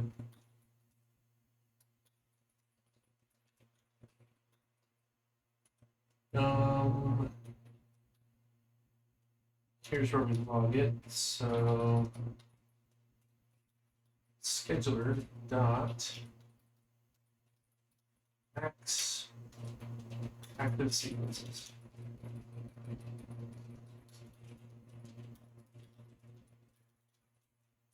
Active sequences. All right, let's see how far that gets us. Scene. I know scene doesn't have that, so I should probably not have it here.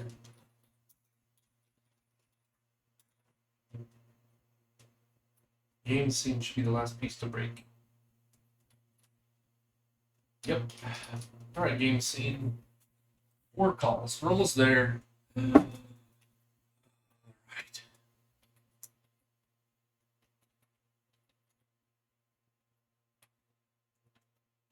Four calls.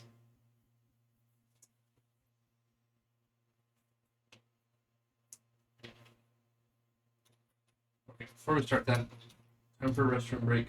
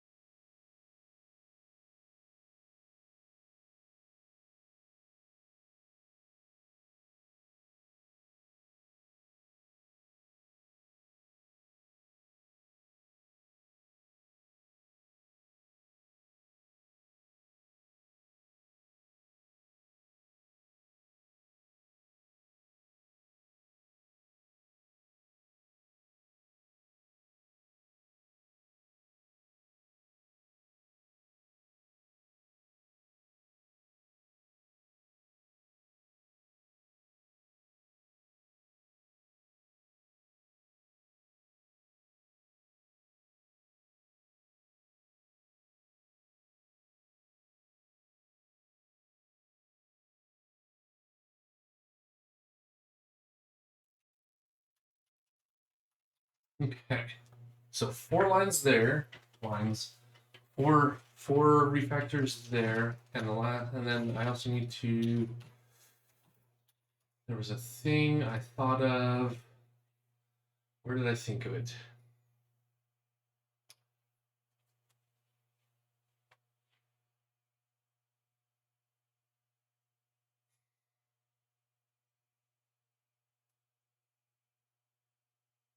What was I thinking?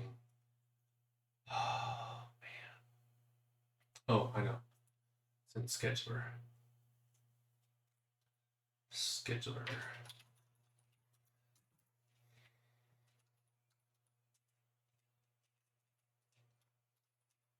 A new action sequence.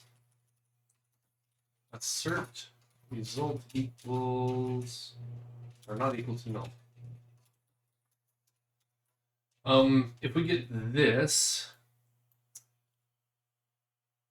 it means we didn't find a result.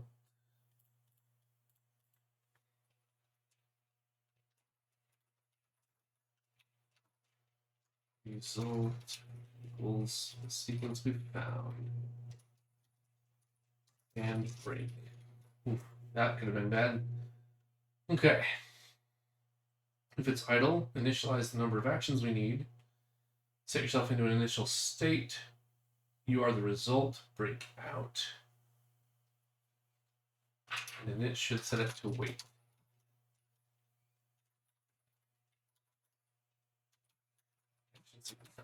The init puts us in a waiting state.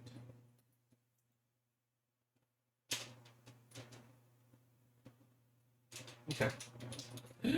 I think that's most of it. So over to this piece of the refactor. Here we are.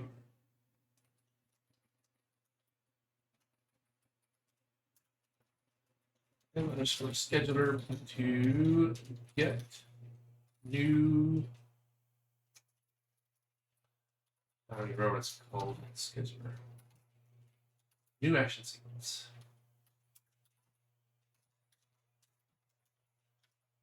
We need 6 steps in this one, I guess.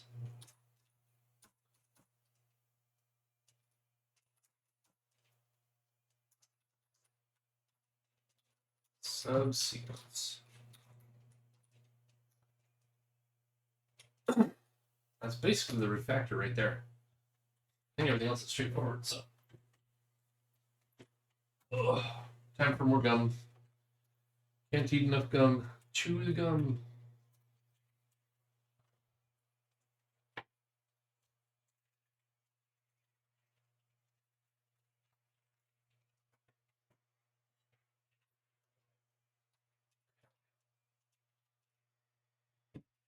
Okay.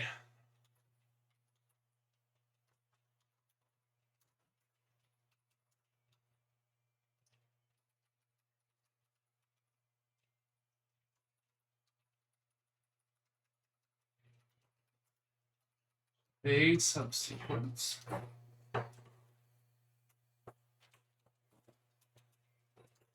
Scheduler.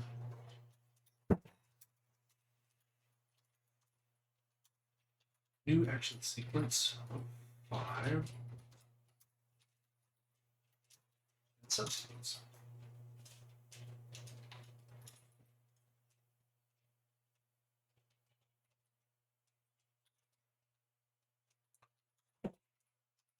It's something like that. We'll probably get some more compile errors out of this, but.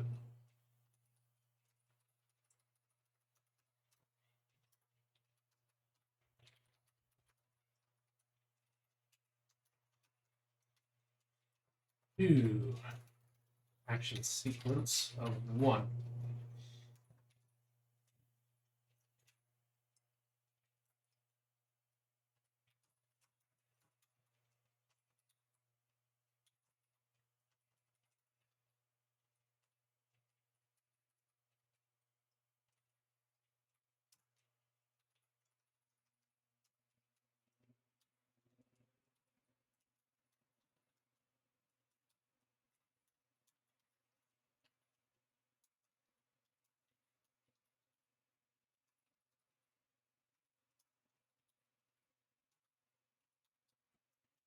Boom. I think that's it.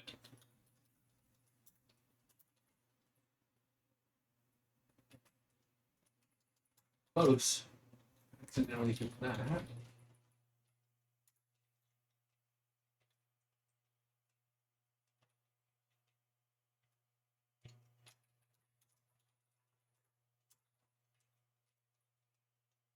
Okay, and this was a big one, so we probably should do a full clean build. We changed a lot of stuff. Let's give ourselves the best chance of having a good first run.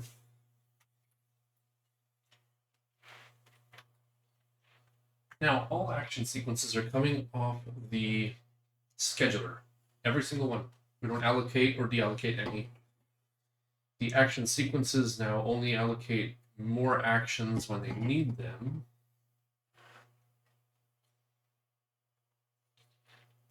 Which will cause some growth over the run of the program. Which is a little sad, but not. I don't think it's our big issue. All right. Moment of truth. What have we done for the last hour and a half, almost 2 hours? Okay, we have blown up. All right. To see where we have messed up.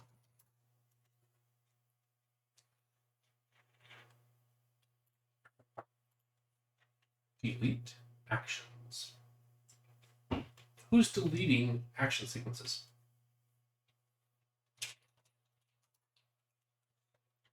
Scene manager told main menu to clean up. Main menu. Scene is cleaning up a scheduler. Scheduler.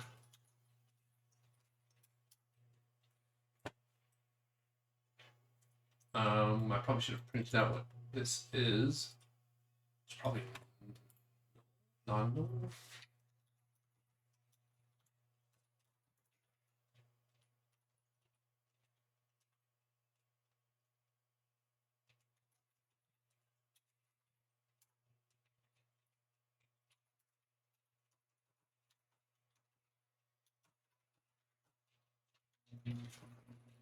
I wonder if that was the problem. Poor initialization.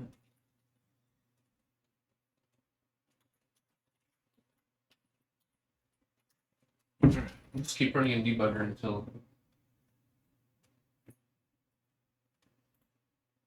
Okay.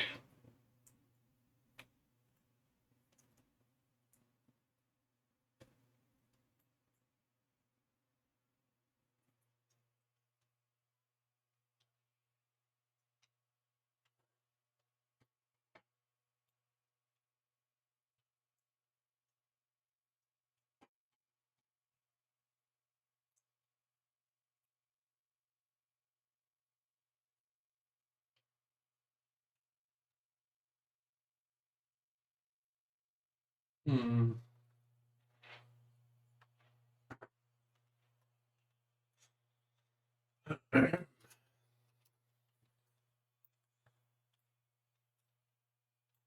We initialize the next level. We set a duration. Okay, and we've got like 30, 45 minutes to finish hatching through this. We're already closer than I thought I would be at this time. This is one of those lovely refactors. So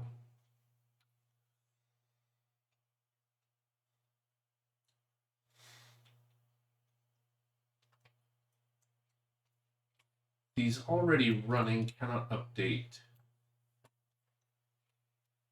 Makes me a little sad.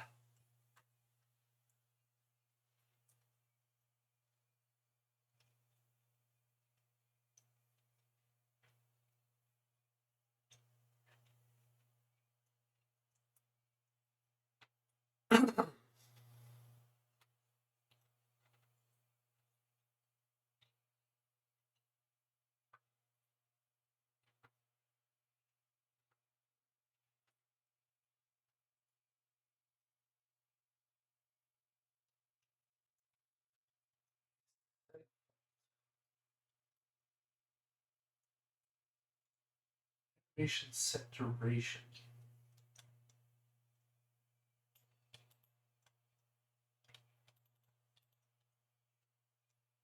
This is null.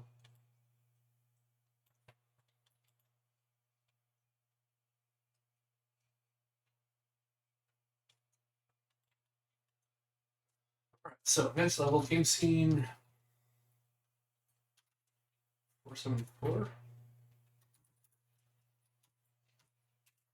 Set play animation.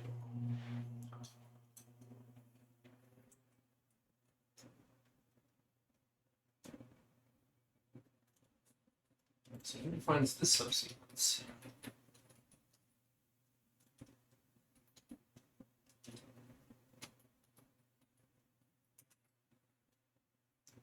If I get a new action sequence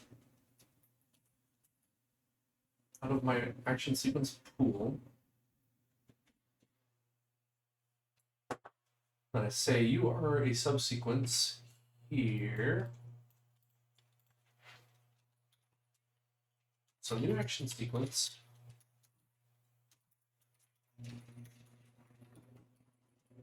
Leads us through looking for something that's idle, initializes it, sets result, and we're done. Result is not null. Okay, check. Action sequence. Set play subsequence.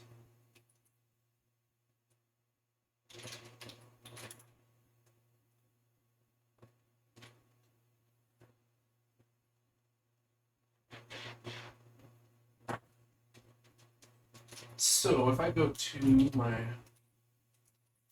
output here, set play new, set immediate start sound, immediate play animation.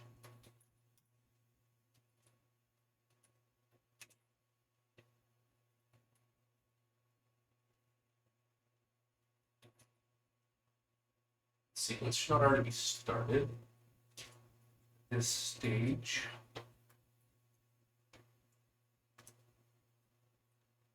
Should it?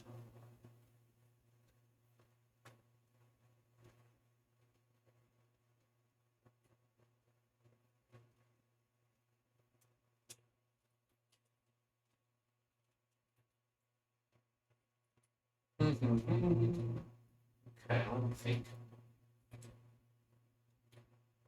Best way to debug this.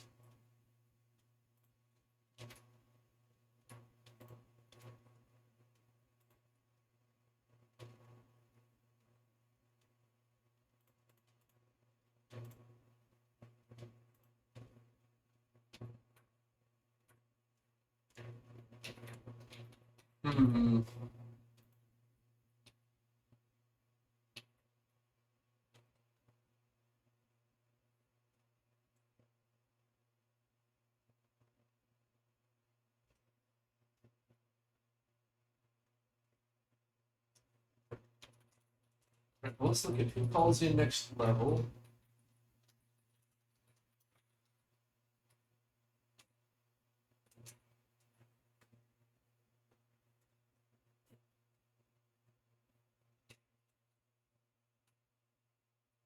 The new action sequence should not be running.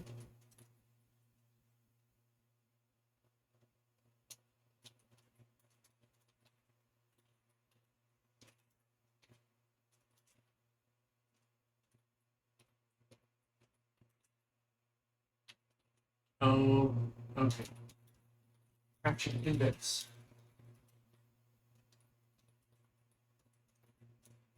Then that prevents it from being marked as running.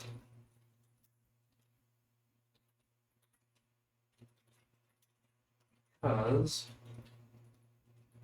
this is basically, are we still advancing towards the end? So that should fix that one.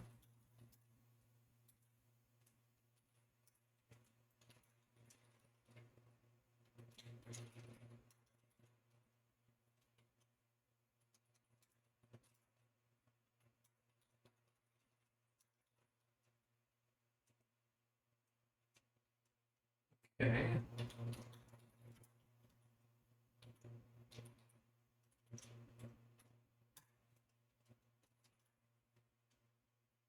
Run it again.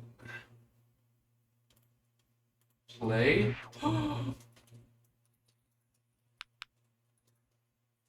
Okay, all right. Improvements.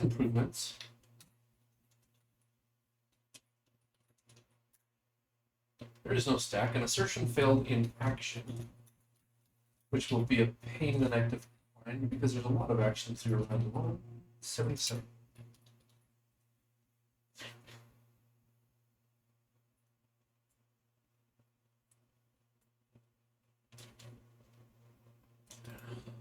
Oh, interesting.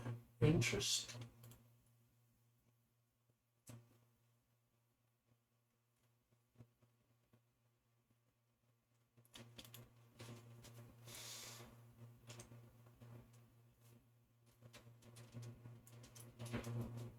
Ooh, okay. Let's get spicy. Make animation.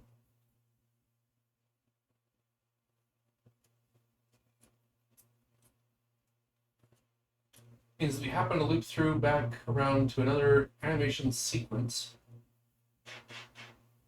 which already had an action available.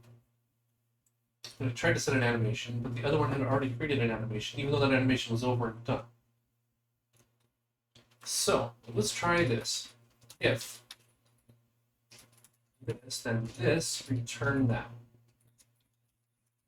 Let's not check.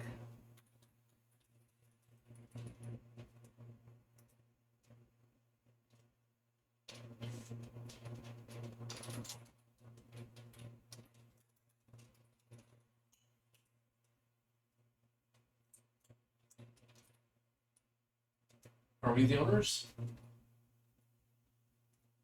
No, we are not the owners. And we do not take ownership. Oh. Actually, this assert was probably fine. Yeah, it's fine. Don't take ownership. Okay. Hand over the old animation.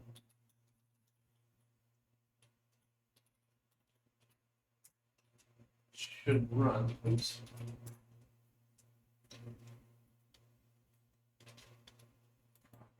Progress.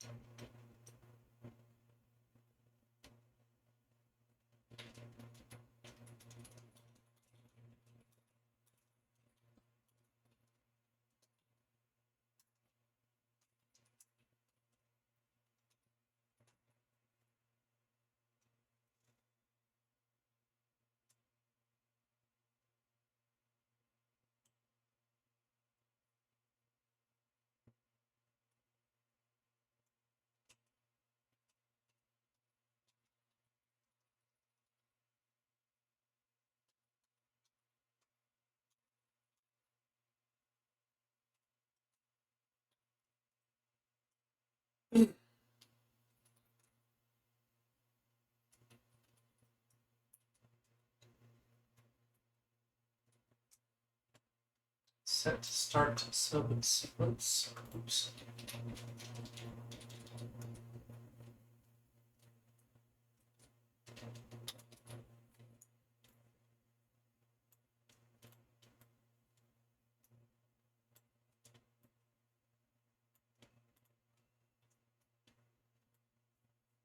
Index. Say yes, we are in subsequence. Here's where we are. Immediately upon starting, we say we're not a subsequence anymore. Take over scheduler.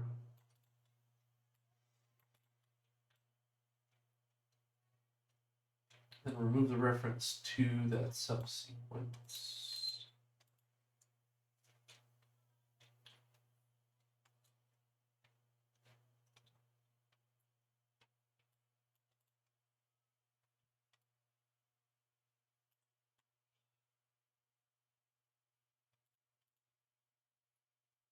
seeing the problem here. Backtrace, blah, blah, blah, blah, blah.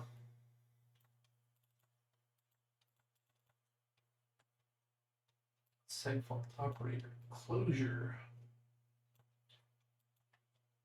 I give a pointer to this and to the index.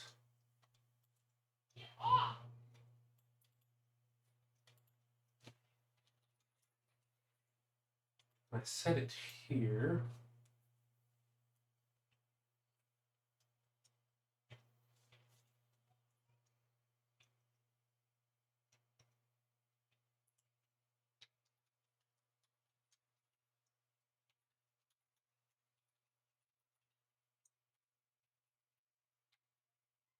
Hmm.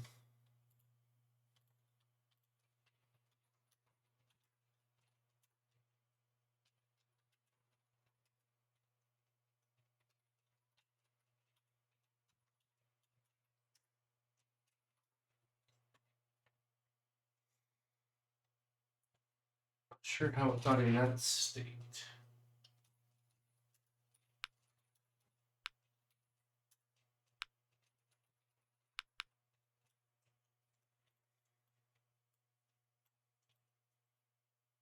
I should not be getting these.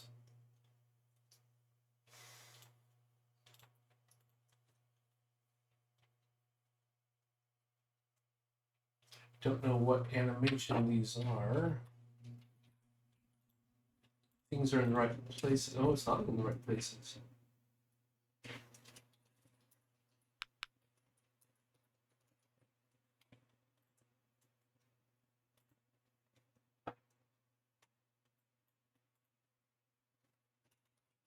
Subsequence index.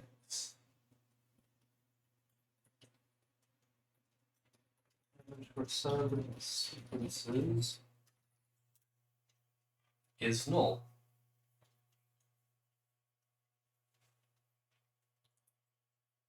I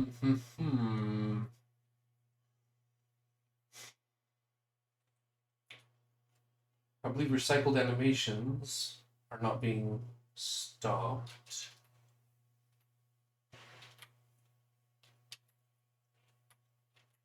Low effort C's, thanks for dropping by. Appreciate it. Have a good one. Talk to you later. Bye.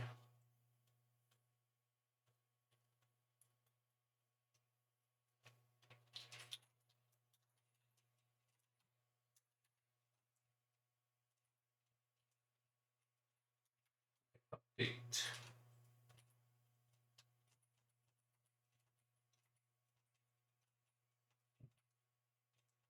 Set animation.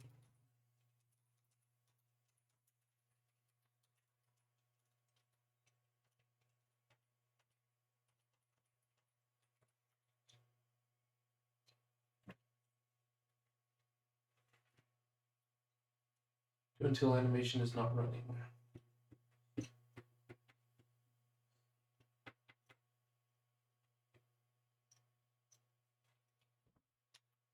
Hmm.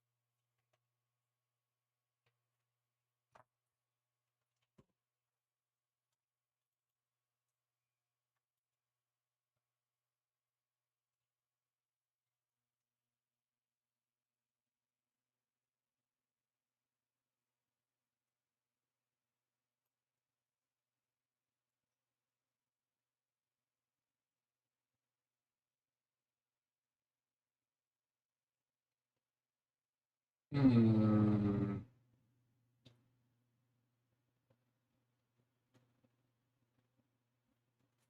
So if we start it, if we don't start it.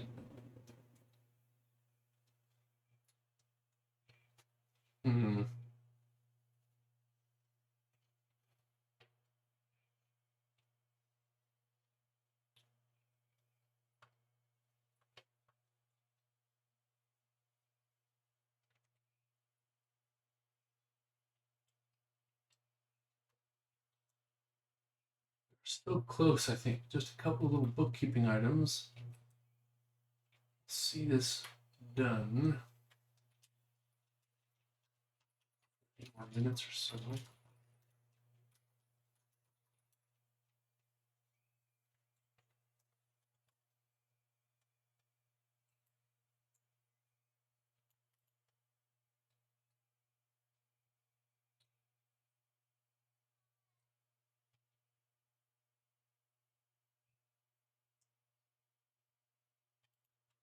Yep, good deal.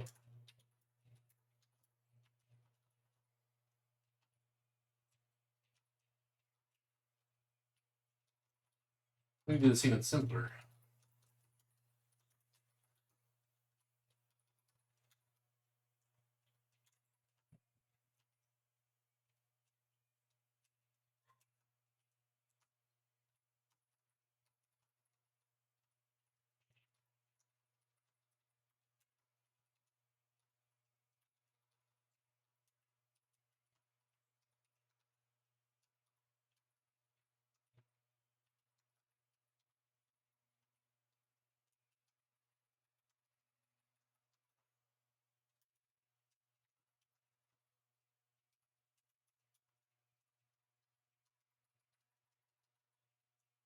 Just make this a 2-liner.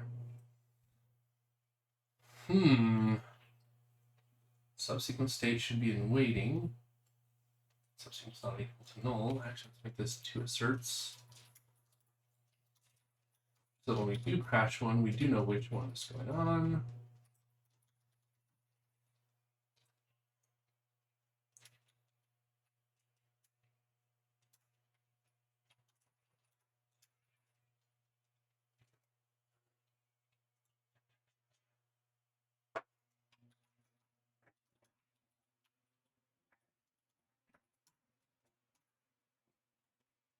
Okay.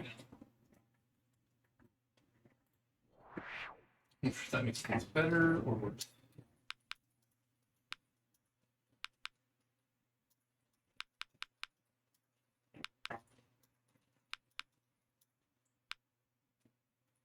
Okay, animations are getting some strange behaviors, but nothing crashed. Do that, nothing wrong there.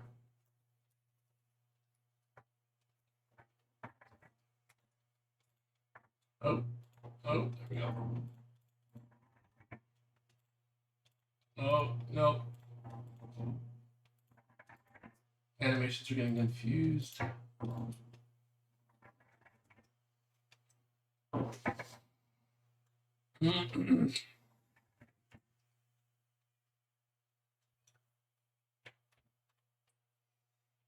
I have animations not cleaning up properly.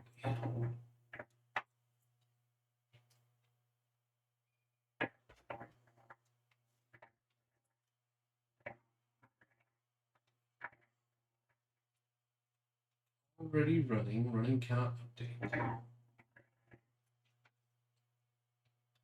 And yet,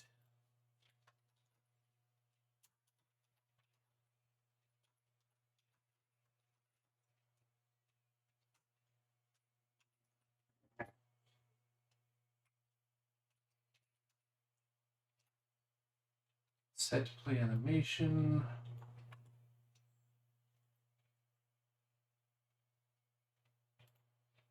Action.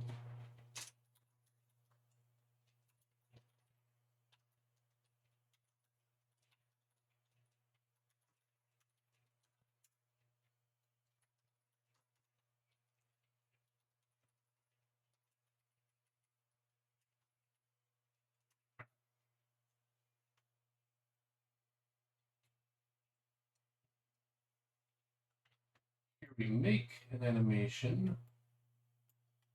set play it, turn it.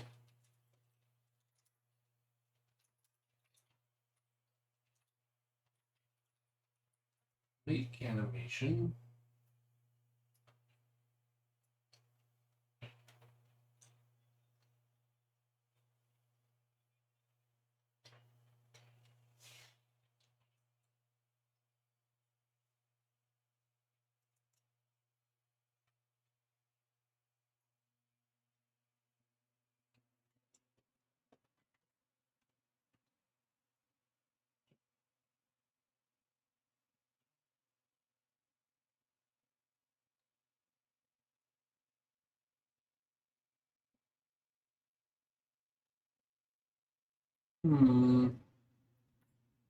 Yes. We're treating something very badly in the animation world.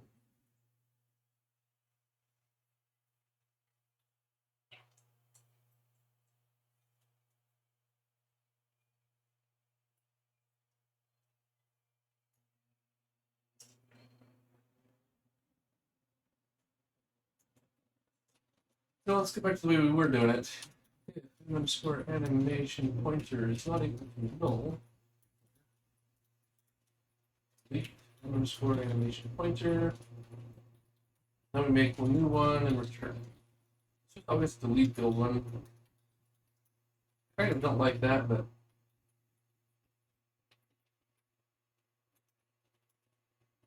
when we have an animation left dangling from a previous thing, could be part of the problem. Animations need to get cleaned up sometimes. Okay.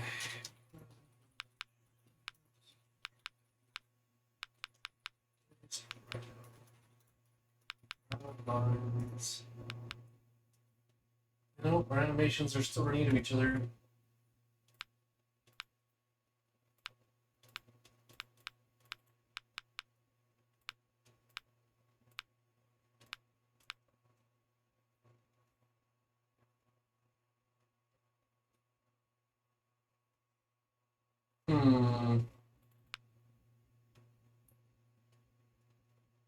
That one did weird things.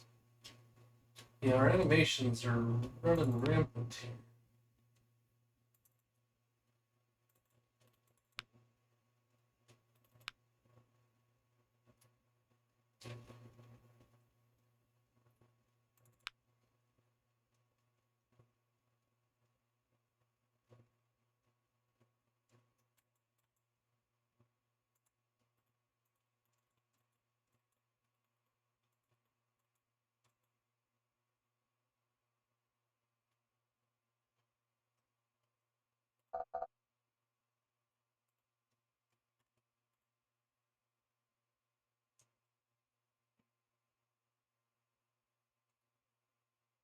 Animation.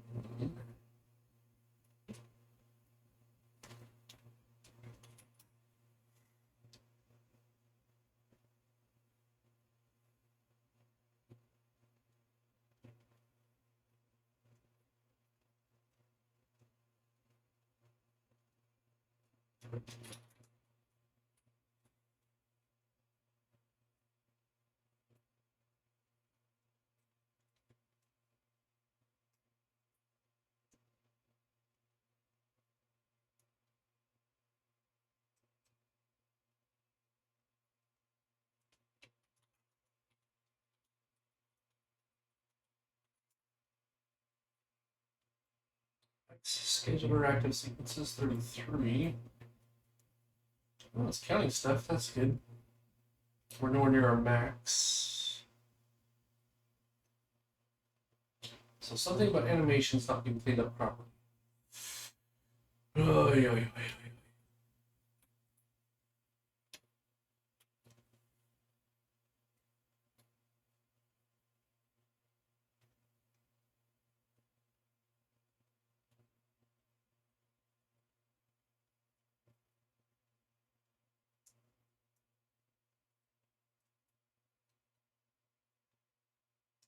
Unfortunately, or maybe fortunately,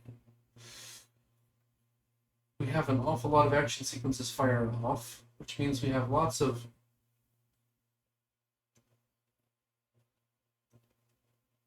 volume of calls. However,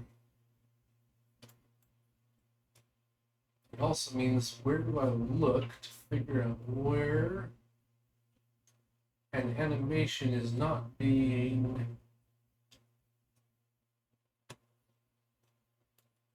properly updated.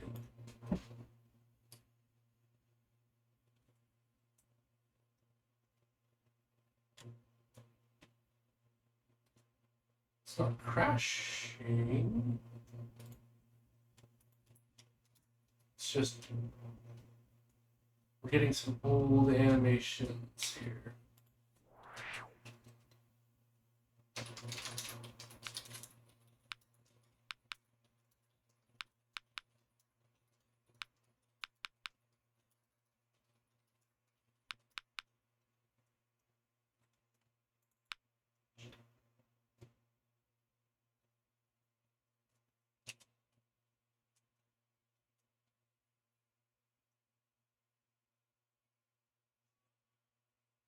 So what animation is hanging around that is running? I'm going to try to redo it. Animation. I need some information about animations.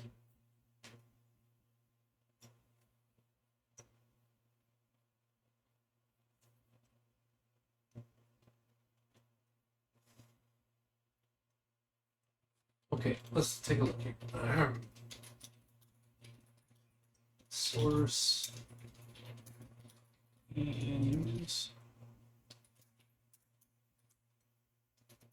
I do have easing method labels. Perfect.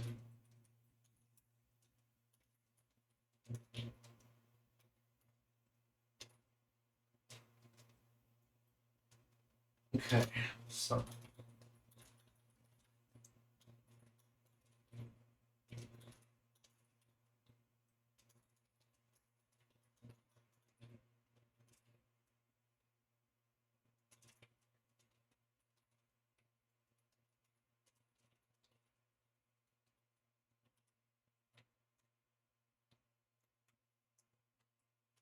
okay, what I want to know is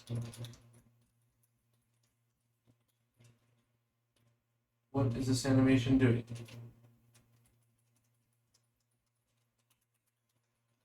Duration.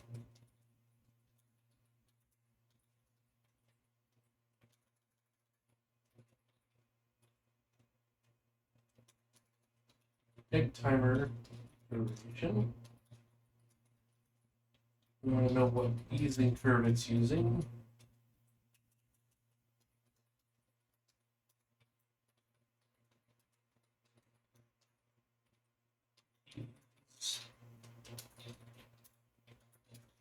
Easing method label of underscore ease. That is some information.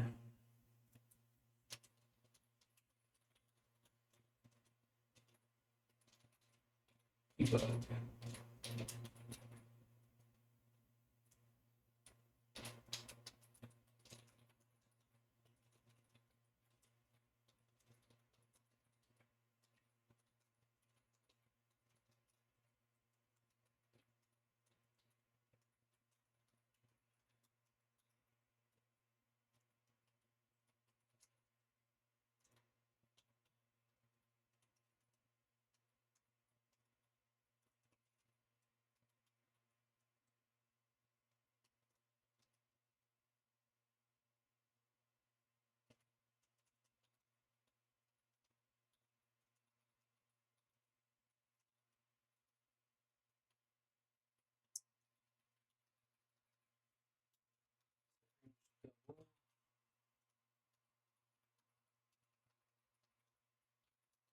Delta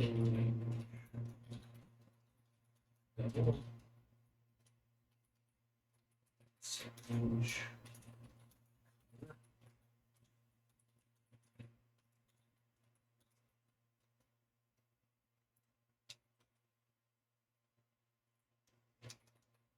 Set range.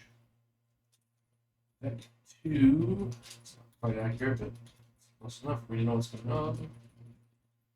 Separation.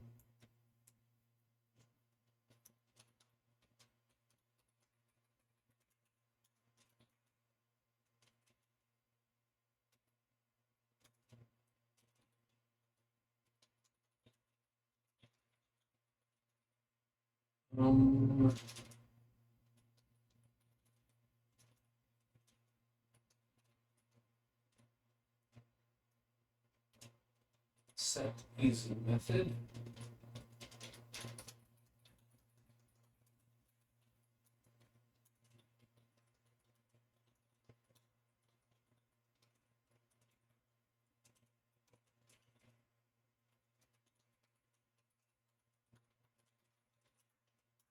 All right, let's just get a bunch more information when we log.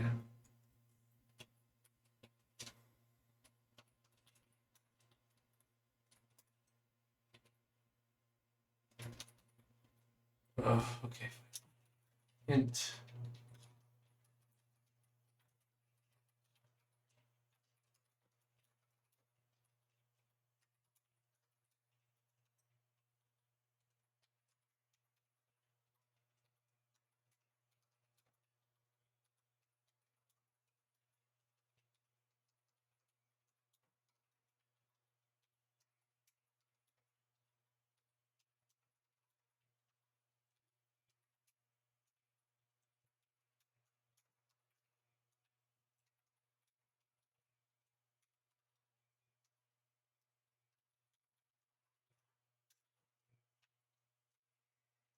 Okay.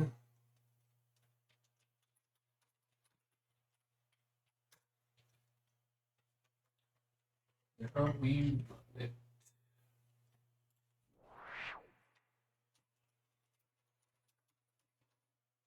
Whoa. What?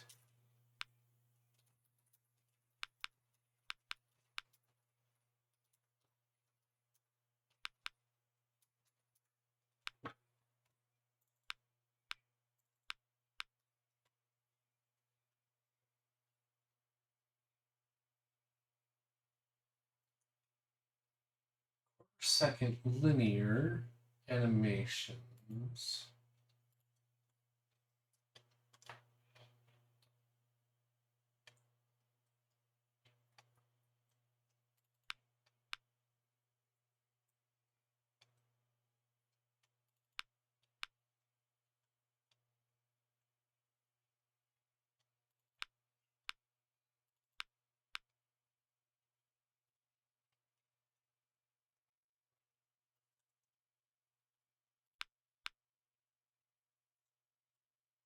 Only 7.5 linear.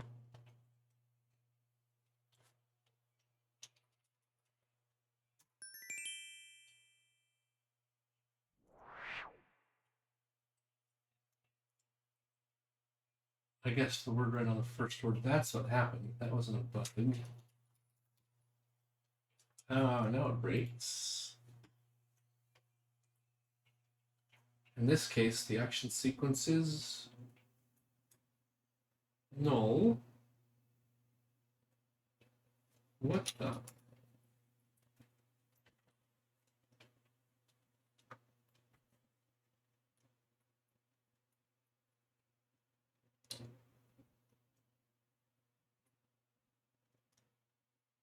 Scheduler update.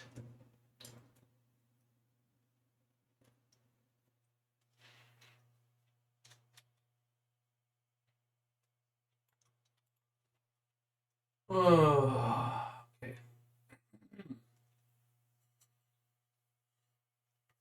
3 states. Idle. It's not doing anything. It's not going to start doing anything. Waiting. It's ready to start doing something as soon as the scheduler kicks it off. Running. The scheduler kicked things off.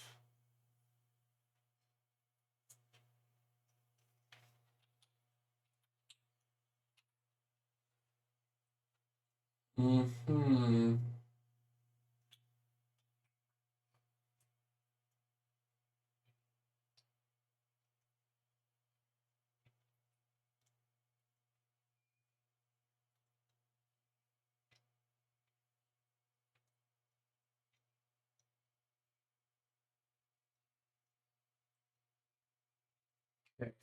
What about this then?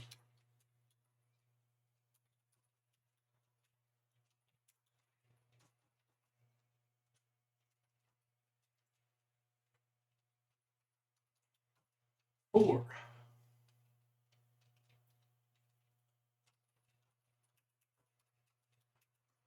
Index less than underscore action capacity.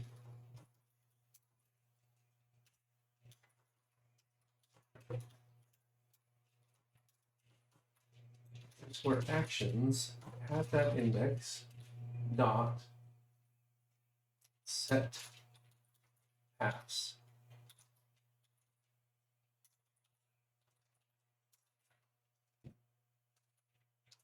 Means it does nothing. If we have leftover dangling actions in places,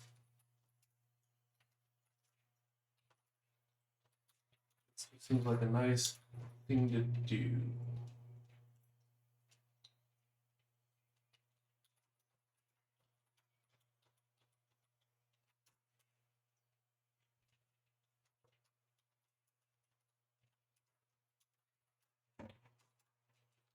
Working on it, working on it.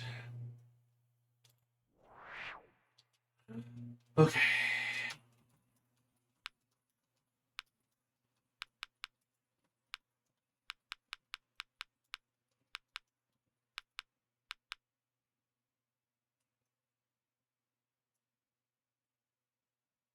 Okay, we've got nothing so far. I think that was it. True demon. Oh, we're getting them. Quarter second quad in out.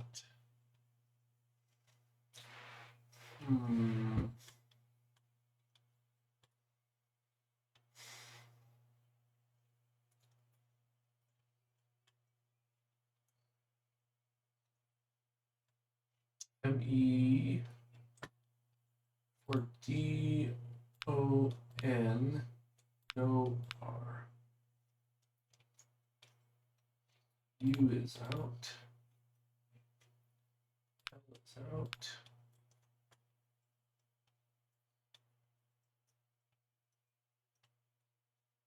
TAS.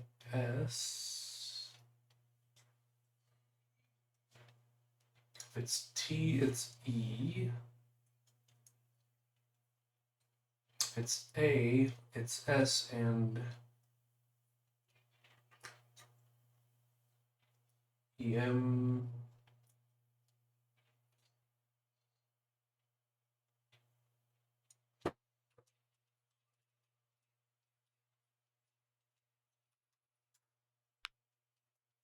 It's not A. Yeah, these animations still getting started weird. But E is in, T is in, S is out, M is out.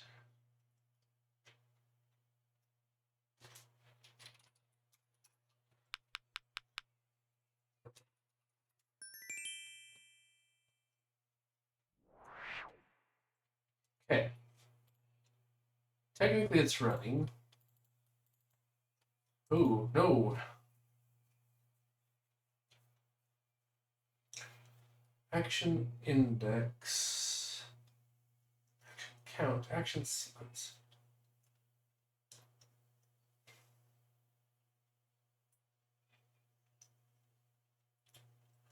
How can it go into the next?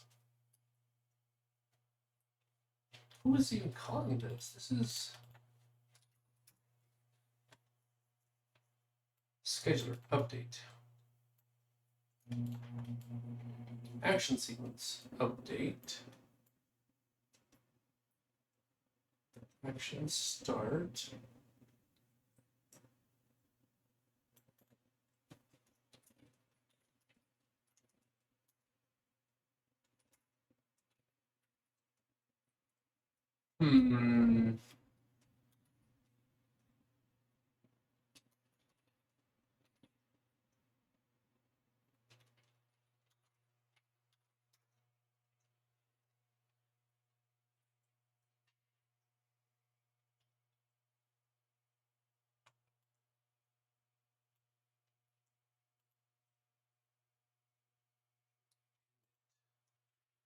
Only way you get an action sequence.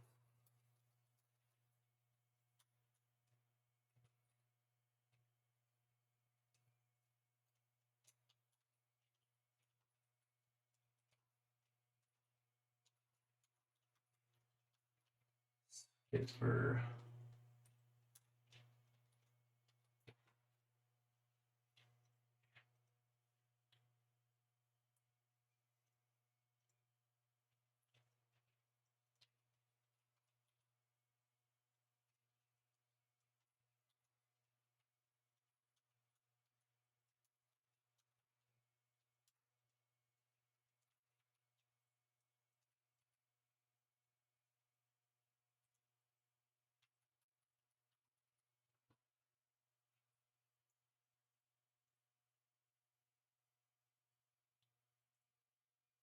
so. What am I doing? What am I missing?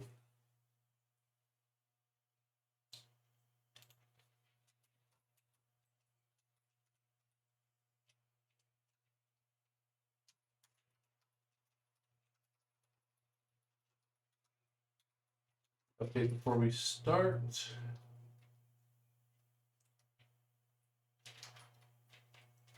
That's not really the way we've done things.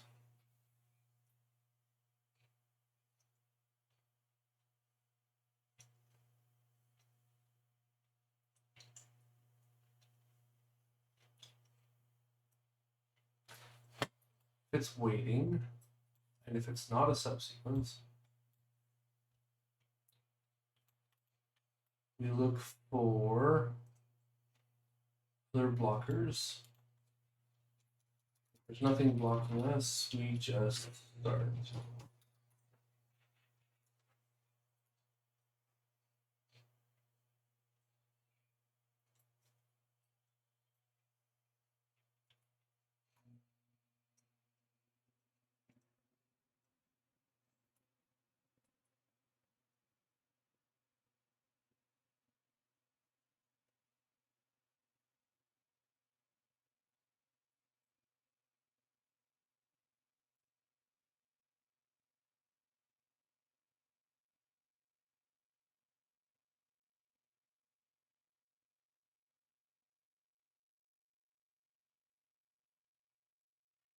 Nations are running over. Starting to feel sluggish. Little sluggish here, fellas. Oh. I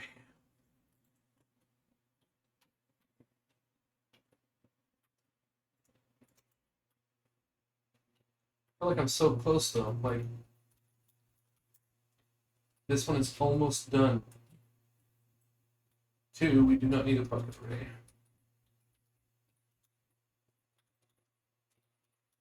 To do it would be all over.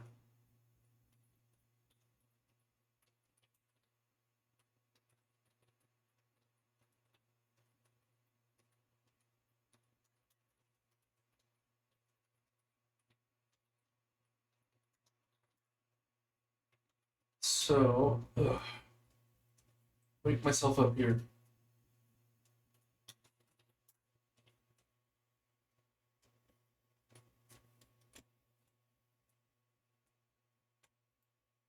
How can I get a null action sequence? Okay, what about this thing?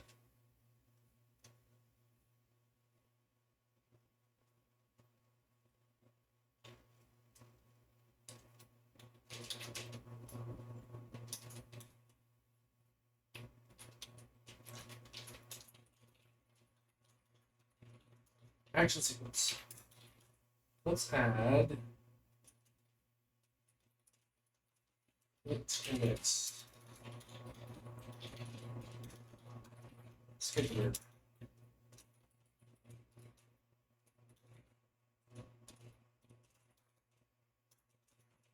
M underscore action sequence pool at index dot index equals index. It's all very clear. Action sequence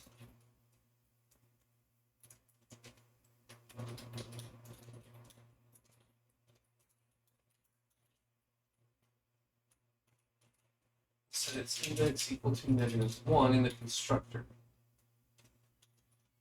So if getting an action sequence from somewhere else, I will know. Now, where are state changes? M underscore state equals another thing.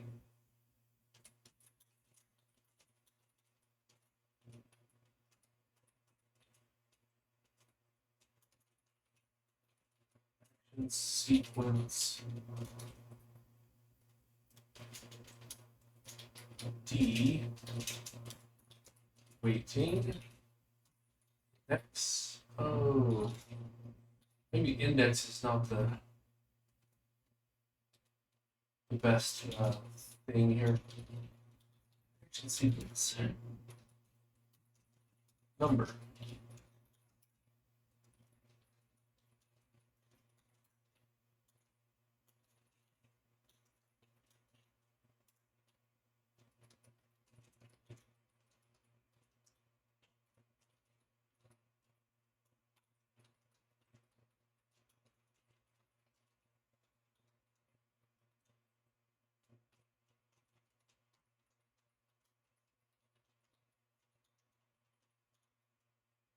Okay.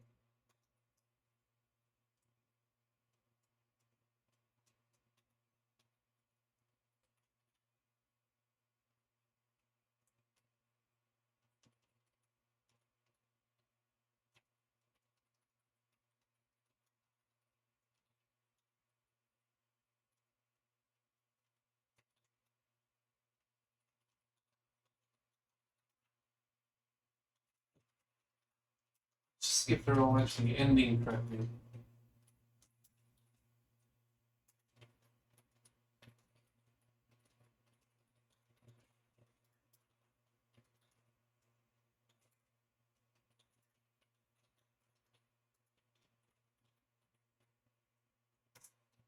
Okay, run it. There's a little bookkeeping somewhere that's missing. This ought to reveal it. Oh wow. Segfault in a function base.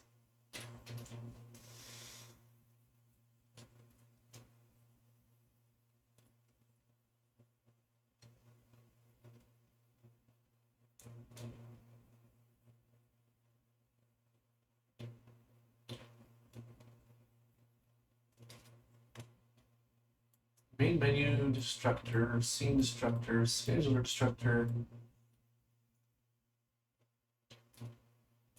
animation destructor. There's no animations.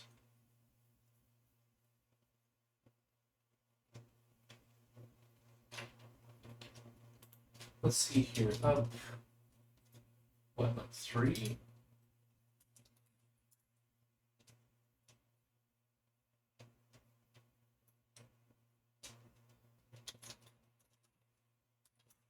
Scheduling 12.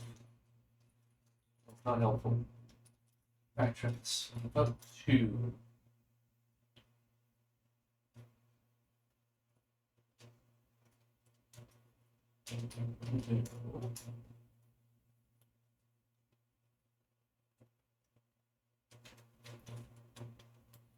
what this one? Up to would bring me here.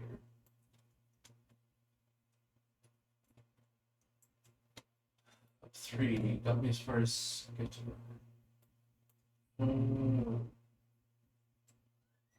that an actual number then? Up 2. Nope. Down 2. Down 2 more. Down 1 more. There we are. Why did I want to look at this?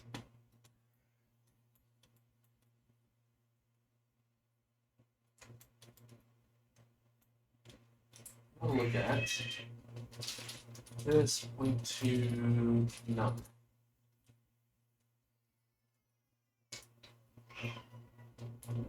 Oh, animation. Scheduler. Why would the scheduler have an animation? We have the list of free animations.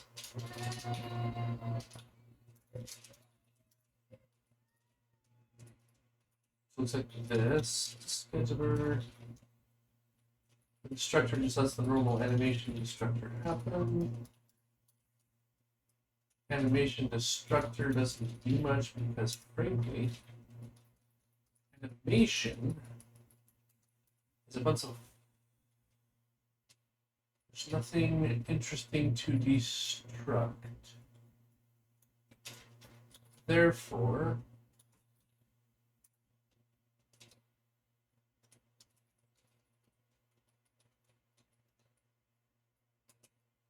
this animation shouldn't have a function.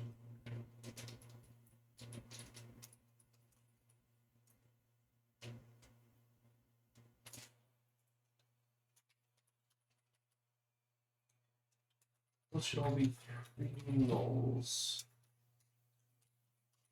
Apply, apply, apply.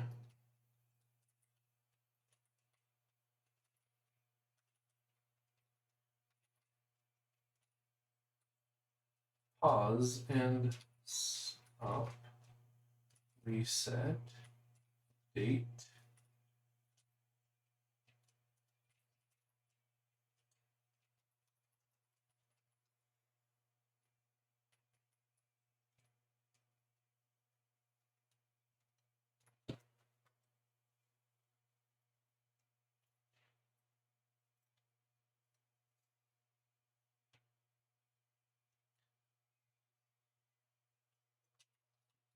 Have to be passed in with a range.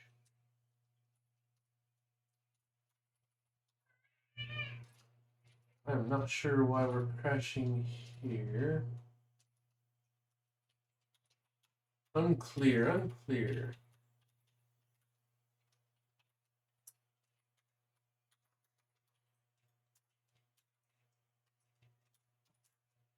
Maybe it's time to do a full clean debug. Maybe some memory is being laid out poorly due to old object file artifacts. Boy.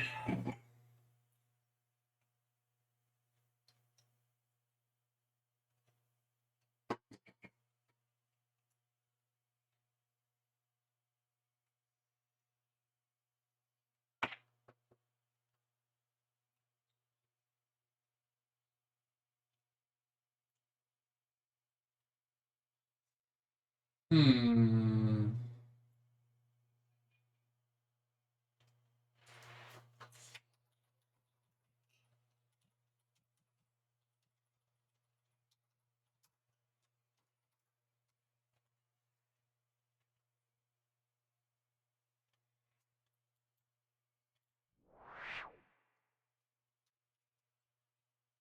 So 0 and 1 went to waiting, then running, then 1 went to idle. 1 keeps getting set to idle, and then 0 went to idle. That is interesting. I would only think idle would be called once here, not over and over again. Let's go see what that means. In sequence.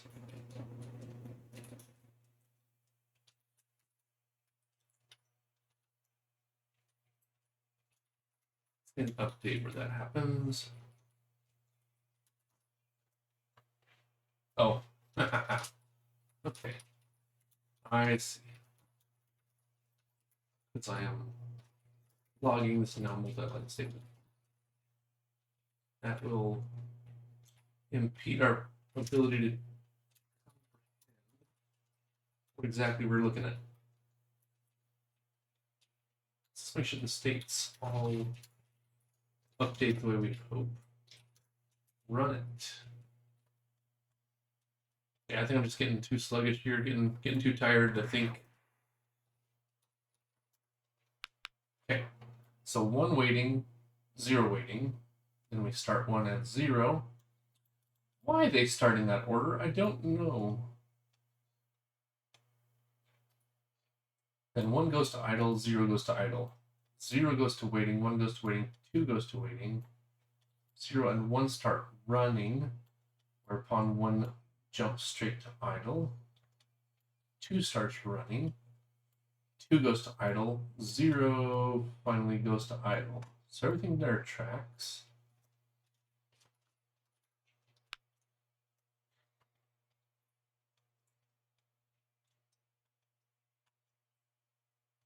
All right, 0, 1, 2 waiting, 0, 1 running, 1 idle, 2 running, 2 idle, 0 idle.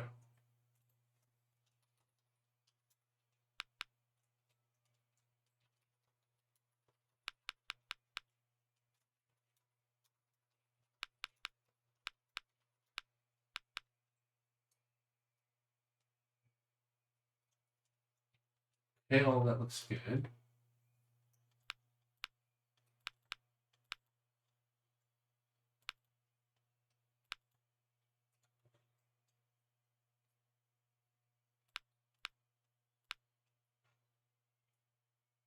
Did I have a sound with those? No, I don't remember.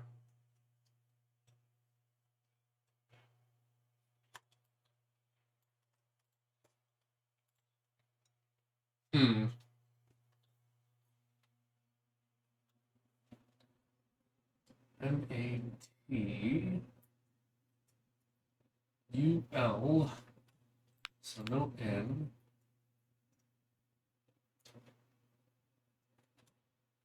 Everything ends up in idle. 1, 2, 3, 4, 5, 0.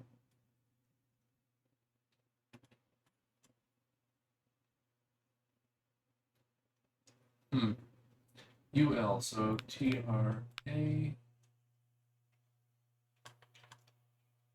LO, LE, no U.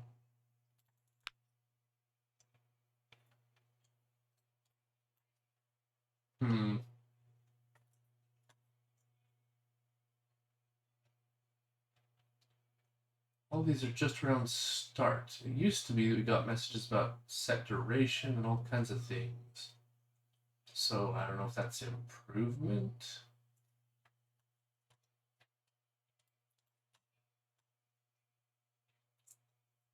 I really don't want these animations already started when we start them.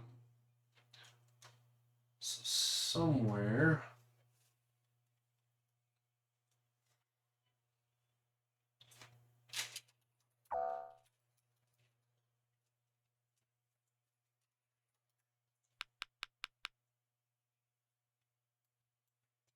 Idle, idle, idle. 0, 1, 2. Everything ends up in idle, I think. It looks like so far.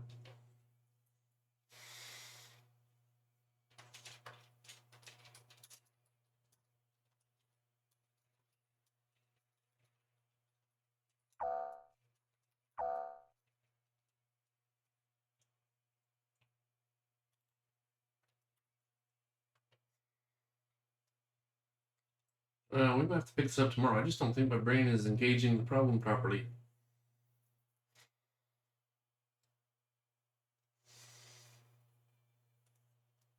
I think we're like this close to getting the action sequence stuff all done with an action sequence pool. So close. Just a little bookkeeping I can't find.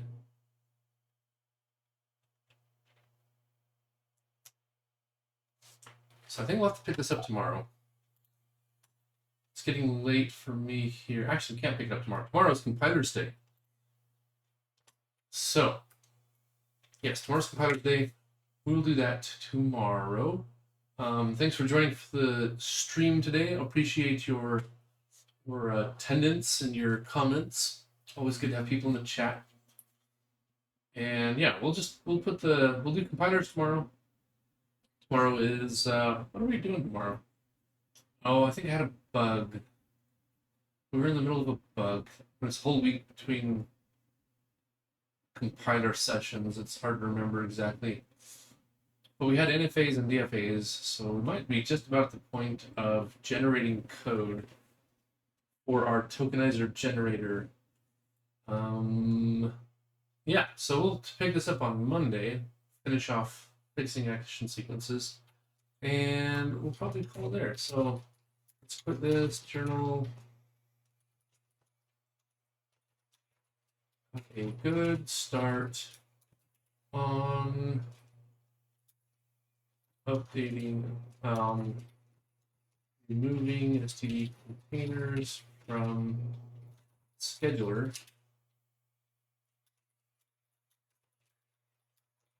Some minor bookkeeping still eludes with respect to animations.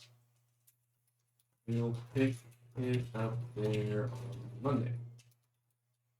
Okay. Meanwhile, I think this is actually good enough to hit status. Hit add. We'll set everything and commit it so we don't lose any work. Scheduler almost STD free. Well, STD container free